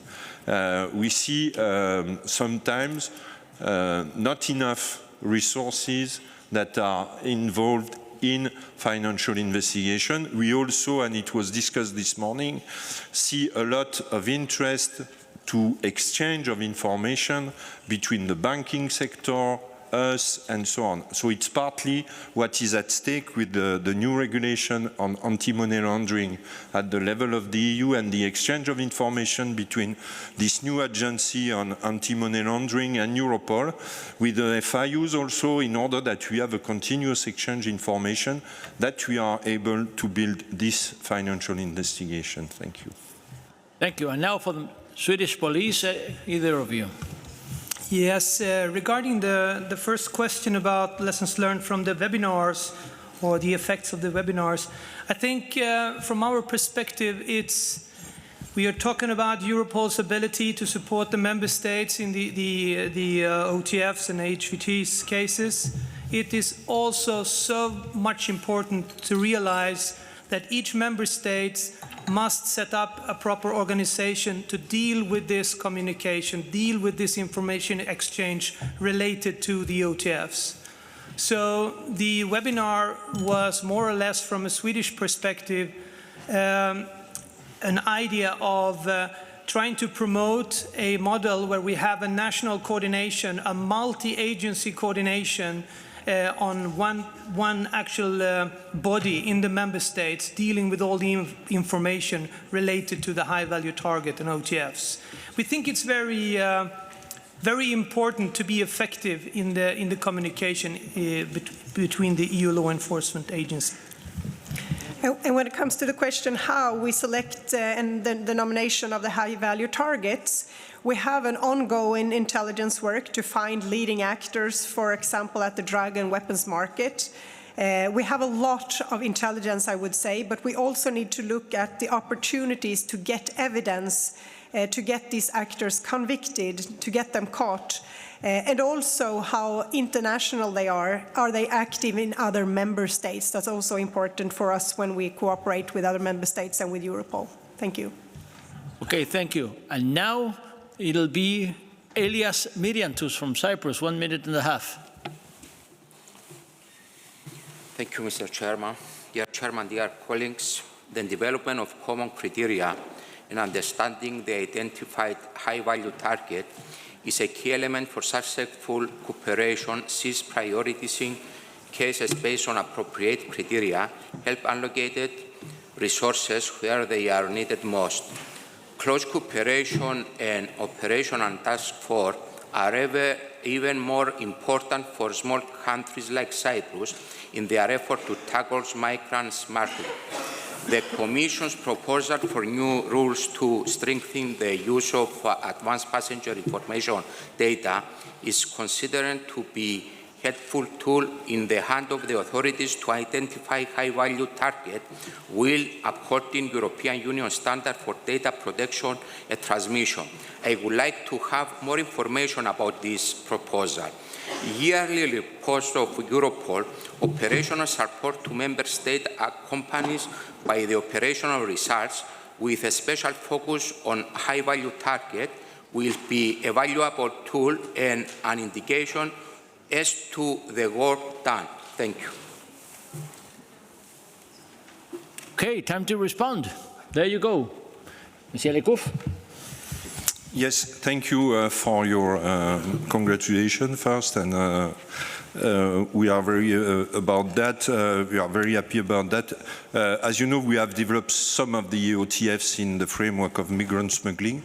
We have some ongoing at that moment, especially in the Channel, but also in the Western Balkans or in the East with Lithuania. On your specific question about API, well, for the time being, the discussions are ongoing, so I have no new information to give you on this specific point. What is important and what I think is something that will be really a game changer is the entry into force of all the program of interoperability. All this border management with these 6 very powerful tools, entry-exit system, ETIAS, visa information system, ECRIS-TN, etc., would be the association of all these systems in this interoperability framework will bring us a lot of valuable information to be able to detect before they are coming in the EU, some of the threats, some of the perpetrators, some of people. So we really value the work in the framework of this interoperability, and it is why, as the chair of the management board told you this morning, we are thinking now about building a new unit in our analysis and operational center dedicated to this work, to identify the targets or to identify the threats, let's say, or to flag the threats to the member states before they are entering the territory and the borders of the EU. Okay, Swedish police, any comment? No comments. Okay, thank you. Jetzt wir kommen zum Mathilde Wittmann, der Deutsche Bundestag. Mitglied des Deutschen Bundestag. Thank you for the opportunity. I try to make it very short and sharp. It's a question to Monsieur Le Couf. I would like to know if those operational task forces are this concept, is the only concept that you have when the focus is on the high value targets, or are there any like additional or complementary concepts and supports that you have for that? Thank you. Monsieur Le Couf. Yes, thank you for your question. Well, in fact, OTF is not the only concept where we have to deal with high-value targets.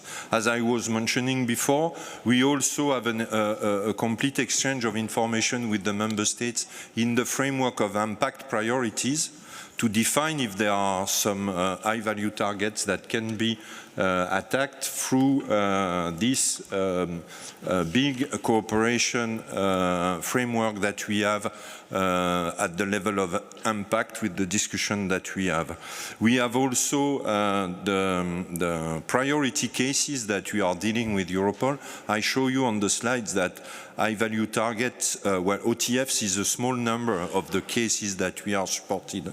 And if I give you some figures, last year we supported 2,758 investigations from the member states. Some of them were addressing the threat of some high-value target, but it was not in the framework of an OTF, it was in the framework of the usual support that we are providing to member states through financial support, through analytical support, or through expert support for deployment on the spot.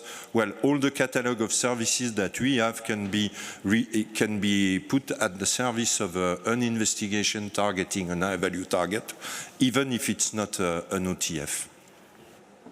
Thank you. Any additional comment from the Swedish police? No comments? Okay, then we move on to Rick Jansen, Netherlands, 1.5 minutes. Thank you, Mr. Chairman. My question is regarding the high-value target approach. We have heard that resources are being allocated or reallocated to this high-value target approach. But my question is about a layer of criminals under the high-value targets. These are the potential new high-value targets. And do you have enough resources left to attack them? And how do you prevent them into growing the new high-value targets? And do you have enough resources to do that? Thank you. Thank you. Mr. Le Couf, your answer. Well, it's an interesting question, maybe a philosophical. Do we have enough resources to combat all the crimes all the time and to make the crime really reducing? Well, we try. It's a matter of prioritization, in fact. It's true that we don't, as again I was trying to show you, we continue the regular work. We are supporting basic cases, priority cases, and also high-value targets. So we try not to be focused only on high-value targets. But in some investigation like those that we were talking, especially our Swedish colleagues were talking about, we need to dedicate resources because we have plenty of information where we can detect the high-value target of today and, as you were mentioning, the high-value target of tomorrow. So it's also very important for us to try to focus that. We also have some joint action days where we can also try to identify what are the new ones that are coming in. We had last year 294 of these action days that we were supporting with the member states, alongside with them, to try to detect these new high-value targets. But, well, for sure, not everybody can be an high-value target. But it's a matter of prioritization and trying to have, again, the concept is really to try to disrupt as much as possible these criminal networks. So sometimes it's by removing the head of the network, sometimes it's by removing a money launderer, sometimes a logistical broker that can provide access to a harbor, to a port, or to containers, to traffic drugs, or so on. So we try to choose where we can really disrupt these criminal networks the most. Thank you. If there are no further comments, I see there's further comments coming up. Would you like to add up? Yes, very shortly that from the perspective of the member states, this is a part, of course, of the daily police work. We work with these criminal actors on local level, with the children growing up in certain regions and in certain areas, and we work against these persons on regional level and on a national level. But when it comes to most serious ones, the high-value targets, then it's the most important thing that we can get the help from other member states and Europol. But of course, we try to cooperate as much as possible on the lower levels as well when possible. Thank you. Thank you. Now we move on back again to Evin Inser, European Parliament. 1 minute and a half. Floor is yours. Thank you very much, Chair. And I also want to start with thanking the panelists for sharing the important work that they are doing. I myself am from Sweden and actually grew up in one of the suburbs in Gothenburg, where unfortunately is hit by these heinous, horrific crimes, organized crime. And that was also one of the reasons of why I decided for many years ago to organize or to engage politically. So my question on organized crime concerns first and foremost, what do you see as the root causes to the growing organized crime? The main root causes, because in the debate sometimes it's perceived as that there is a lack of understanding of why we see this growing organized crime, and then the organized crime is many times cross-border crime. So my question is also, what would the local authorities, national authorities, need more support from Europol on order to combat this horrific crime that, as very rightly you said, both deprive young people, children, their lives, and is a danger to our democracies? Thank you very much. Well, thank you. Mr. Lecouf, there you go. Yes, thank you very much. Well, it's a difficult question to identify the causes. We are much more working on the consequences than on the causes. But it's really important, the root cause. Well, we try to understand. In fact, we will increase especially our involvement with academics to try to understand. At a global level, we need to understand what's going on, and it's certainly linked with the globalization, with this facility. It's more easy to exchange information, to exchange data, to travel, and so on. This has created also opportunities for organized crime. We have to understand what happened at European level also.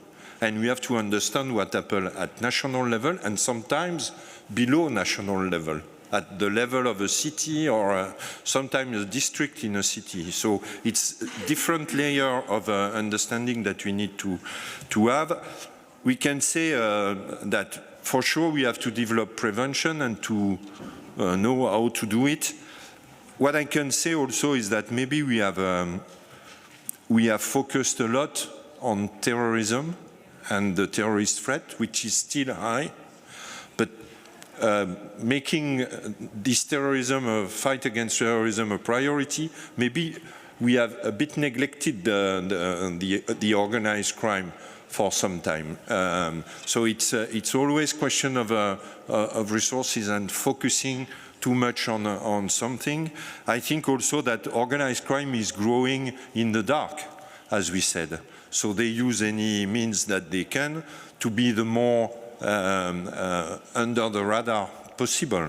So in order that they can develop their business without us knowing. And it's just when it emerges that sometimes it's too late. So very difficult to identify causes. For sure, we work on that. We try to understand what's happening. And I think that all the product that Europol is producing the SOCTA, but also the intelligence packages and so on that we are providing to the member states is an help to understand, to make us understand, but also to make the member states understand. And in this framework, this big OTF, when we had this encrypted, decrypted data from some of these networks that the criminals were using, are really an eye-opener for these causes and how they develop their business.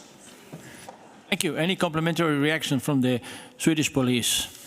Just to say very shortly that the question what we do on a local level, well, it's a very complex question. And I also think that the answer might differ a bit from member state to member states, because this is a question of culture, of integration, how we raise our children, and so on.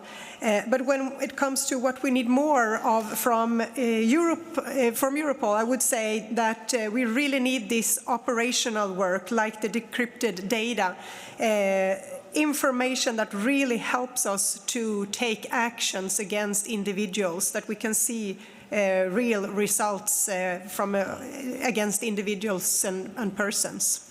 Thank you. Thank you. Now it'll be Ludovic Goga from Slovakia, 1.5 minutes. Thank you, Mr. Chair. My question will be very similar like my colleague before. Mr. Minister mentioned the topic security, and we know that in Sweden you have more than 100 no-go zones, most of them in the south of the country. Is this an internal problem of Sweden, or exists any cooperation with Europol? And if yes, in which kind or which support? And I say this because I listened what you said before. We need this information to use experiences to protect another countries in the European Union that nothing this problem happened. Thank you. Okay, Mr. Lecouf. Nope. Yes, sorry, I didn't get the beginning of your question, so I was asking for more precision. Well, for the violence and the increase of violence, and well, it's linked to also weapons control, as I was mentioning before. I think that the fight against weapons trafficking is one of the key area where we have to work. I think also that the successes that we had let the space for new criminals to grow and to fight for territories, so this is one of the reasons I think, and it is why a global approach is needed, and it's why we are advocating for more exchange of information between the countries, because our border, as you know, in the EU are quite open, so there are consequences. What happened in one of the country is happening, can happen in the neighboring countries. So we try to really advocate for more exchange of information, more police cooperation, in order that everybody is aware of what's going on in each other country, which is not often completely simple to obtain, let's say. But okay, how about police? Thank you very much for that question. First of all, we would like to avoid the word no-go zones. We have trouble absolutely in some areas in Sweden with the criminal activities, no doubt about that.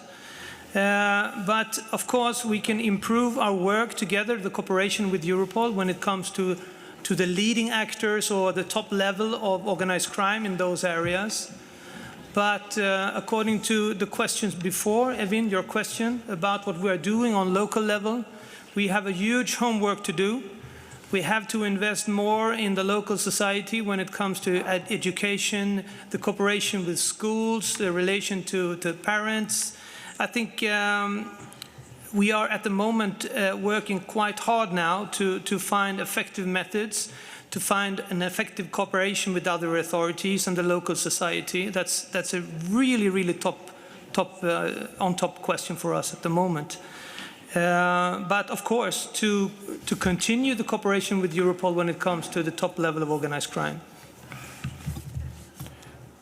Any further comments? If that is not the case, we move on to the final member of this joint parliamentary scrutiny exercise, which is listed in our list. It will be Jaroslav Sok from the Czech Republic. There you go. Thank you, Mr. Chair. I have a question regarding the drug trafficking. We heard about, during the speeches of Captain de Boll and Ms. Johansson, about the deal with port of origins in Latin America, what's great, but how we handle the port of destinations. And the question is because in your presentation we saw that number of 60% of organized crime is doing something with corruption. And I can imagine with that about those amount of money what the drug traffickers having, they can probably corrupt anyone at the port of destination. And I would like to ask how we are with the numbers of detecting those corrupted officials, workers in the port of the destination port, because that is in our hands, not the port of origins. We can rely on our partners there in Latin America, but the port of destination is in our hands. So my question is how are good in detecting those people? Thank you. Okay, Mr. Lecouf, your answer. Yes, thank you, Mr. Chair. Well, there are two main answers that I can give you on that. Well, the first one is focused on corruption. On corruption, well, we have seen it was one of the really of the key findings of the last SOCTA, bring to us by again what we learned from this interception of these networks of communication used by the criminal, produced by the criminals, sold by the criminals to criminals, and used by criminals, which was really the key. One of the key was the finding of this level of corruption that they can really. So we have also in Europol, in EFEC, in our Financial and Economic Center, built an analysis project on corruption, which is dedicated. In 2022, we supported 18 cross-border investigations on corruption, and we have managed with the member states to have 6 action days to support this investigation. So it's why it's where we try to identify. We have another initiative which is focused on the port, on the harbors, what we call the Port Initiative.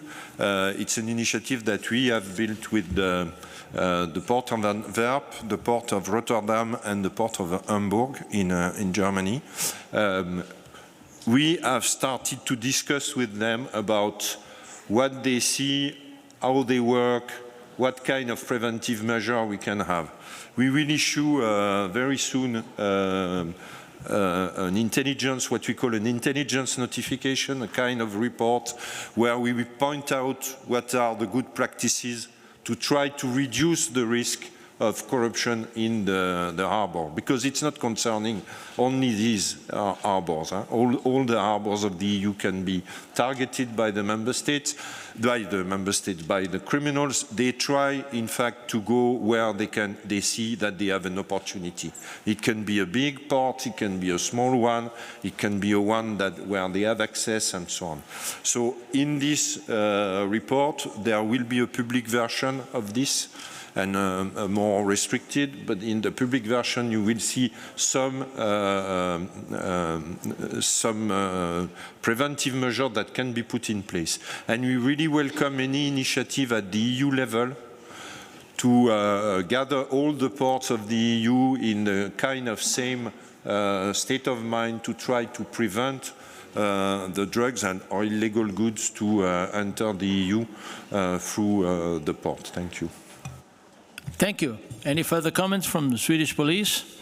Yes, I would finally like to highlight a successful operational task force where Europol has helped us, Sweden and the Nordic countries, to cooperate with Spain and the Netherlands with large ports of destinations, and that we have got very good help to exchange information between these member states. Thank you so much. Now, if we are not wrong or missing anyone who's not listed thus far, I think that'll be it by now. That it is all as to this point in the order of the day. I'm only adding that we had this whole morning some difficulties to catch in time, lagging behind, but not this afternoon. We're actually some 15 minutes ahead schedule. But anyhow, it's been scheduled for now 15 minutes for a short coffee break. So that in 15 minutes we'll be gathering again, so that we will be facing the final track of our agenda today, which is actually very relevant. Fight against trafficking human beings. I'm announcing that we will be having Diane Smith, which is the EU Anti-Trafficking Coordinator, again, Jean-Philippe Lecouf, Deputy Director from Europol, and Mrs. Petra Bakker, which is Police Commissioner for the Netherlands National Impact. Thank you, Mr. Lecouf. Thank you, Superintendent Johansson, and thank you, Police Commissioner Linda Staff, for your contributions for the discussion. Thank you all. Let's have a coffee.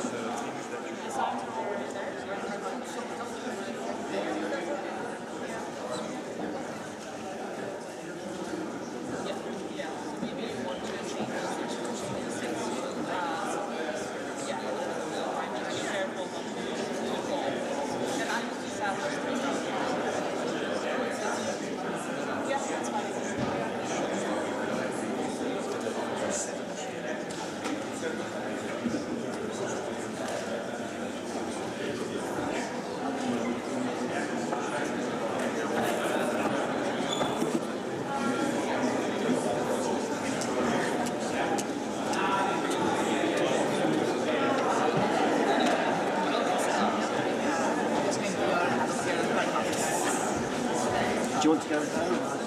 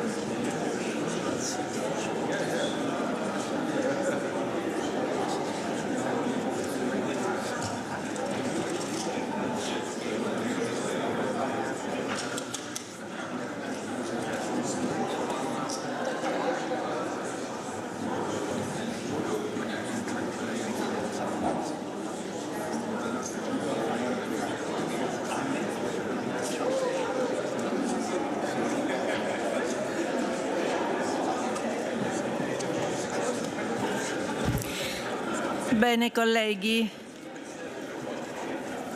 vi ringrazio intanto per essere rientrati in aula, mi presento, sono... Thank you, colleagues, for having returned. My name is Kinichi. I'm an Italian, and I am a European MP.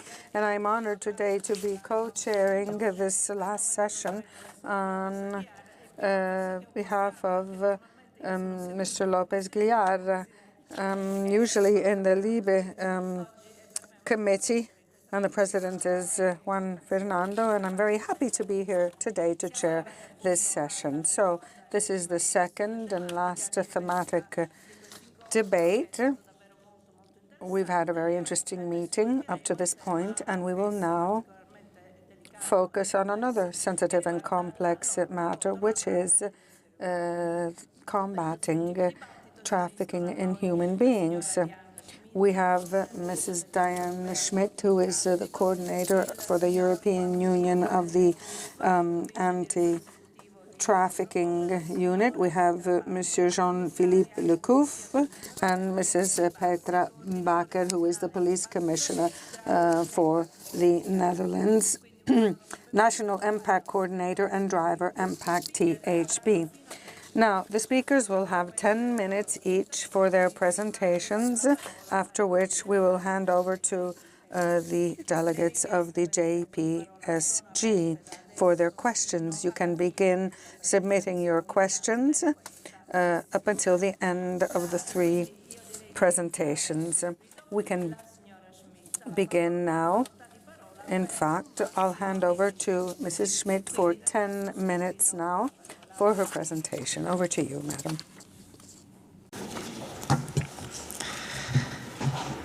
Thank you very much. Distinguished members of the national parliaments, distinguished members of the European Parliament, dear co-chairs.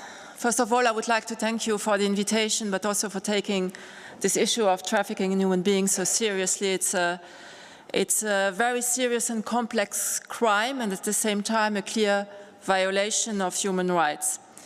I will start by giving some figures and trends. First, trafficking is not only happening outside the European Union. It is also happening in the European Union, and I think this is something which is often forgotten. Every year, around 7,000 victims of trafficking are registered in the EU, but many more remain undetected, which means that identification remains a big challenge. Second, over half of the victims are EU citizens. Among those, around 40% are registered in their own country. So there is not necessarily a cross-border dimension. Third, non-EU nationals represent nearly half of the victims, mainly from Nigeria, China, Moldova, Pakistan, Morocco, Brazil, Ukraine, Colombia. And these trends, this data also gives us the political priorities for our cooperation with non-EU countries. We have also now the intention to reinforce the cooperation with Latin American countries because the number of victims increase, especially coming through the Western Balkan route. Fourth, women and girls represent the majority of the victims. However, it should not be forgotten that men and boys are also trafficked and their share is increasing. Fifth, nearly 1 in 4 victims of trafficking is a child, and this is extremely serious. Sixth, trafficking for sexual exploitation remains the predominant form of exploitation, mostly affecting women and girls. However, labor exploitation has increased in the last years. Other forms of exploitation also increased. For example, benefit fraud, forced criminal activities, forced begging are a few examples. 7. When you look at the numbers of suspects, person prosecuted and person convicted, we realize that there's a clear problem in relation to prosecution and conviction of suspects. For example, in 2019-2020, there were 15,000 suspects, around 15,000. Around 6,500 persons were prosecuted and only 3,000 persons were convicted. So we always divide by 2.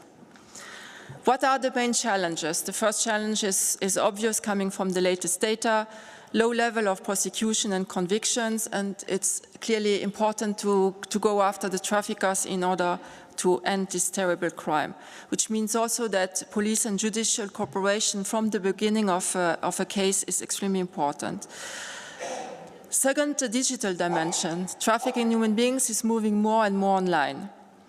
Forced detection and identification, as I said, which would also allow to ensure protection of victims as early as possible. Forced, the demand for forced prostitution or forced labor, which has to be reduced. And then conflict. Conflict, war, creates also vulnerabilities and trafficking in human beings. When you look at the trends and what I just said, that women and children are the main victims of trafficking in human beings, when you also look at the countries of origin of victims and of traffickers in the last years, you see that Ukraine was among them, which means that all the stakeholders active on trafficking in human beings took the risk extremely seriously when so many women and girls arrived in the European Union. Together with different stakeholders, the EU agencies and especially also Europol, Eurojust, Frontex, civil society organization, we have set together an EU anti-trafficking plan to protect those fleeing the war. For the moment, we do not have many cases. It's difficult to appreciate why this is the case, but probably the fact that everyone was extremely active in relation to prevention also helped to have only a small number of identified cases right now. In order to fight the crime, we need a comprehensive approach, which includes measures in relation to prevention, awareness raising, reducing the demand. And I really welcome and thank the Swedish presidency for the big conference they are organizing later this week on the prevention in order to address the demand that fosters trafficking for sexual purposes, a conference which will take place here in Stockholm on Wednesday and Thursday. The comprehensive approach includes also strong law enforcement and judicial cooperation to end the business of traffickers with high revenues and ensure that they are sanctioned. It also includes, of course, to address the digital dimension. This comprehensive approach also includes the early identification and the protection of victims. It's extremely important that all the stakeholders who come in contact with potential victims are trained and know how to recognize the signs of trafficking. And fourth, it includes the cooperation with non-EU countries and with international partners and other international organizations.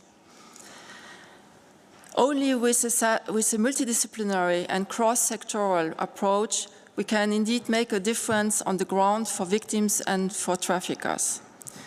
This means that law enforcement authorities have to work very closely with the governments, the judicial authorities, labor inspectorates, migration officers, border guards, civil society organizations, only to name a few, who can make a difference in relation to trafficking in human beings. Europol also recently started to work very closely with the European Labour Authority, which is key to tackle trafficking in the context of labour exploitation or forced labour. Coordination has also to happen at EU level, and that's why the European Council in 2009 decided to create an EU anti-trafficking coordinator, and my role is to ensure the coordination between the different EU institutions, EU agencies, member states, and also to cooperate with international organizations in order to ensure a comprehensive approach and avoid duplication and incoherence in our work to address this crime. I will say a word on legislation. We have an anti-trafficking directive which dates back to 2011. It has undergone an in-depth evaluation last year, and based on this evaluation we have proposed, or the European Commission has proposed, several amendments, very targeted amendments. The directive as such is a good legal instrument which also helped to make a difference on the ground in the past, but the new challenges led the European Commission to propose first to add forced marriages and illegal adoption among the types of exploitation in the definition. Secondly, to include specifically a reference to the online dimension. This is perhaps not needed from a legal point of view because the directive is neutral, so it can apply already to the online dimension. On the other hand, taking into account that trafficking is more and more happening online, it's important to mention this specifically. Third, we also propose mandatory sanctions against legal persons. And this goes together with other legislative initiatives which have been taken recently by the Commission, for example, in relation to corporate sustainable due diligence, or in relation to banning products which are coming from forced labor from the EU market. We are also proposing to formalize the national referral mechanism in the member states, which helps to identify victims, but also to refer them for assistance and support to the competent authorities and organizations. An important proposal in relation to reducing the demand is the criminalization of the knowing use of services coming from victims of trafficking. So we propose to sanction the users of exploited services. The last point is making the data collection mandatory, because as I mentioned in the beginning, you need to know the trends, you need to know the situation on the ground in order to be able to take the necessary legislative and operational measures. This proposal is currently in discussion in the Council and in the European Parliament, and we hope to have a general approach during the Swedish presidency and an adoption, if possible, during the Spanish presidency of the Council. However, legislation is not a solution to everything.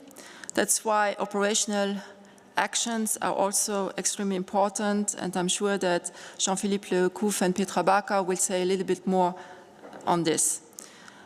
I'm in regular contact with Europol, and I would also like to commend everything Europol has done in the context of Ukraine. We rely on the data Europol has in relation to the cases, and I always invite member states in all the contacts I have that they continue to report to Europol all investigations which are ongoing and all cases which are confirmed, so that we have a clear picture of the situation in the European Union and can also react immediately in case there's a new modus operandi. I would also like to thank Petra Baca and the whole impact community for the work which is being done, because these actions have concrete results on the ground with the identification of victims and of traffickers. Of course, it does not stop there. So after that, victims need to get the right protection and traffickers have to be sanctioned, as I said also at the beginning. But through the impact operations and through the work of Europol, we can also see what's the situation and where it goes, and which means also take or support the necessary actions which have to be taken at EU level to support member states. Traffickers are making a lot of money. When you look only for sexual exploitation, the annual revenue is estimated at around 14 billion, which means also that we have to go after the money, and financial investigations are key. Because in order to have evidence, it's not always so easy, because victims of trafficking do not always have the possibility to speak out for different reasons, which I will not go into the details now. Your Excellencies, ladies and gentlemen, I come to the end. I think I explained how complex the crime is, but also how important that we all work together into the same direction, and this is already happening. And we have to continue. At international level, we often use the 4 Ps to define what has to happen. First, prevention. Second, protection. Third, prosecution. And finally, the 4th point is partnership. Partnership between the different stakeholders, but also with the countries outside Europe. Thank you very much.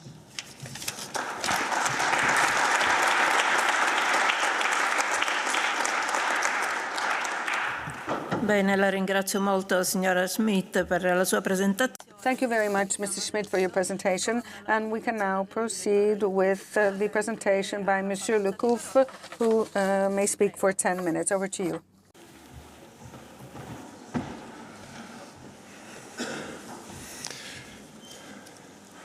Well, grazie. Thank you. So, distinguished members of the JPSG, I'm coming back in front of you, but on THB this time, to explain the point of view of Europol and of law enforcement more specifically. Well, THB is a diverse and very complex phenomenon, as it was explained. Therefore, I will start with some definition on what we are doing. On this slide, you see the definition as put forward in the directive of the European Parliament and of the Council on preventing and combating THB, trafficking in human beings, and protecting its victims. This definition reflects the complexity of THB. In essence, human traffickers control and exploit vulnerable victims by different means, including threats, force, abduction, or deception. The exploitation can take different forms, with distinguished inter alia between sexual exploitation, forced labor, or exploitation for other services such as forced begging or slavery. What are the trends that we observe as law enforcement in this area?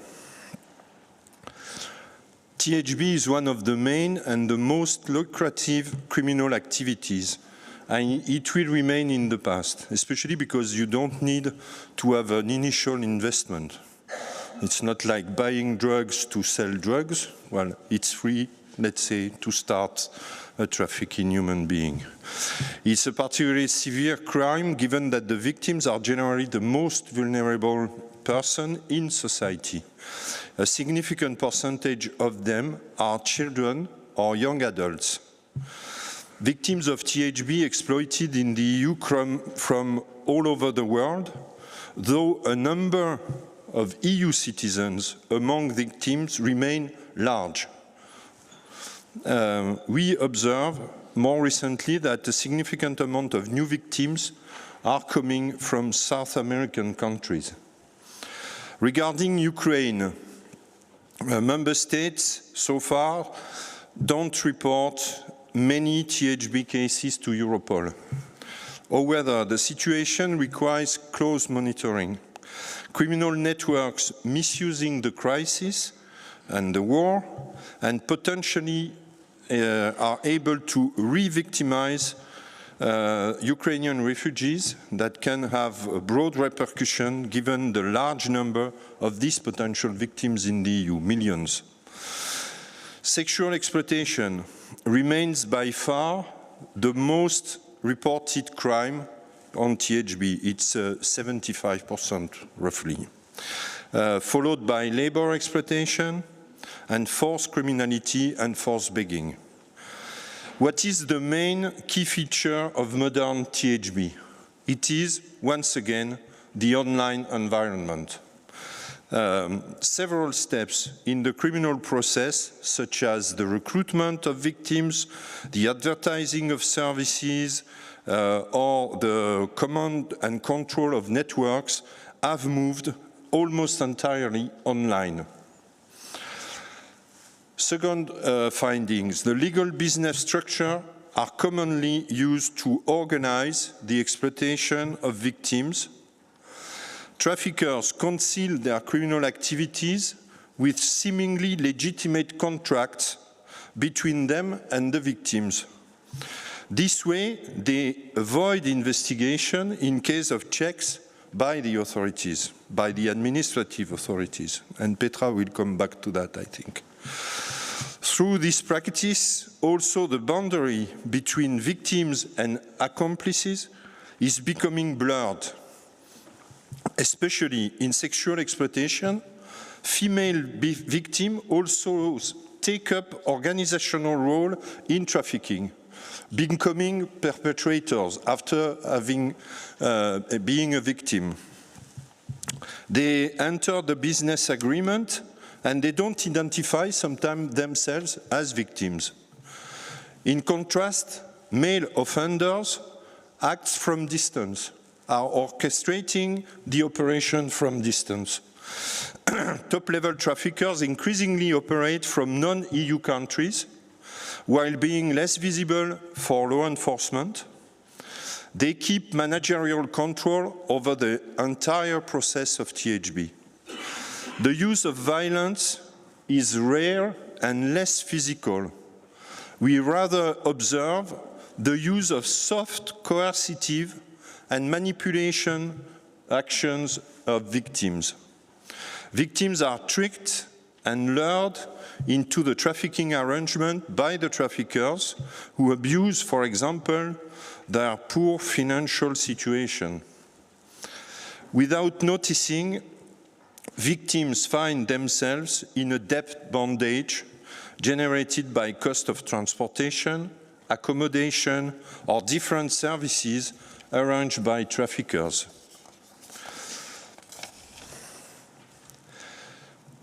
Let me turn to Europol response. To support member states and third countries' investigation into THB, Europol has set up a dedicated team of specialists and analysts, the so-called analyst project Phoenix. Let me give you some numbers. In 2022, the AP analyst project, AP Phoenix, processed more than 3,100 contributions from member states with information related to THB. We provided more than 240 operational reports to law enforcement partners. We supported 64 investigations and 5 joint investigation teams, and we deployed staff to 22 action days in member states.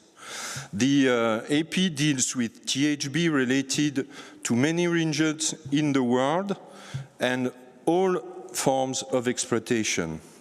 Child trafficking has a special standing for obvious reasons. Let me illustrate with a concrete example of Europol, of the support that Europol can provide. It is also an excellent example for cooperation in the framework of an OTF that we discussed in the previous panel.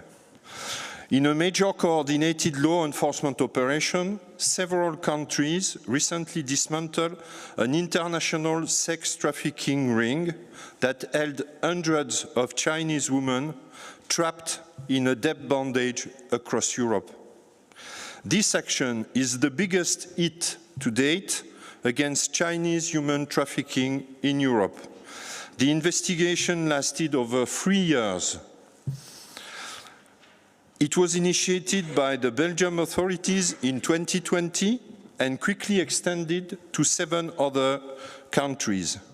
38 suspects were arrested during several action days across the EU and in Switzerland in February this year and May last year. Among the arrested, several Chinese nationals were considered as high-value targets due to their involvement in multiple high-profile cases in Europe. The investigation uncovered how hundreds of Chinese women were forced into prostitution after being lured to Europe by the promises of a legitimate job. Once in Europe, the criminals would advertise the women online and set them up in hotels across Europe, rotating their victims between the EU member states. Europol supported this case from its onset.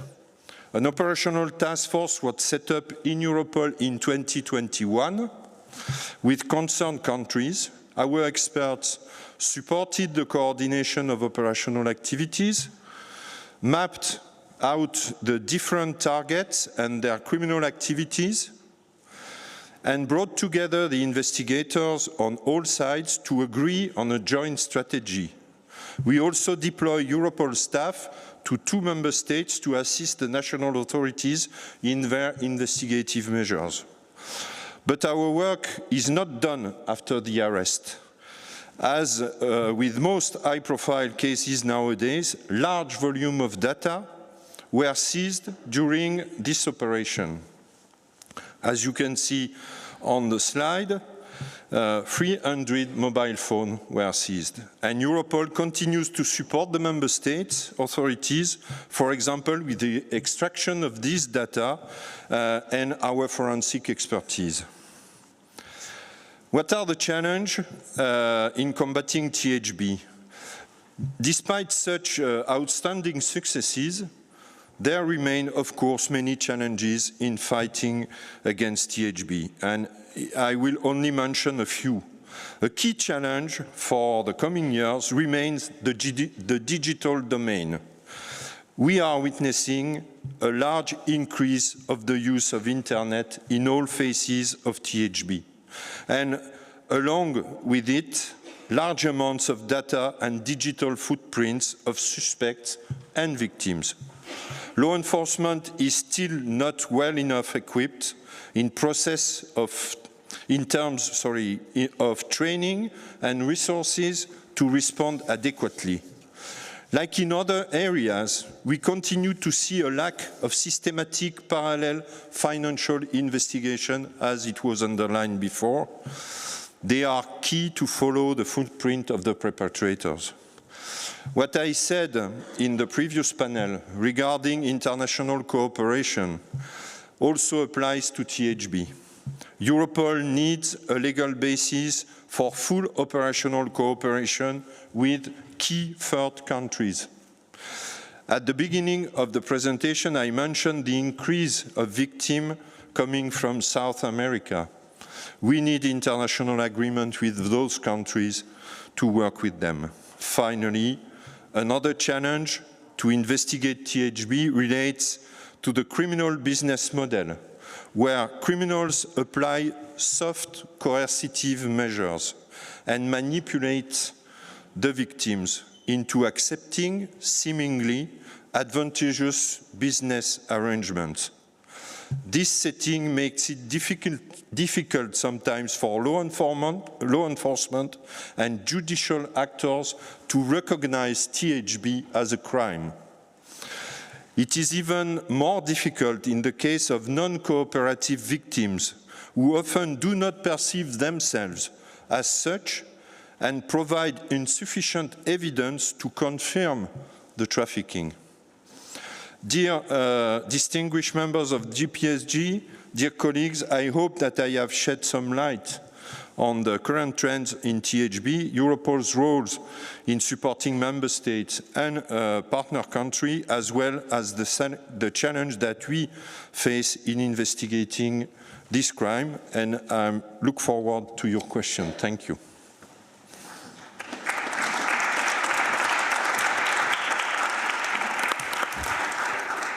Grazie molte, Dr. Lecouf. Thank you very much, Monsieur Lecouf, for your presentation. And we'll now move on to the presentation by Mrs. Petra Bakker. You also have 10 minutes, Madam, for your presentation.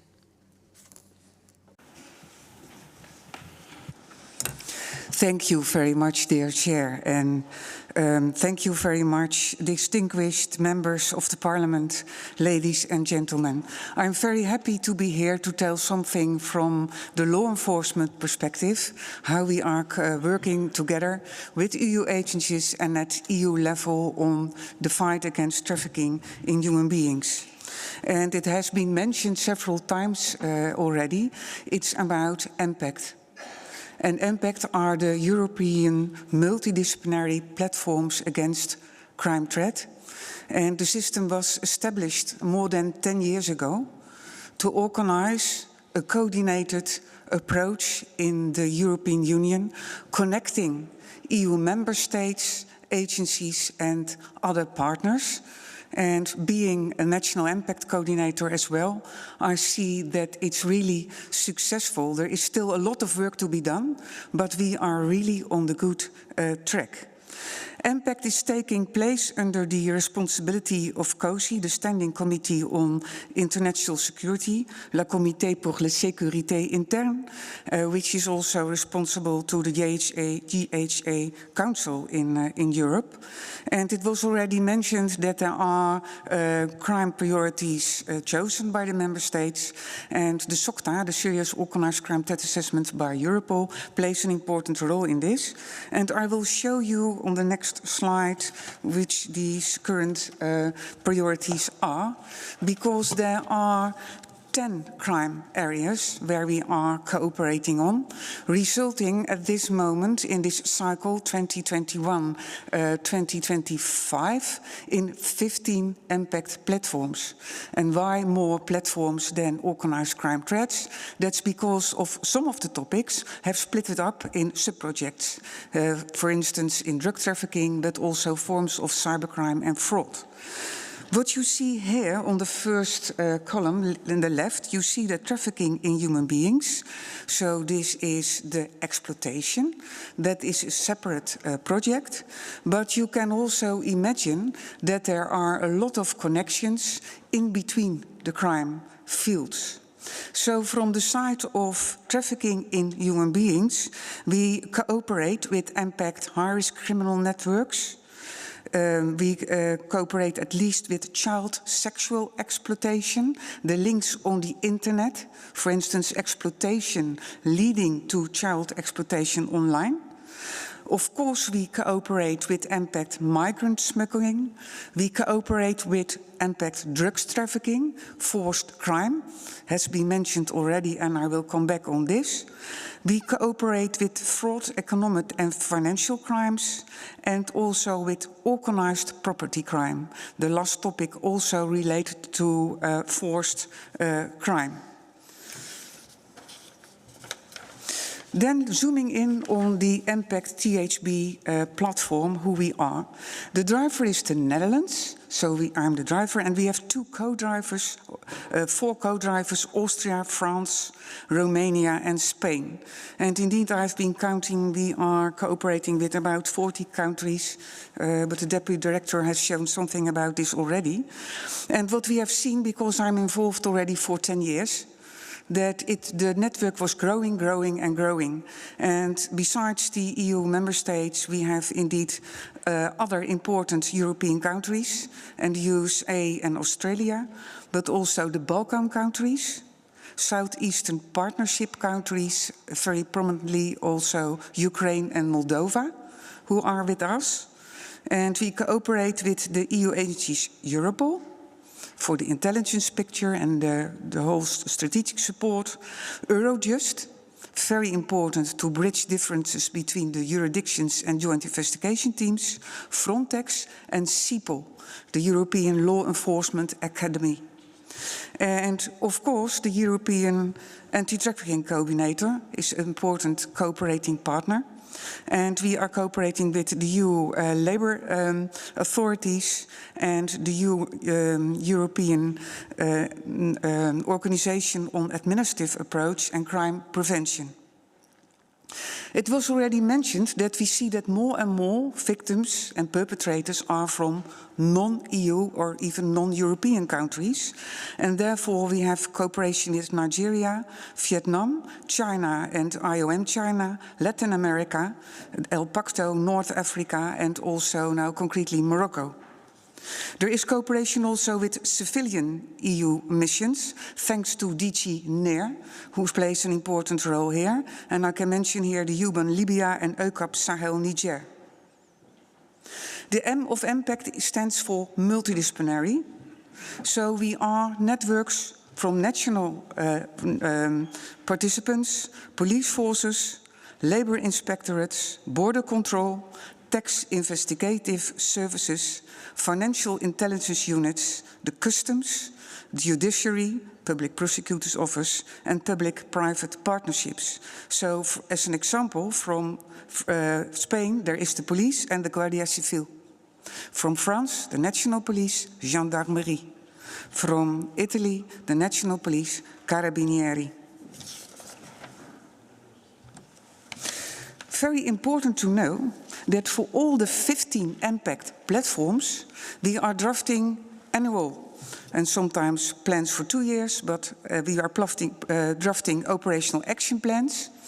And there are strategic goals which are applicable for all the impact priorities, 9 of them, which makes impact comprehensive.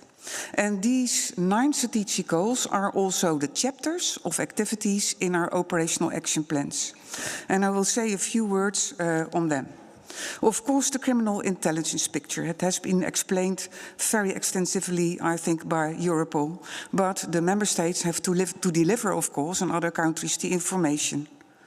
Strategic goal 2 is on the judicial response, which means investigations, joint investigation teams and the OTFs.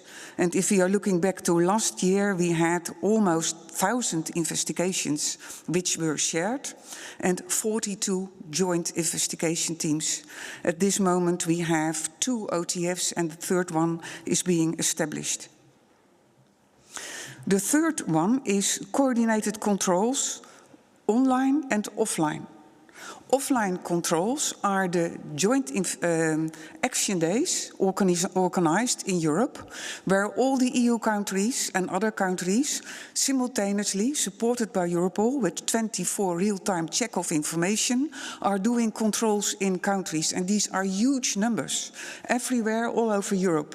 And the outcomes lead to more in-depth insight in the phenomenon, but also can lead to starting investigations. And examples in THB are on sexual exploitation, but also on labor exploitation. About the online market, there is a lot of issues mentioned already, so I can underline this. And what we are organizing in THB is hackathons, cyber patrol actions, and the exchange of knowledge of web crawling tools to learn from each other and to have simultaneous controls on the internet, interactive, to identify potential victims, but also networks. The fourth strategic goal is on criminal financial money laundering and asset recovery, and it's a separate ISF-funded sub-project in MPACT THB, and I'm happy to be the project leader as well there. And we are identifying the new modi operandi and collecting everything in handbooks and disseminating this among all law enforcement, and we encourage financial investigations. Last year we had 70 financial investigations related to trafficking in human beings. And the good news is that in all the joint investigation teams, we included a financial paragraph. In all of them, financial investigations take place. We are making best use of EU directives, which are also included in our handbook. And I'm personally monitoring and asking every member representative, did you include financial investigations in it? Document fraud, the fifth strategic goal. I don't think I need to explain that this is very important, because to know about whom are we really trying to identify here. But also in THB, the abuse of the visa systems, especially when visa abuse is from people coming from outside Europe. And we have several concrete examples of this. Sixth one, strategic goal, capacity building through training, and CEPOL is here in charge, but also innovation. And France is leading an action in THB, where we are developing new virtual reality technologies to educate law enforcement, but also to have an interactive sessions on to create future views about what could happen, so scenarios. Prevention is the strategic goal 7. Besides the more traditional prevention campaigns, and it was already mentioned by the EU anti-trafficking coordinator, Diana Schmid, it was very important, for instance, for Ukrainian THB. We all had put efforts on that. We also have webinars and would like to focus more on the internet to have there in the virtual world more influence on targeted groups to contribute to prevention. The external dimension has been mentioned already, but is a separate strategic goal. And we have 6 sub-projects there. One related to the Balkans, led by Austria. One related to the Southeastern Partnership countries, led by France, and it includes Ukraine and Moldova. One focusing on Nigerian THB, it's ISF funded, it's led by Germany. One focusing on Vietnamese THB, also ISF funded, and it's led by Germany. One related to Chinese THB, ISF funded, it's led by the Netherlands. And one led by Spain on Latin American related trafficking in human beings. The last strategic goal is on the administrative approach, and as a matter of fact, this is a kind of prevention. And we would like to strengthen this because knowing that 80% of the organized crime is making use of legal structures, we need local administrations to shut down the possibilities for this. And then we are speaking in THB about hotels, transport, short stay facilities, etc., etc. I think the best would be if we report from all our investigations which are of importance to the administrations what could be done eventually. I will only briefly say something about the Ukrainian war because it was mentioned already. And there was a strong preventive action, and we see some more information coming in now. But knowing that it's not immediately visible, we organized hackathons and an extra hackathon specifically focusing on networks who were seeking for or exploiting possible Ukrainian people. And these were the results. There were 125 online platforms monitored. It was organized by the Netherlands together with UK, supported by Europol. And then we found indeed 10 platforms suspected of links to THB, and we found potential victims there. And based on this, 15 investigations were initiated. And we included the focus on Ukrainian people in our labor actions. And we have, for instance, in the Netherlands now, first signs that people are starting to report that they are exploited. This is very good, so they feel safe enough to report. All the information is sent to Europol. And this is very good because we have many statistics and it's based on real investigations and operational information. And this was already explained by Monsieur Le Gouff. So I will not explain this anymore. And this is interesting because we are not only monitoring the contributions of member states in impact, how many cases are you sending, and we compare for every country to see are we on track, but this is based also on the concrete operational information. This is the victimship reported to Europol by all the member states, and this is the top 20. And you can see also we are monitoring the trends there. But thanks to Europol, we can all see together what's happening. And indeed, as mentioned, you see here China increasing, India increasing, Hungary still strong, represented but stable. Brazil, you see it plopping up. Ukraine, you see indeed an increase there. Okay, then what we also do, and it's an action led by the Netherlands, it's collecting trends and new modi operandi among all the EU member states and countries and each EU agencies every 6 months. And it means that operational information is sent to us and collected and analyzed. It's based on questionnaires. And these questionnaires ask for modi operandi, but also for in financial investigations, etc. Together with Europol's overviews and analytical reports, we have a very accurate 6-month update about every modi operandi that has been sent up to us by all the 40 participating countries. And this leads to a rather comprehensive picture. And this can strengthen our response, where to put the focus on. And I do not need to repeat that out of our survey, indeed, the illegal and hidden prostitution is mentioned, but this has been started during the COVID period. Then there was a lockdown, and since then there was a huge modification of the modi operandi in almost all the countries. The other elements have been mentioned already by Europol, just like the OTF of Chinese THB. This was a result of the ISF-funded Chinese THB, which we started in 2014. And we have several cases on Chinese THB, but this is really a high-level one. It's led by the Netherlands and co-led by Belgium and Germany.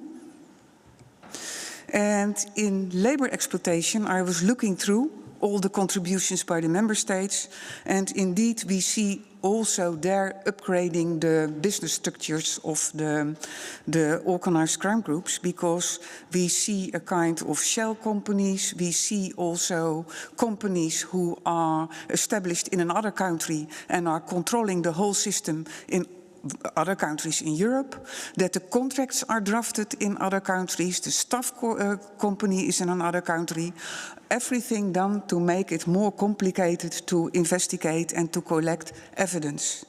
And fortunately, we have very regularly with all the labor inspectorates of all the EU countries, together with the police forces, our joint action days, and we are also including it on the internet hackathons now, the labor exploitation. Now, it was also mentioned the forced crime. It's not only reported by Sweden, it's reported by several countries, and still some contributions to our survey for this half year is coming in. And it has to do also with vulnerable minors who are reporting back home that they are in a good shape, but they are not, because they are exploited and they are often addicted to drugs. That is a modus operandi which is used to keep them under control, and they contribute indeed to this increasingly high level of crime and are exploited by organized crime groups. So in impact, this is a separate operational action which will be strengthened also for the future. And I think we also need internet interventions there. Then as last, you can find all the operational outcomes of impact on the internet, on the site of the European Union. And here you see some numbers. And for this year, for last year, the numbers are being collected now. But here you see it, almost 6,000 suspects, the actions, the joint investigation teams. So you can look for it yourself.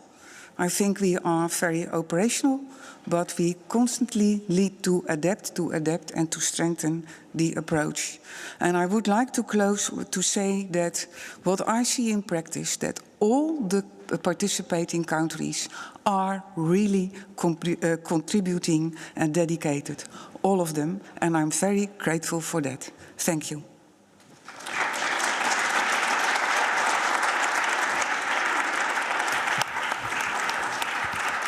Bene, io ringrazio la signora Backer per... Thank you very much, Mrs. Backer, for your presentation.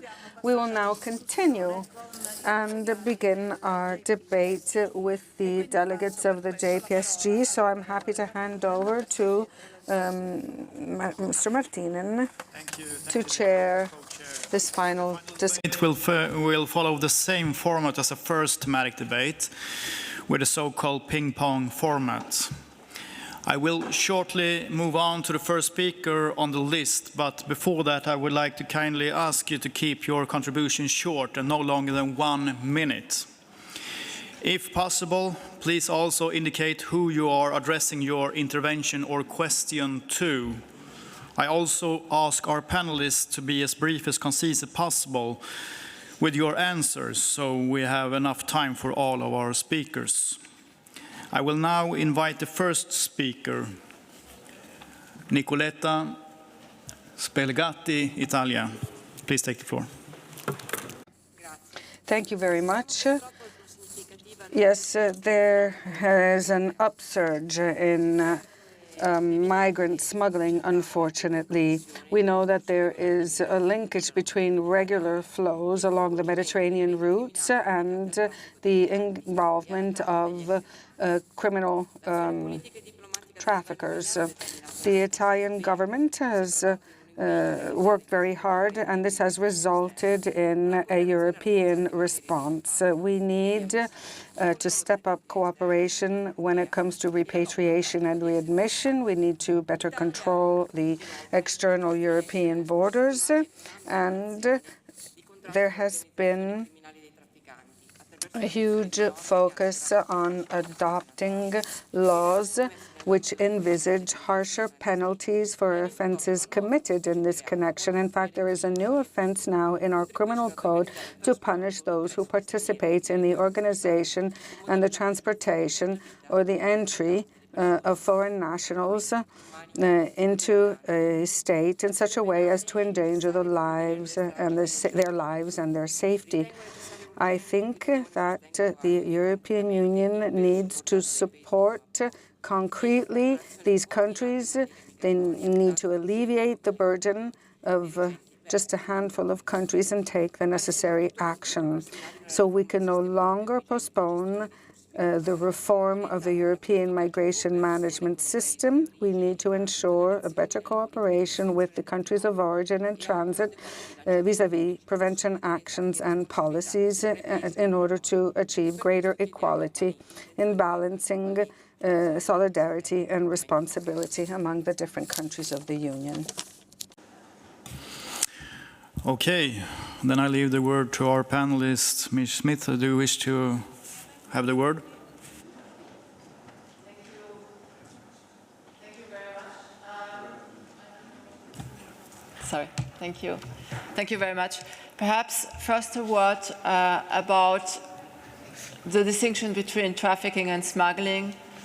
Of course, I'm dealing directly with trafficking human beings, and as Europol also mentioned before, there is an international recognized definition of trafficking human beings, which is also in the directive, and there are 3 elements, which is the intentional act, such as recruitment, transportation, the commitment by means, threat, use of force, and the purpose is always the exploitation. So there are 3 conditions which have to be fulfilled, and we speak about exploitation of human beings with the conditions of trafficking being fulfilled.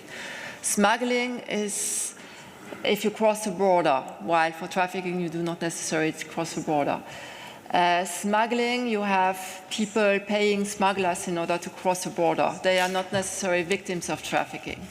That being said, there is of course often a close link between trafficking and smuggling, because sometimes you have victims already, victims of trafficking being smuggled towards Europe, like for example from Nigeria, and they are victims from the beginning. Others simply pay smugglers to come for Europe for different reasons and fall into hands of organized criminal groups, for example in Libya. And then you have those who come through legal ways to the European Union, but they have so much debt, or for other reasons they are trafficked or they are victims of trafficking once in the European Union. So there is not necessarily a link with what is happening now in Italy and trafficking human beings. That being said, it is extremely important for us to identify potential victims of trafficking among the migrants who arrive in the European Union. It is very important also to do prevention, awareness raising in countries of origin, in order to avoid that people take the risk and that they know what are the risks. And it's very important once victims are identified also to ensure protection. And finally, I would say also it's extremely important, like what was said before, that there is law enforcement cooperation also with countries of origin to crack down the criminal organizations which are behind this. And sometimes you have the same organization or actors or traffickers behind smuggling and trafficking human beings. Thank you. Thank you, Ms. Smith. Mr. Lecouf, do you wish to have the word on this question? Please. Yes, thank you, Mr. Chair. Well, just to mention that, as Mrs. Schmidt said, we see a nexus sometimes between THB and migrant smuggling. For Europol side, we are supporting all investigation of member states as long as it is in the framework of our mandate. And both THB and migrant smuggling are in our mandate. So we can develop investigation if you have a new offense in your national law. And if there's a connection with another member state, we will be more than happy to support your investigation in this area.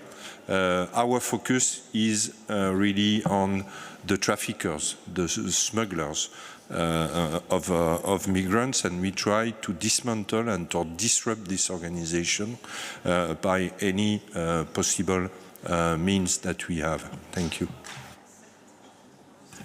Thank you, Mr. Lecouf. And Ms. Becker, do you wish to respond on this question? Thank you very much. Indeed, it was said we are focusing on the organized crime groups itself. What is plopping in my mind, speaking also about prevention and also what Diana mentioned, that in the countries of origin, people are not aware, perhaps, how it ends up in Europe.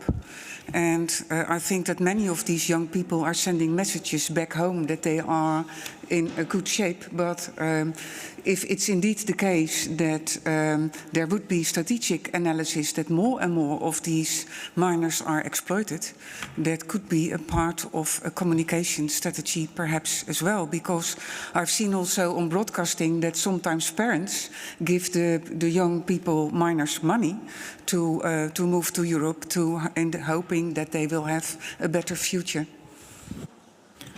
Thank you, Ms. Becker. Next on the speakers list is Claudia Santos from Portugal. You now have the floor. Thank you, Mr. Chairman.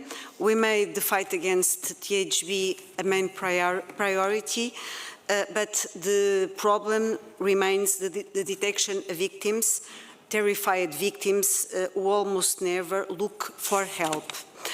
So we have many convictions of drug dealers, by instance, but very few convictions of human traffickers. It seems easier for traffickers to hide people than drugs. People who are victims of trafficking can talk, seek for help, but they almost never do it. As said before, I suppose by Monsieur Lecouf, victims often don't identify themselves as victims. So my question is, what can we do to make victims of THB see themselves as victims and ask for help? Thank you. Thank you, Ms. Santos. And we start again with Ms. Schmidt. Do you wish to have the word? Please. Thank you very much, Chair. This is indeed a big challenge, the identification of victims. Victims either do not see themselves as victims or they are under pressure of the traffickers. As also Mr. Lecouf said before, it's often soft coercion, so they have also sometimes the family back home who is under pressure of the traffickers. For different reasons, it's sometimes very difficult for victims to speak. So what are the solutions? First, I think, again, awareness raising, so also that potential victims might know that they are victims of trafficking. This can happen online, but also offline. You find in some airports, you find information in the toilets for victims where they, with numbers they can call in case there is a problem. It's also important to ensure training of all those who come in contact with victims, law enforcement authorities, border guards, asylum officers, immigration officers, labor inspectors, social workers, doctors, so that they also recognize the sign of victims. And then you have a lot of civil society organizations who are very active on the ground, who have also specific helplines. So victims have to be made aware that there is help and that they can go there. Thank you. Thank you. And Mr. Lecouf, do you wish to have the word, please? Yes, maybe some word to say that, well, first, as I said previously, well, it's a soft way of putting the victims in the situation is the business model which is working like that. So they have no interest as the victim that they can complain and so on.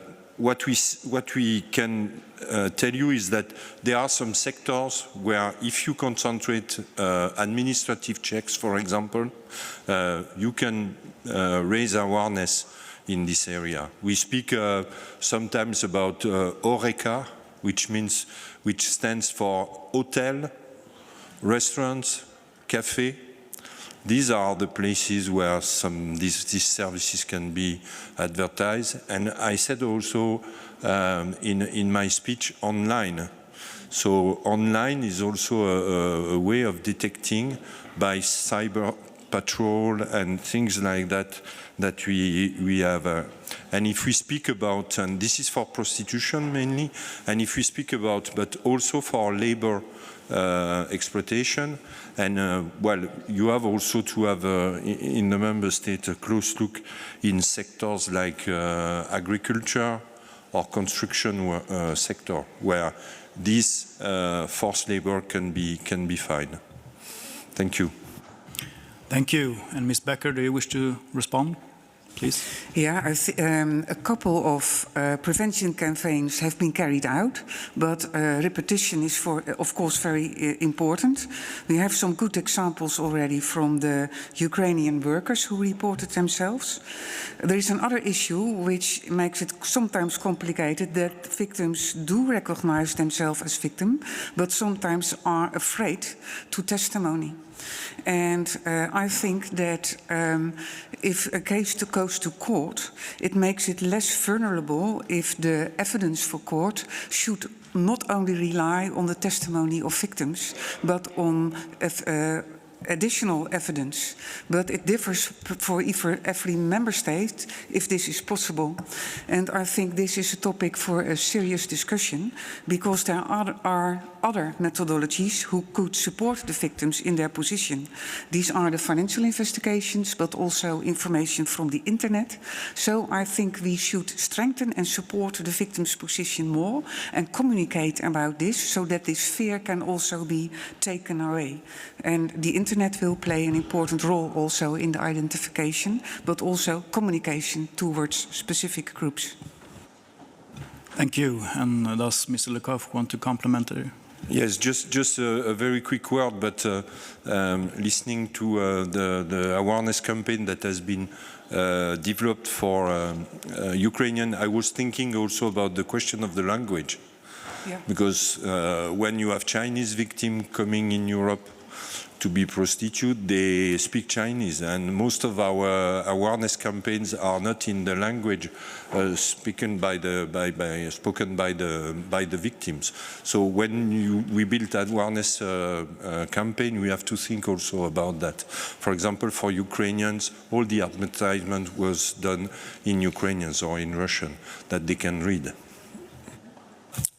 Thank you. Next on the speakers list is Domenica Spinelli, Italia. Please. Thank you, Chairman. The fourth European Commission report on the progress made in the fight against THB provides a comprehensive overview of the situation, and yet the phenomenon continues to be a severe threat. Sexual exploitation is the most widespread form of exploitation in the EU, followed by labor exploitation. Now, we are also concerned about forced marriages and illegal adoptions. The European Commission wishes to include these as new offences for which they wish to apply the draft directive. In Italy, we've recently adopted the 2022-2025 National Anti-Trafficking Plan. We wish to be more consistent in our actions against trafficking. We have to respect human rights and the principle of non-discrimination. As the Italian Prime Minister has said, Giorgia Meloni, in order to put an end to THB, we have to be firm in our actions in controlling migration flows, which are managed by these traffickers. And we have to make sure that they're not used as political blackmail. The government has recently adopted new measures to combat irregular migration. We have to put an end to THB, which is managed by these criminal networks. They are profiting from the despair and vulnerability of these migrants who have to embark upon risky and perilous journeys in the Mediterranean. I don't have any questions to ask. I simply want to say thank you to all the women and men who work for Europol. And in closing, I wish to confirm that Italy is engaged. We have a strong sense of responsibility, and we want to be key players in the integrated strategy. We want to work with all European Union countries, and we want to implement effective and comprehensive actions to combat organized crime. Thank you. Okay, thank you, Ms. Spinelli.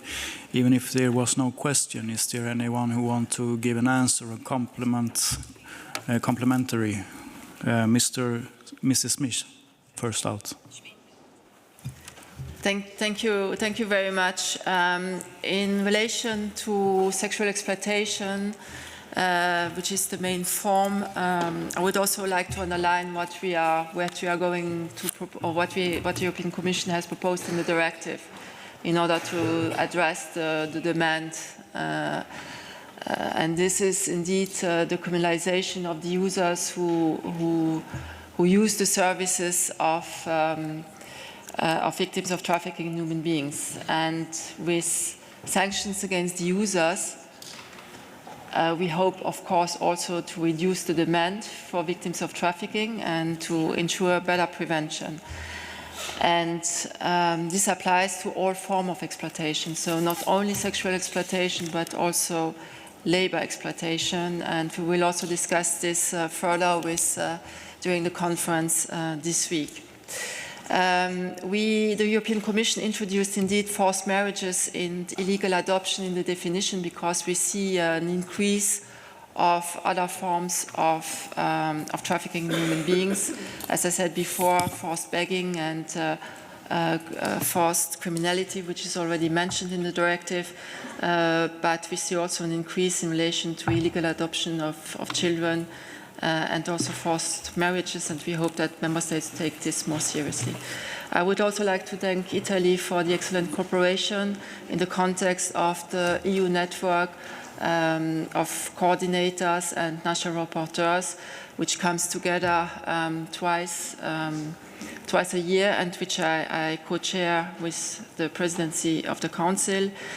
I had organized more meetings during when people arrived from Ukraine, and I think the coordination with the different actors in the member states was helped a lot in order to ensure prevention and awareness raising. Thank you. Thank you. Mr. Lecouf, do you want to add something? Please. Well, very quickly for the sake of time, but just to say that we welcome the directive. We think that there's a lot of good things in it, and I will stress the online component, which is really mentioned, and also the mechanism that at national level it can be referred to the EU in order that we know better the phenomenon and that we can fight better this crime. Thank you. Thank you, and Ms. Bakker. In addition to Mrs. Schmidt, indeed, in Impact, we received some cases on sham or forced marriages. So we are collecting these cases already, but it's less than 1% still. So more attention could be paid indeed on this. Thank you. And the next on the speakers list is Chrysanthos Savides, Cyprus. The floor is yours.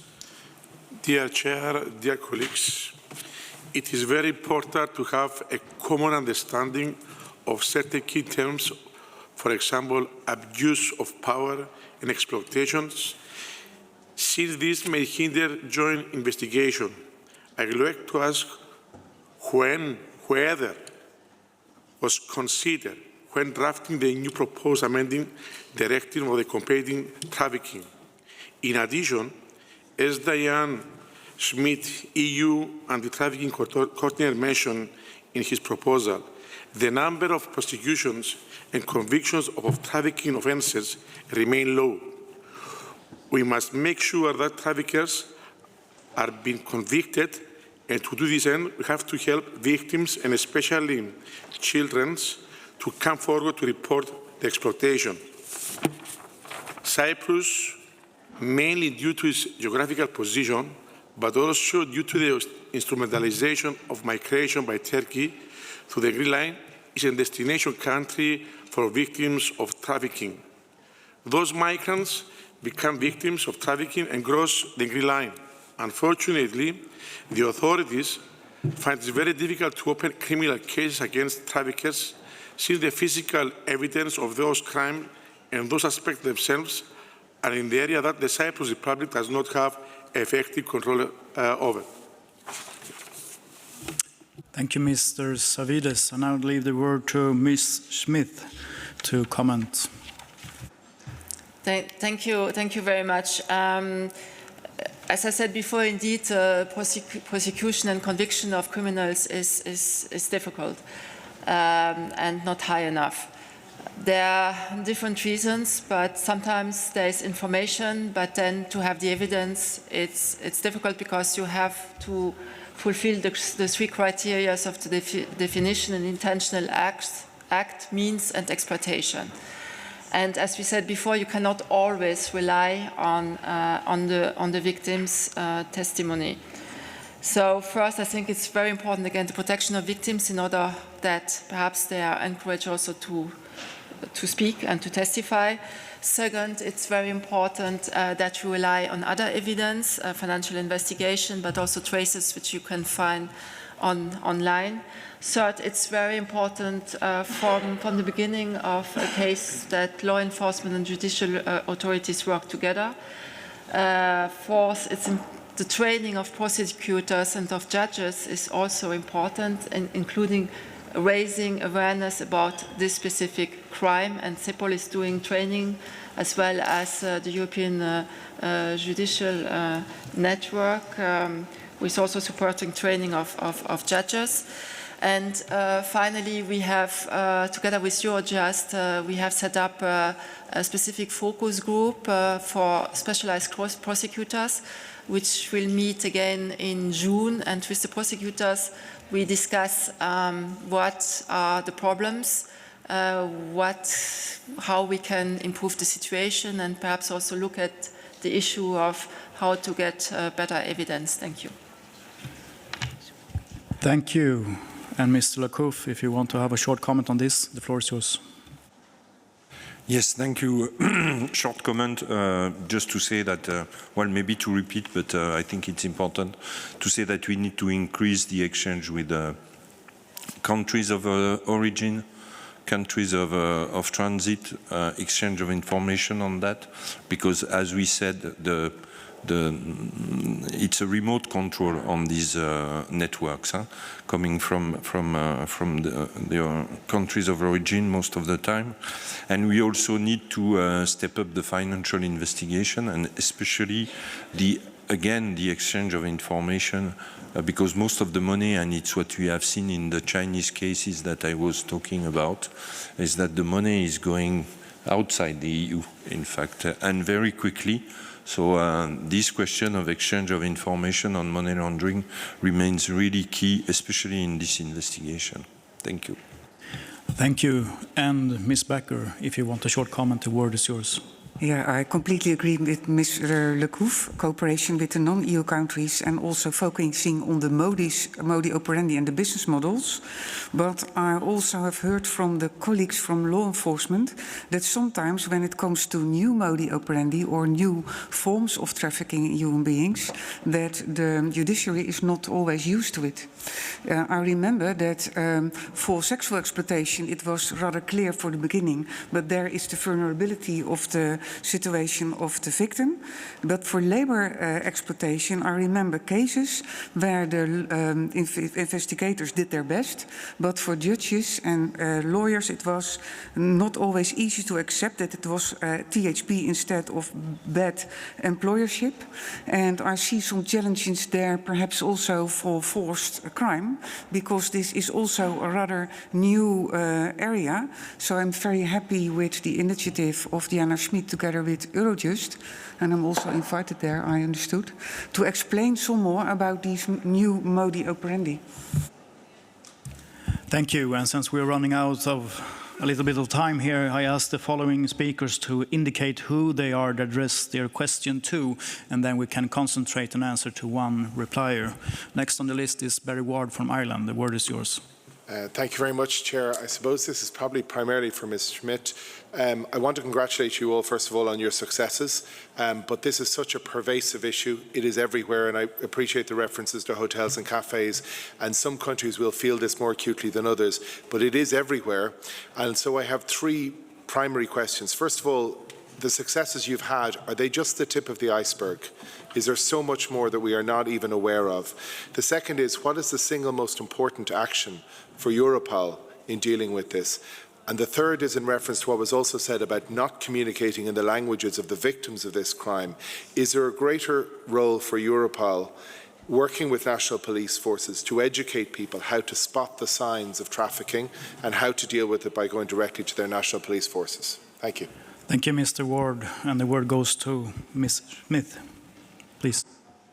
Thank you very much. First, I would not speak about successes. I think trafficking in human beings is out there, and the modus operandi, as we had heard, is changing the whole time.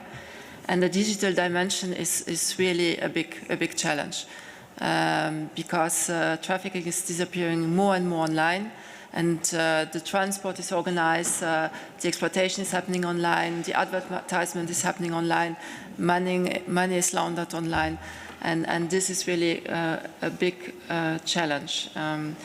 Europol is an extremely important actor, and I think I will leave it to Mr. Lecouf also to reply on this, and was also immediately active in the context of Ukraine when all these women and children arrived, organizing specific meetings also with law enforcement authorities and collecting all the information law enforcement authorities had. In relation to the work with national law enforcement authorities, I would also like to underline, I mentioned it perhaps already, that CEPOL is also organizing specific training for law enforcement authorities, and this helps also to detect the signs. There's specific training on child trafficking. There's training tomorrow morning on the digital dimension on trafficking human beings, and I think this is also an important tool on top of exchange of modus operandi, best practices or bad practices. Thank you. Thank you. And Mr. Lecouf, do you want to add something to that? Well, very quickly, first to say that we need some successes to maintain the motivation high, even if we know that the part of the iceberg that is under the water remains big. Just to say that I fully agree, the key challenge now is the online development of this crime. So we need OSINT, we need search online, we need tools also to access the information that is, again, online. And I will not say more than that. Next speaker on the list. Thank you, Mr. Lecouf. Next speaker on the list is James Lawless, Ireland. The floor is yours. Good afternoon and thank you. I have a general observation and then I have a question on a separate matter. The first observation is something we have done recently in legislation in Ireland. We have looked at the scenario where some victims of trafficking have travelled into the country and have then committed what may be crimes or offences under the direction or under the instruction of the person that brought them in or of their trafficker. We have introduced what we call Fagan's Law after the Dickens character who organised a gang of pickpockets. But we have exempted the individuals, so there's a defence. We have recommended there should be a defence if they are charged themselves, or that would be a non-prosecution principle applied so that people would not be held liable for crimes they had no choice about committing. The question then, so I'm interested if any of the panel have seen that in other countries, has that worked? And then the other question, I think it was Ms. Baker spoke about the hackathon, and just curious, you mentioned I think document falsification as well. That seems like a very useful activity, the hackathon, to pool resources. What in particular were you looking for, or what systems were you looking to test in the hackathon that were relevant to this area? Thank you. Thank you, Mr. Lawless. I believe Ms. Backer will be answering this question. The floor is yours.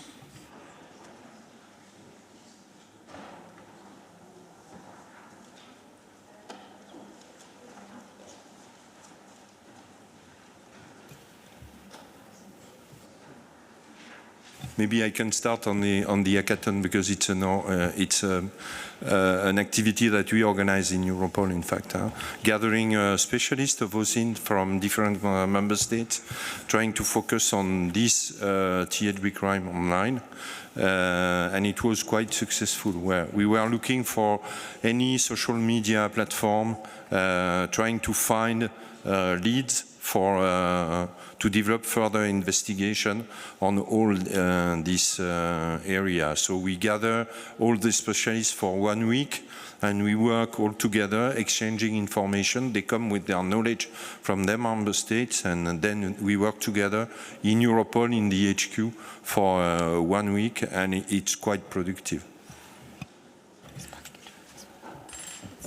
Thank you, Ms. Becker. If you want to add something to that, the floor is yours. Yeah, the hackathons we have organized. Oh, sorry. The hackathons we have organized till so far, we're focusing on sexual exploitation, because then you are looking for specific platforms. And indeed, all the colleagues are sitting together from all over Europe. And what we call the visual landscape, that every country has a kind of knowledge about the networks and platforms which are active in their country. But we are bringing this together because it has to do also with cross-border activities of these networks, and also has to do with languages.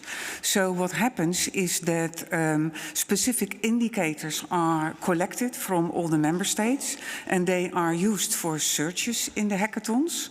And then a first layer of social networks are identified where suspicious information could be inside. And then in the next session there is zoomed in to see if the indicators are concrete.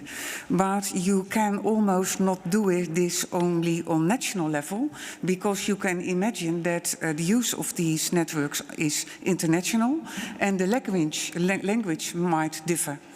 For next hackathons, we will include labor exploitation. It has not been done yet. If you are speaking about the new forms of crime, just like forced crime, is something we did not include yet, but we are open for innovation. But it's an other dynamics. So we did not do it yet on forced crime for pickpockets, etc. Thank you, and I will also leave a short comment from Ms. Schmidt. You're welcome. Very short. First, the directive foresees that the victims should not be held liable of actions they are obliged to commit by the traffickers, criminal activities. And secondly, the gang of pickpockets or robbery or other is happening in other member states. It's also often minors who are involved in this.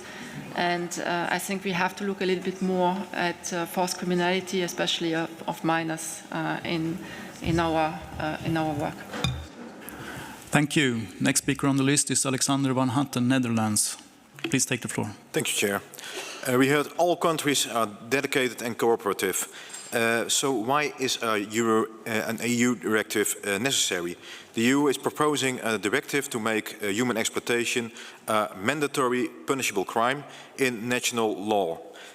However, the fight against THB is important. This is the next step in giving the EU a new role in penal law, which should be a national sovereign responsibility, not a European. Is it more effective to increase action on our borders against criminal networks of migrant smugglers, and let member states prosecute these THB criminals without their national judicial system, within their national judicial system? To tackle smugglers and traffic networks with control over borders,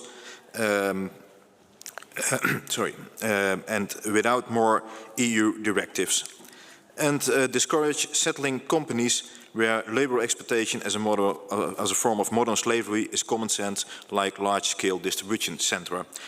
Also a question also was mentioned, the removal of organs. Are doctors and hospitals involved in these crimes? How often does this happen? Thank you, Chair. Okay, thank you, Mr. Van Hatten. I believe maybe Ms. Schmidt will be answering this question.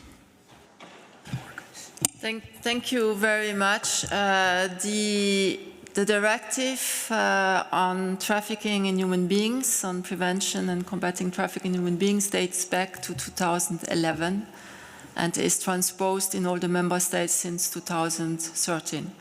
And the evaluation which was done last year showed that this is a quite good directive, and there are also not many problems with transposition, perhaps a little bit more with implementation, and we are looking also into this in order to support member states. And currently the proposal which is on the table has 6 very targeted, limited amendments there where there has been considered as a need to change after consultation of different stakeholders, including all the member states. And for organ removal, I think Petra can add something. In our project, we are open for all forms of trafficking in human beings. It's including possible cases of organ trafficking. And I've put it on the table a couple of times, and I remember that about 2 years ago there was indeed a sign, but we do not have a clear picture on this because of a lack of cases, but there have been some signs. So I hope that it will not take place, but if it takes place, that the information will also be shared via Europol with the platform. Thank you, Ms. Becker, for a complimentary answer. We'll go on with the speakers list, and it's Konstantinos Karakounis from Greece. Thank you. I would like to underline 2 issues, mainly to Mrs. Smith and Mr. Lekouf. According to statistical data of the Greek police, the main form of human trafficking is sexual exploitation, followed by labor exploitation, as already mentioned. Greece is in good cooperation with the neighboring countries, Albania and Bulgaria, for the exchange of information and the development of coordinated actions. My first question is, in which ways could Europol enhance this kind of peripheral cooperation and partnership? And the second issue, regarding the new reality created after the war in Ukraine, do you operate any specific action plan in order to protect potential victims coming from Ukraine? And if it's possible, could you give us some specific numbers regarding the victims of human trafficking from Ukraine in a pan-European level? Thank you. Thank you. And I believe maybe we have a short answer from Ms. Smith and Lekouf. Ms. Smith, the floor is yours.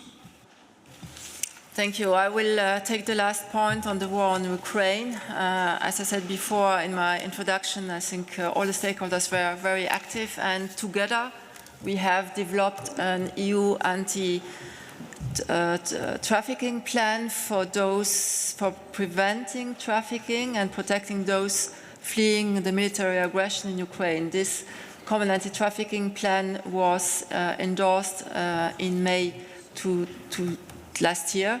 It was requested by the Council of Ministers, and it foresees different actions, very specific actions. First, in relation to prevention and awareness raising, so informing those arriving at reception center at the border and so on.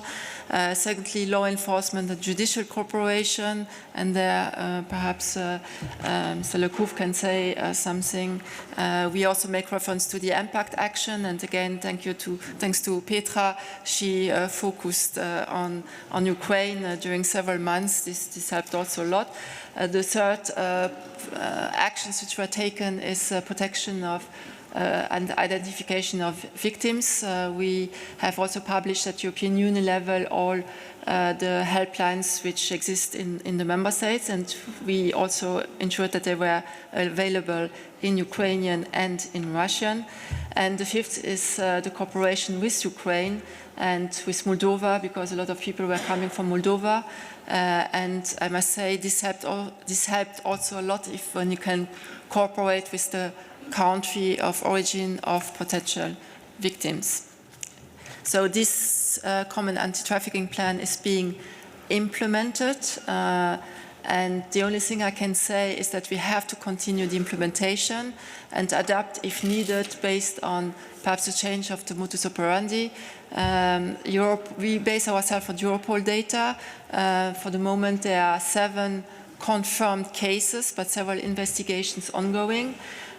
This means there are not many cases, but there might be other cases which have not been detected. And we have to be very careful with the numbers and continue to monitor and follow the situation, which I'm also doing with the network of coordinators, national coordinators. Thank you. Thank you. And Mr. Lecouf, do you want a short complementary answer to that? The floor is yours. Well, maybe a short complementary to say that we assess the exchange of information with Western Balkan quite good, but if there's a loophole somewhere, we are ready to look at it and to look how we can help in that. We have dedicated project founded in the Western Balkan targeting this THB issue, like migrant smuggling also, even if we don't mix both of them. And we have an Eastern Europe partnership that can also help in funding projects in this area. But for the time being, we assess the situation as quite good. Concerning Ukraine, well, I will not be too long, but we have issued an early warning notification at the beginning of the war to really raise awareness in the member states about what can happen to the Ukrainian refugees. We have also deployed our staff, and we have staff deployed in the countries neighboring Ukraine, including Moldova, where we have, and the executive director signed very recently a partnership with the Ministry of Interior of Moldova. So I think that we can, well, I think we have good oversight on that, but if needed, we can see with you and how to expand. Thank you, Mr. Lecouf. I then would like to invite the last speakers of the list, Mr. Miroslav Gregoric from Slovenia. Please take the floor. Thank you, Chair. I have a question to Madame Schmidt. At the beginning of this debate, it was mentioned that definition of THB, trafficking of human beings, includes also removal of organs. Yet this was not covered much, except for one question just recently. Well, 15 years ago, former war crimes prosecutor Carla Del Ponte investigated alleged harvesting of body parts, but to my knowledge, it was never fully followed up or ended. My question is, what are the data on organ trafficking? What are the precursors or indicators for organ trafficking and illegal transplants? What is Europol doing on preventing, raising awareness, detection and prosecuting organ trafficking? Thank you. Thank you. And Ms. Schmidt, the word is yours. Thank you very much. I will have to repeat what Petra Baca said before. We don't have a lot of data on removal of organs or organ trafficking in the European Union right now. But of course, if it corresponds to the definition of trafficking in human beings, as to the three elements, it's considered as being trafficking. That being said, we have probably to look a little bit further into organ trafficking, but we don't have a lot of data for the moment in the EU. Thank you. Thank you. And Mr. Lecouf, do you want to add something to that? The word is yours. Yes, just thank you, Mr. Chair. Just to mention to the parliamentarian that we, as was said, we don't see for the time being organized crime being involved in organ trafficking. So it's quite clear from the information that we have at that point that organized crime is not involved in that. We have a very few data on this. So I think also, but it's a personal reflection, that I think the condition in the EU for an hospital or a surgeon to make this kind of operation prevents, because there's a very good chain of following where the organ is coming, how it's coming, and so on. So there's a kind of our health system in the EU, I think, prevents most of the time this kind of, but it's a personal reflection. What I can say on a really professional ground is that we don't have a lot of data on that, and we don't see the organized crime being involved in organ trafficking for the time being. Thank you. Thank you, Mr. Lecouf. Thank you also, Ms. Smith and Ms. Backer. Thank you for your presentation and for joining us this afternoon for the final debate of this meeting. Dear co-chair, dear members of the Troika, and dear colleagues and dear guests, we have now reached the end of our meeting here in Stockholm. I would like to thank you all for joining us here in the Riksdag, for your valuable contributions and for engaging in highly interesting discussions that have taken place. Please allow me to thank in particular my co-chair, of course, Mr. Lopez, but also thank you, Kenichi, for joining me in the final part here for the second day. And also thank you for the European Parliament service for close and smooth cooperation with our administration. I'm very much looking forward to seeing you all again in the next JPSG meeting, which will take place in Brussels for the 20th and 21st September. This meeting will be co-chaired by the European Parliament and the Spanish colleagues. Before I pass the floor to Ms. Kenichi to conclude this 12th meeting of the JPSG, I would like to wish all delegation a safe journey back. For those who don't have to rush to the airport, there is a guided tour of the Riksdag building starting at 17:15. Thank you all, and the floor is yours, Ms. Kenichi.